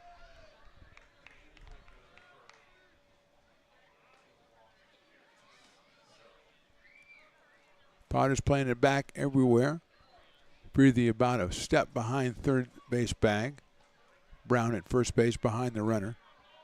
Middle infielders in double play depth. Fastball in there for a strike. Right about 89 miles an hour for Nolan Thebe. Potters looking to improve to 10-1 on the summer season. Best start in program history. The revised program history starting back in, I believe, 2017.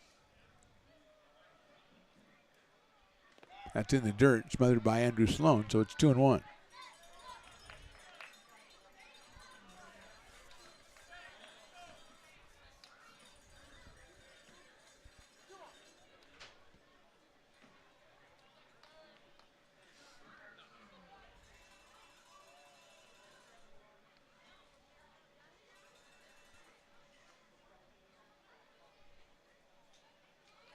Fastball misses the outside corner, so it's 3-1.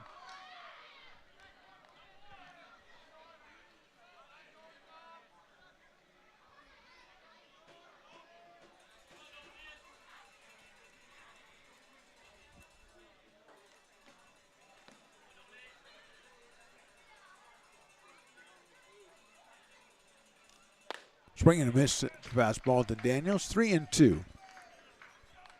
Right around 88-89 for Thebe. Trying to put out the fire here in the top of the 8th inning. Legacy scored 3 times in the first and 3 in the 4th, 1 in the 5th. Potters have kept them off the board since then up until now.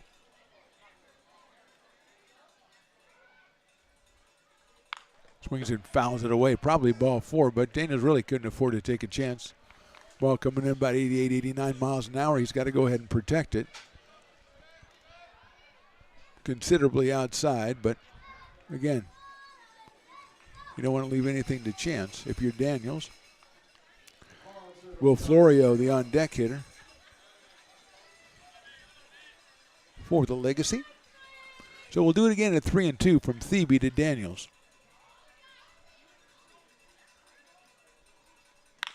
Chops it out to shortstop. They're going to try to go 2. Second for 1. First is going to be not in time. So it's a fielder's choice. Potters get an out, but Legacy get a run. It's an RBI for Daniels. Moving to third is Nahar. Thompson is erased 6-4.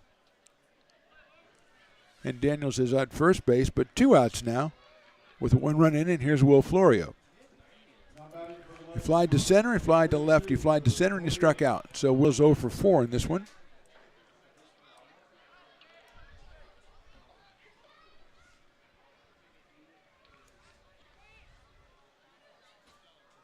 Daniels with a good lead at first base. Thebe's pitch is fouled out of play. 0-1.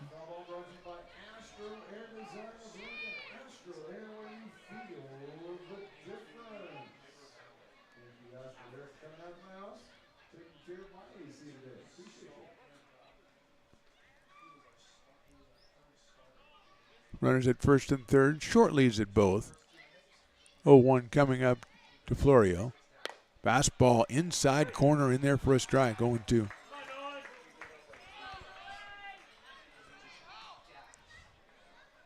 Stepping out is Florio. Think about that one.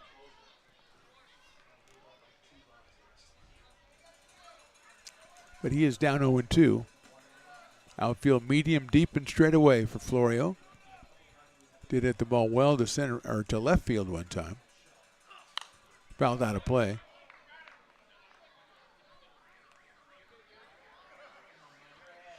Oh and 2.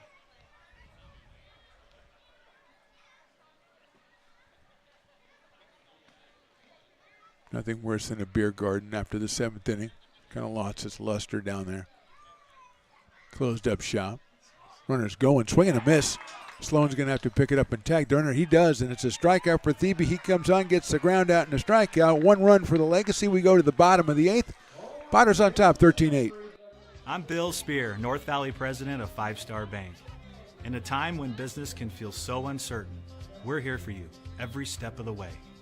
I know they have a lot of bells and whistles within their bank, but just the relationship piece here locally on the business side is huge for us. 5 Star treats us like we're number 1. They're right there with suggestions, with help. So I have to bank with people that have our mission in mind. We're 5 Star Bank. How can we help you?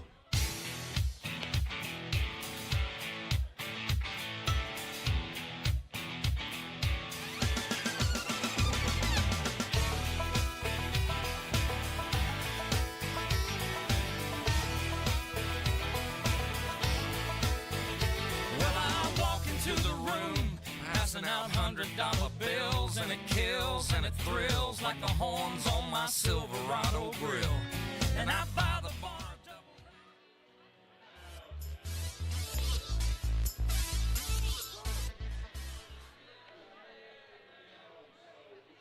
Bottom of the 8th inning, Potters will send up J.T. Walden, Cole Dillon, and J.R. Freethy against Quinton Selway. The 4th pitcher, Manguia, went the first 3 2/3, then Ryan Johnson, Chris Riddell, and now Quinton Selway.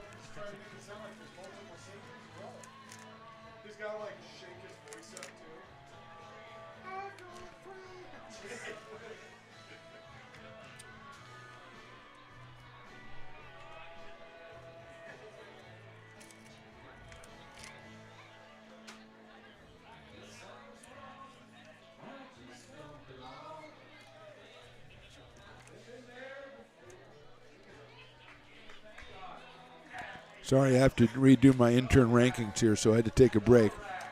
Now I'm back. A lot of a big shift today, but they're temporary. But a lot of people doing. I mean, when you send interns out to clean up body fluids after the Mortal Kombat people went at each other, I mean, I'm sorry. I was on a break there for a second. Riley didn't remind me that we were on the air, so I was too busy doing my clerical work. So here's JT. Takes that one low for a ball. He has walked, singled in a run, hit a sacrifice fly, and walked. So basically 0 for 1 with a couple runs batted in and runs scored for JT today so far. As he starts off the bottom of the 8th inning against Selway.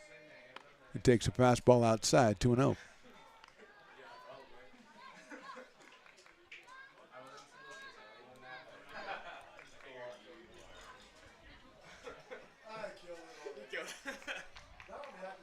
2 balls, no strikes. J.T. Walden, DHing for the Potters tonight.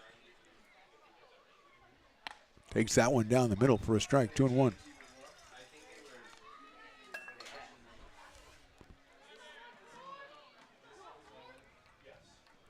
Our on-field event guy, John, is back. He's checking out the new intern rankings. Not a reflection really on him. It's actually a credit to other people. He had a snafu early, but he bounced back. Riley and I both agree that John bounced back from his early snafu, but he just had a couple of people that were just bringing it tonight, and they had to be recognized. The rankings early on have been really stressing the press box crew, and it was time to bring the field crew back into the rankings, and so there was a couple of them that did both. So you got to reflect that, Riley. When you put your own rankings together, you can do it the way you want to. This is my rankings, okay? Although you did help me, I will say that. 2-1. As the pitcher was waiting to hear our conversation. Sails that fastball high, 3-1. Brock Raggets is getting ready to go, but I think he's waiting for someone to say, hey, see you later, Brock, and then he'll leave. But no one's recognized him, so he's staying here. Interesting.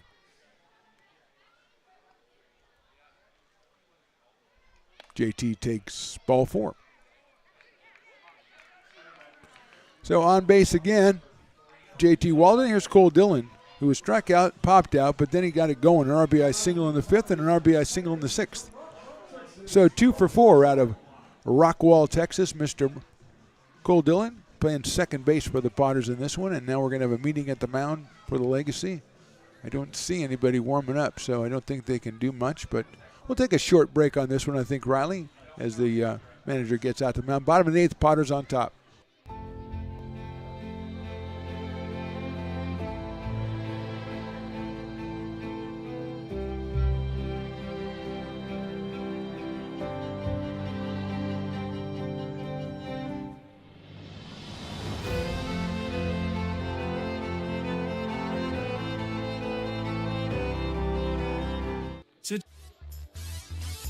Meeting is over, and we are ready to go with Cole Dillon at the plate.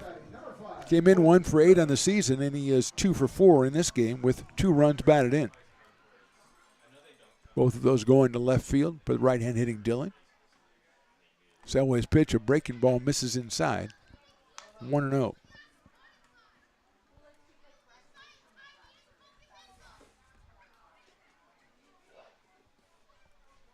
Walden short lead over at first base. Potters up 5 here, bottom of the 8th.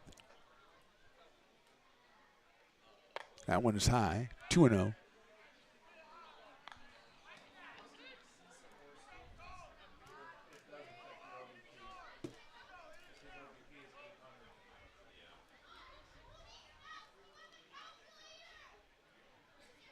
JT keeping it close down at first base. That makes it 3-0 on Cole Dillon. J.R. Freethy coming up next.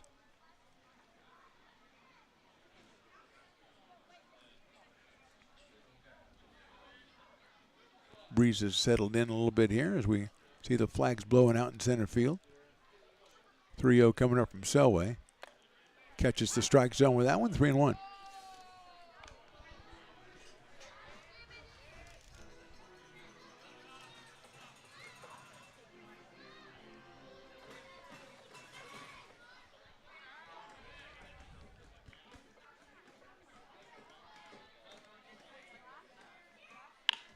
That's lined to left field. Going after it is Winton. He won't get there. It's a base hit for Dillon. His 3rd straight single to left field. He's 3 for 5 on the day. Potters pick up another base hit. It's going to give them 10 for the game. JT stays at second base, and that'll bring up J.R. Freethy, who was hit into a fielder's choice, struck out, walked, and grounded out to second. So J.R. 0 for 3 in this one.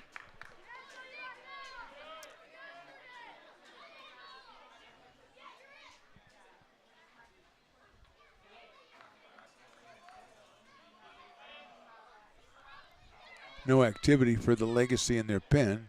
Seems to be Selway's game. He throws that one right down the middle for a strike to JR. 0-1.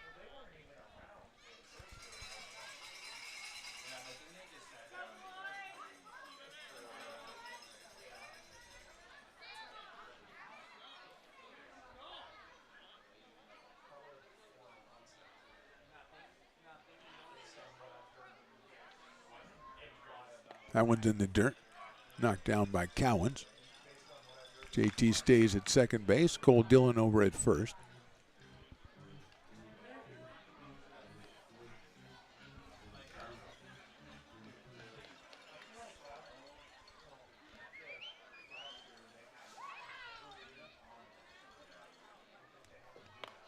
That is outside for a ball. 9 free passes given up by the Legacy pitchers so far through 7+ innings. 8 walks and a hit batter.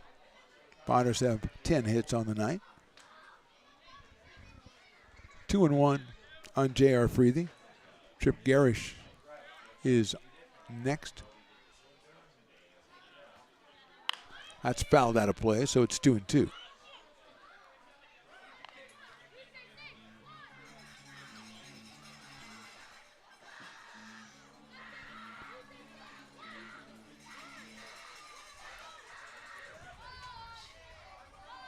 Two balls, 2 strikes on JR. Ball 3, back to the screen, bounces back to Cowens. JT Walden was staying put at second base anyway. It's a full count.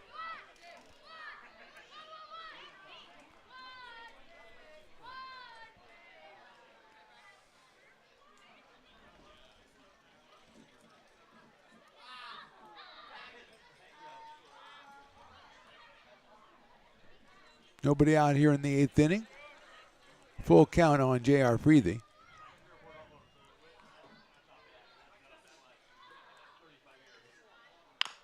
You get a big chopper out to second base. Given ground is Thompson. He's going to go to first. He's going to get him by a half a step. Moving up, Walden and Dillon. Freethy is out 4-3, and that'll bring up Trip Garish. Struck out twice, singled, and lined out to the pitcher. That's Trip.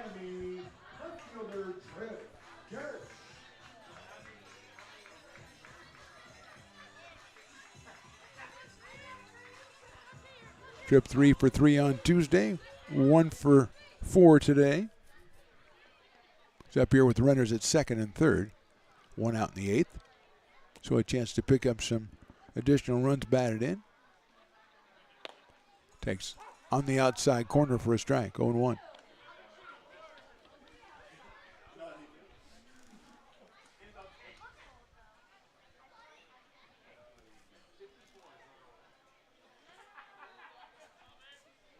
Trip out of Belmont, California. Takes that for a strike. 0-2 quickly from Selway.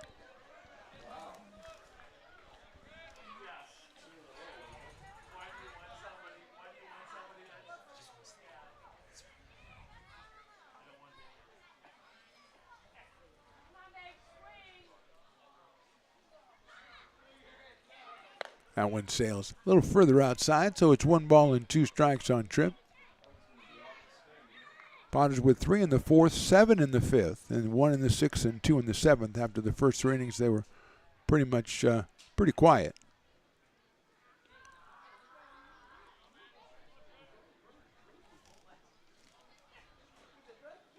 That's high for a ball. 2-0, or 2-2.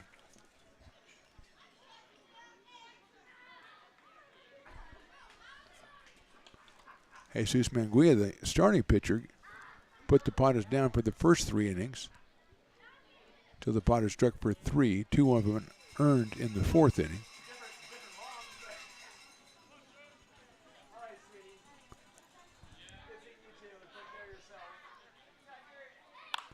That's a line foul over by the dugout, right over the top of the Legacy, sitting out in front of the dugout.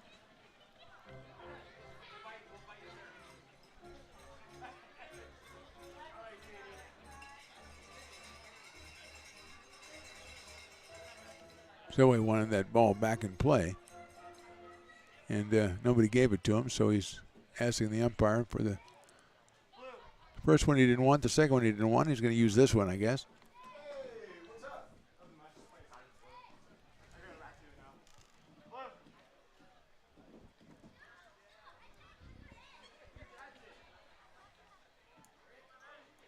So 2-2 on Trip.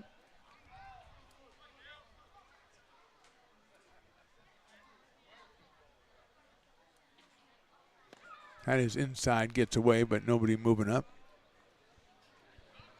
JT stays at third, and Dillon stays at second. But now it's a full count on Trip Garish. Number 9 hitter Andrew Sloan has got a couple hits and a couple runs batted in on deck.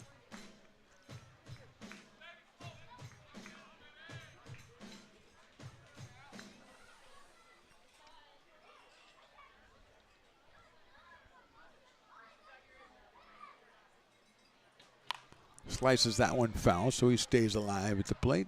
3 balls and 2 strikes.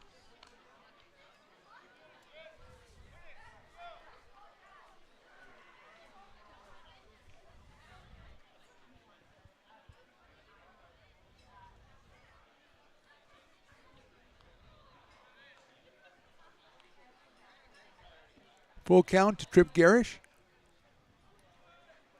Selway comes set. Ball 4. That loads him up for Andrew Sloan. He flied to right in the third, then a 2-run single in the fourth, and RBI walk in the fifth, and then beat out an infield single in the seventh. He scored. He scored twice. He's driven in 3.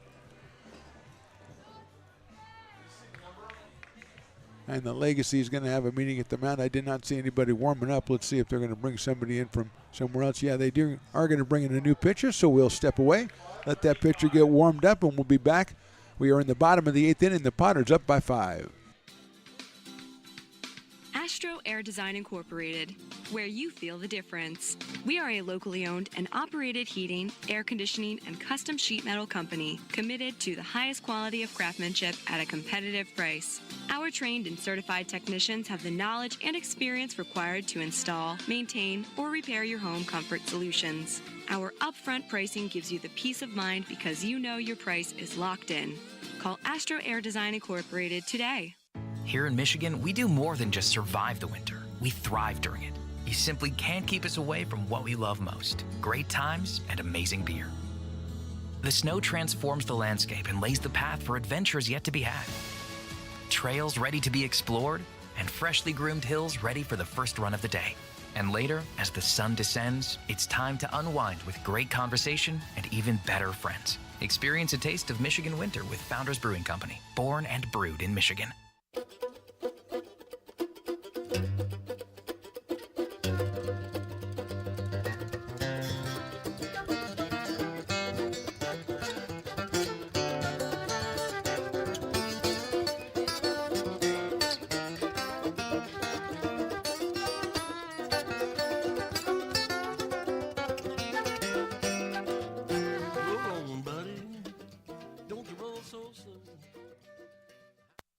Being a laborer means everything.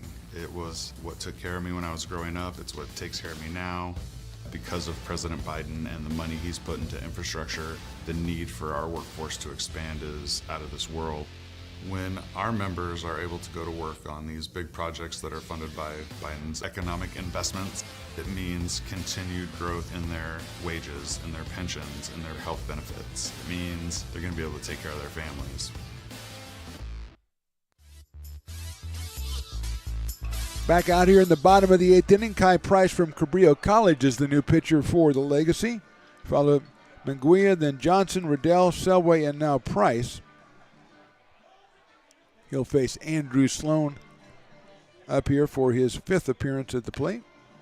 Fly out, a single, a walk, and another single for Andrew. He's got the bases loaded. Maybe he can get a couple of big RBI night for him as well. Cade Parker with that grand slam back in the 5th inning.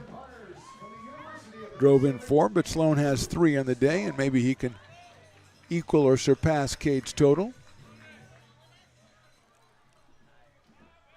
As Price gets ready to deliver the pitch out of the stretch with the bases loaded.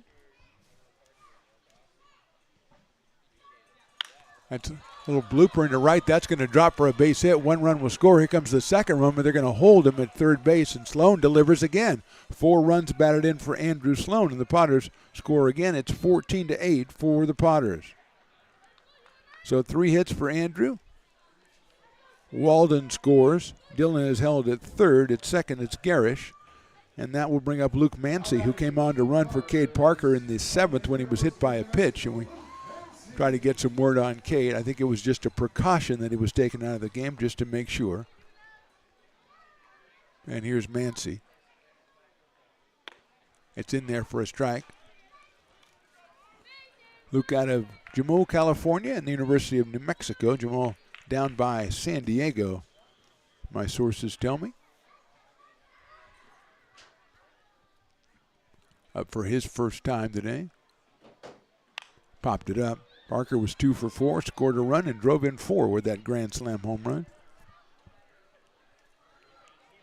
He's a candidate for player of the game. A lot of candidates in this one.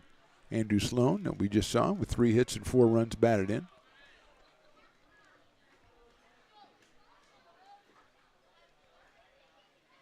That's hit out into center field, short center field. Coming on is Nahar.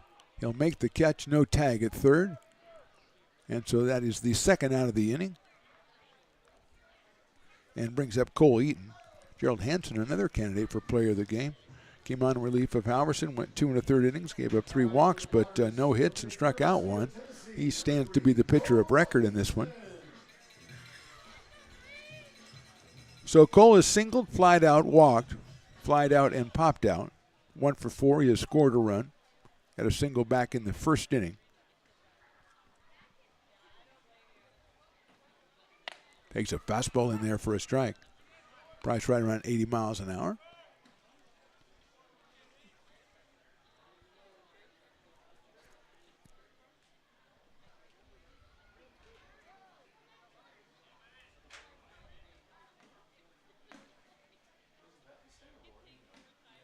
Swing and a miss. 0-2 quickly on Cole Eaton. Out of Elkhorn, Nebraska, and the University of Tennessee.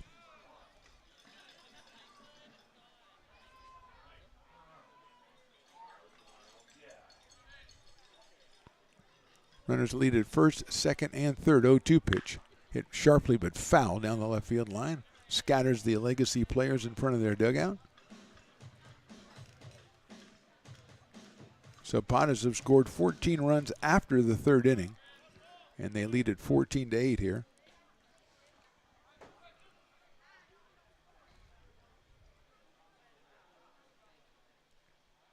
Breaking ball, call strike 3.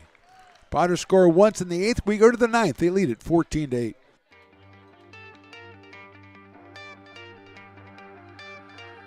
Gooseport Public House.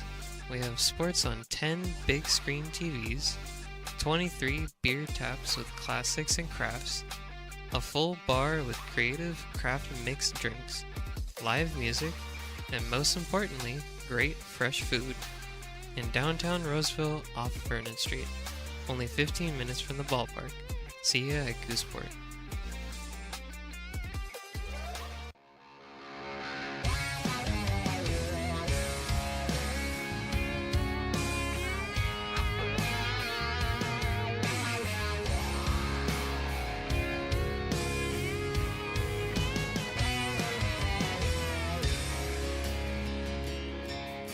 Old man knocked on my front door with my teenage boy and a couple more from up the road. He had them by the collar, said he... Top of the 9th inning. I didn't even look and see if it's still Thebe out there on the mound. I believe it is. What does Riley say? He says, yes, it is, Riley the engineer. So that's all I need to hear, because I know he's mostly right most of the time. That's all I need to know. So Thebe came on and closed the door in the 8th inning. Fielder's choice and a strikeout. He'll face Kieran Baker, then Kyler Bittner, and Ryan Farr, the 3 hitters for the Legacy.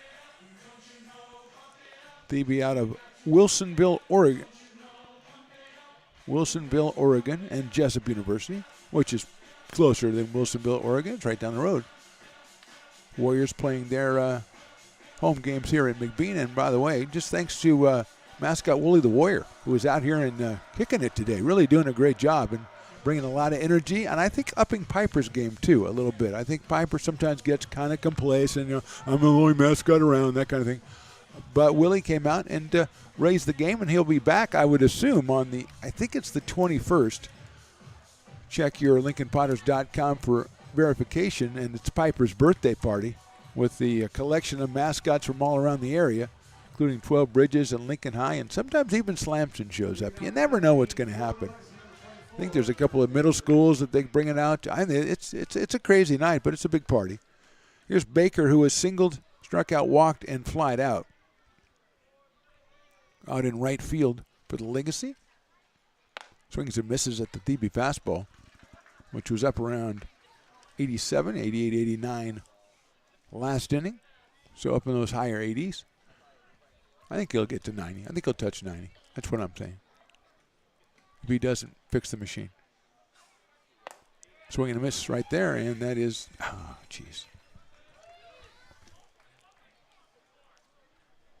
Quickly 0-2 on Baker.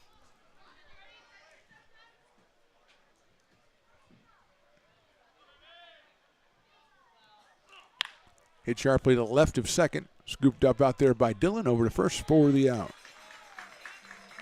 So Baker is out 4-3. That'll bring up Kyler Bittner, who was walked a couple of times, reached on an error, and struck out. So he is 0-2. Did score a run back in the fourth inning.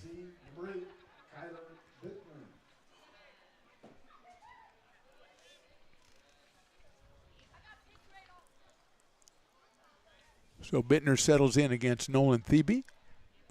Thebe, the fifth pitcher for the Potters. Hanson, as we said, the pitcher of record. That one is in there for a strike. Dropped in there beautifully, did Nolan Thebe.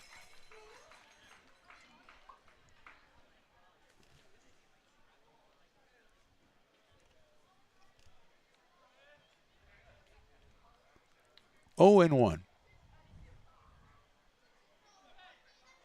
Swung on and missed.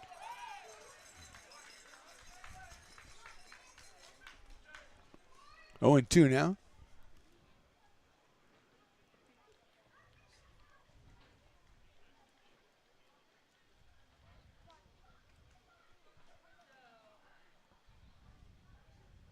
Thebe thinks better of it. Said, I don't know if I want to throw that. Reconsiders. Looks in to get the sign from Andrew Sloan, or the sign from Andrew Stone.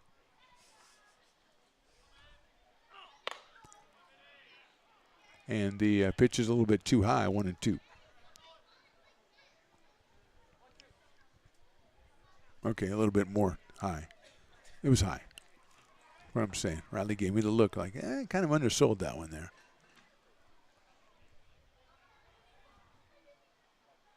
Swing and a miss, got him. Bittner's out on strikes. And that will bring up Ryan Farr, who came up to bat for Cooper Winton back in the seventh inning and struck out. He is up here for his second appearance of the night out of Cal Lutheran.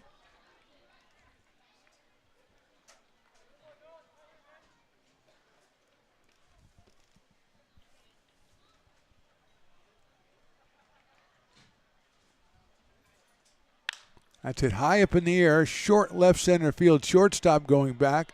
Left fielder coming in and making the catch. That is Garish on the run, and that's your ball game. 1-2-3 for Thebe in the ninth. Your final score, the Potters 14, the Legacy 8. Potters improved their record to 10-1 on the season. We're back with a short post-game wrap right after this on the Stones Radio Networks. Hi, Bill Evans, President of the Placer County Association of Realtors. We're in the store, our conference facilities, an amazing team helps us keep together an amazing organization. And we thank them all. This organization can't do what it does and can't run the way it runs without the help of so many members volunteering their time. The success of the Placer County Association of Realtors is largely dependent on our active volunteer members to help our organization and industry. The work of our committees greatly impacts our ability to champion efforts across the board and giving back to the Placer County community wherever we can. Like all service organizations, I wanted to serve.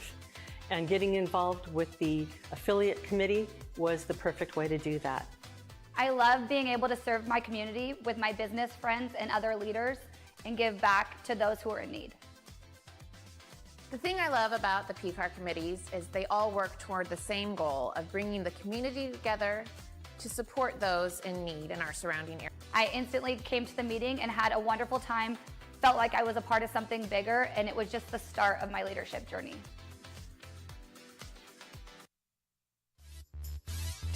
Welcome back to the Potters post-game wrap, brought to you by the Friends of McBean, raising money to get us a new scoreboard out here at McBean Stadium. And there's your QR code. You can scan that and make a donation. We really need a new scoreboard out here at McBean. I can't say it. I'm not going to break it down in a PowerPoint or anything, but I'll just say we really need one, and hopefully that'll get through to you. Potters with the win tonight. They take care of the Legacy for the fourth time in the summer season. It's a 14-8. I almost went to last night. It's a 14-8 score. Legacy went out 3-0 in the first, got it to 6-0 in the fourth before the Potters started to strike back, and they put 7 on the board in the bottom of the fifth to take the lead, basically on the basis of our player of the game, brought to you by Old Town Pizza. We're getting it to Cade Parker today, the shortstop in his debut. Had a couple strikeouts, but also had a single and a grand slam home run, and so he was 2 for 4. He drove in 4. He scored 1. He is our player of the game, and that is Cade Parker coming to us in his first game as the Lincoln Potters. Potters will come back into action very quickly tomorrow. It's the West Coast Kings Gold Squad, which will be in here 6:05. It's a fireworks night, so if you're coming out, get here a little bit early, and if you're not coming out, start watching a little bit early, because we'll go on the air. I don't know when Riley wants to go on the air, late 5:30, 5:45. Whenever Riley gets here, he'll go on the air. So again, Potters win this one and come from behind fashion. They take it 14-8 on behalf of Riley the engineer, Willie Preston, all the interns, and me, Mark the Phantom Lowe. We say thanks for watching. We'll talk to you next time.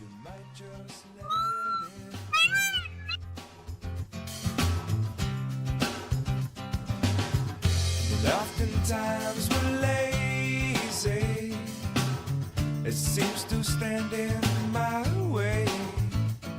'Cause no one, no, not no one likes to be let down. I know she loves the sunrise, no longer sees it with her sleeping eyes, and I know that when she said she's gonna try, well, it might not work because of other ties. And I know she usually has some other ties, and I wouldn't wanna break them. I wouldn't wanna break them. Maybe she'll help me to untie this, but until then, well, I'm gonna have to lie to her. It seems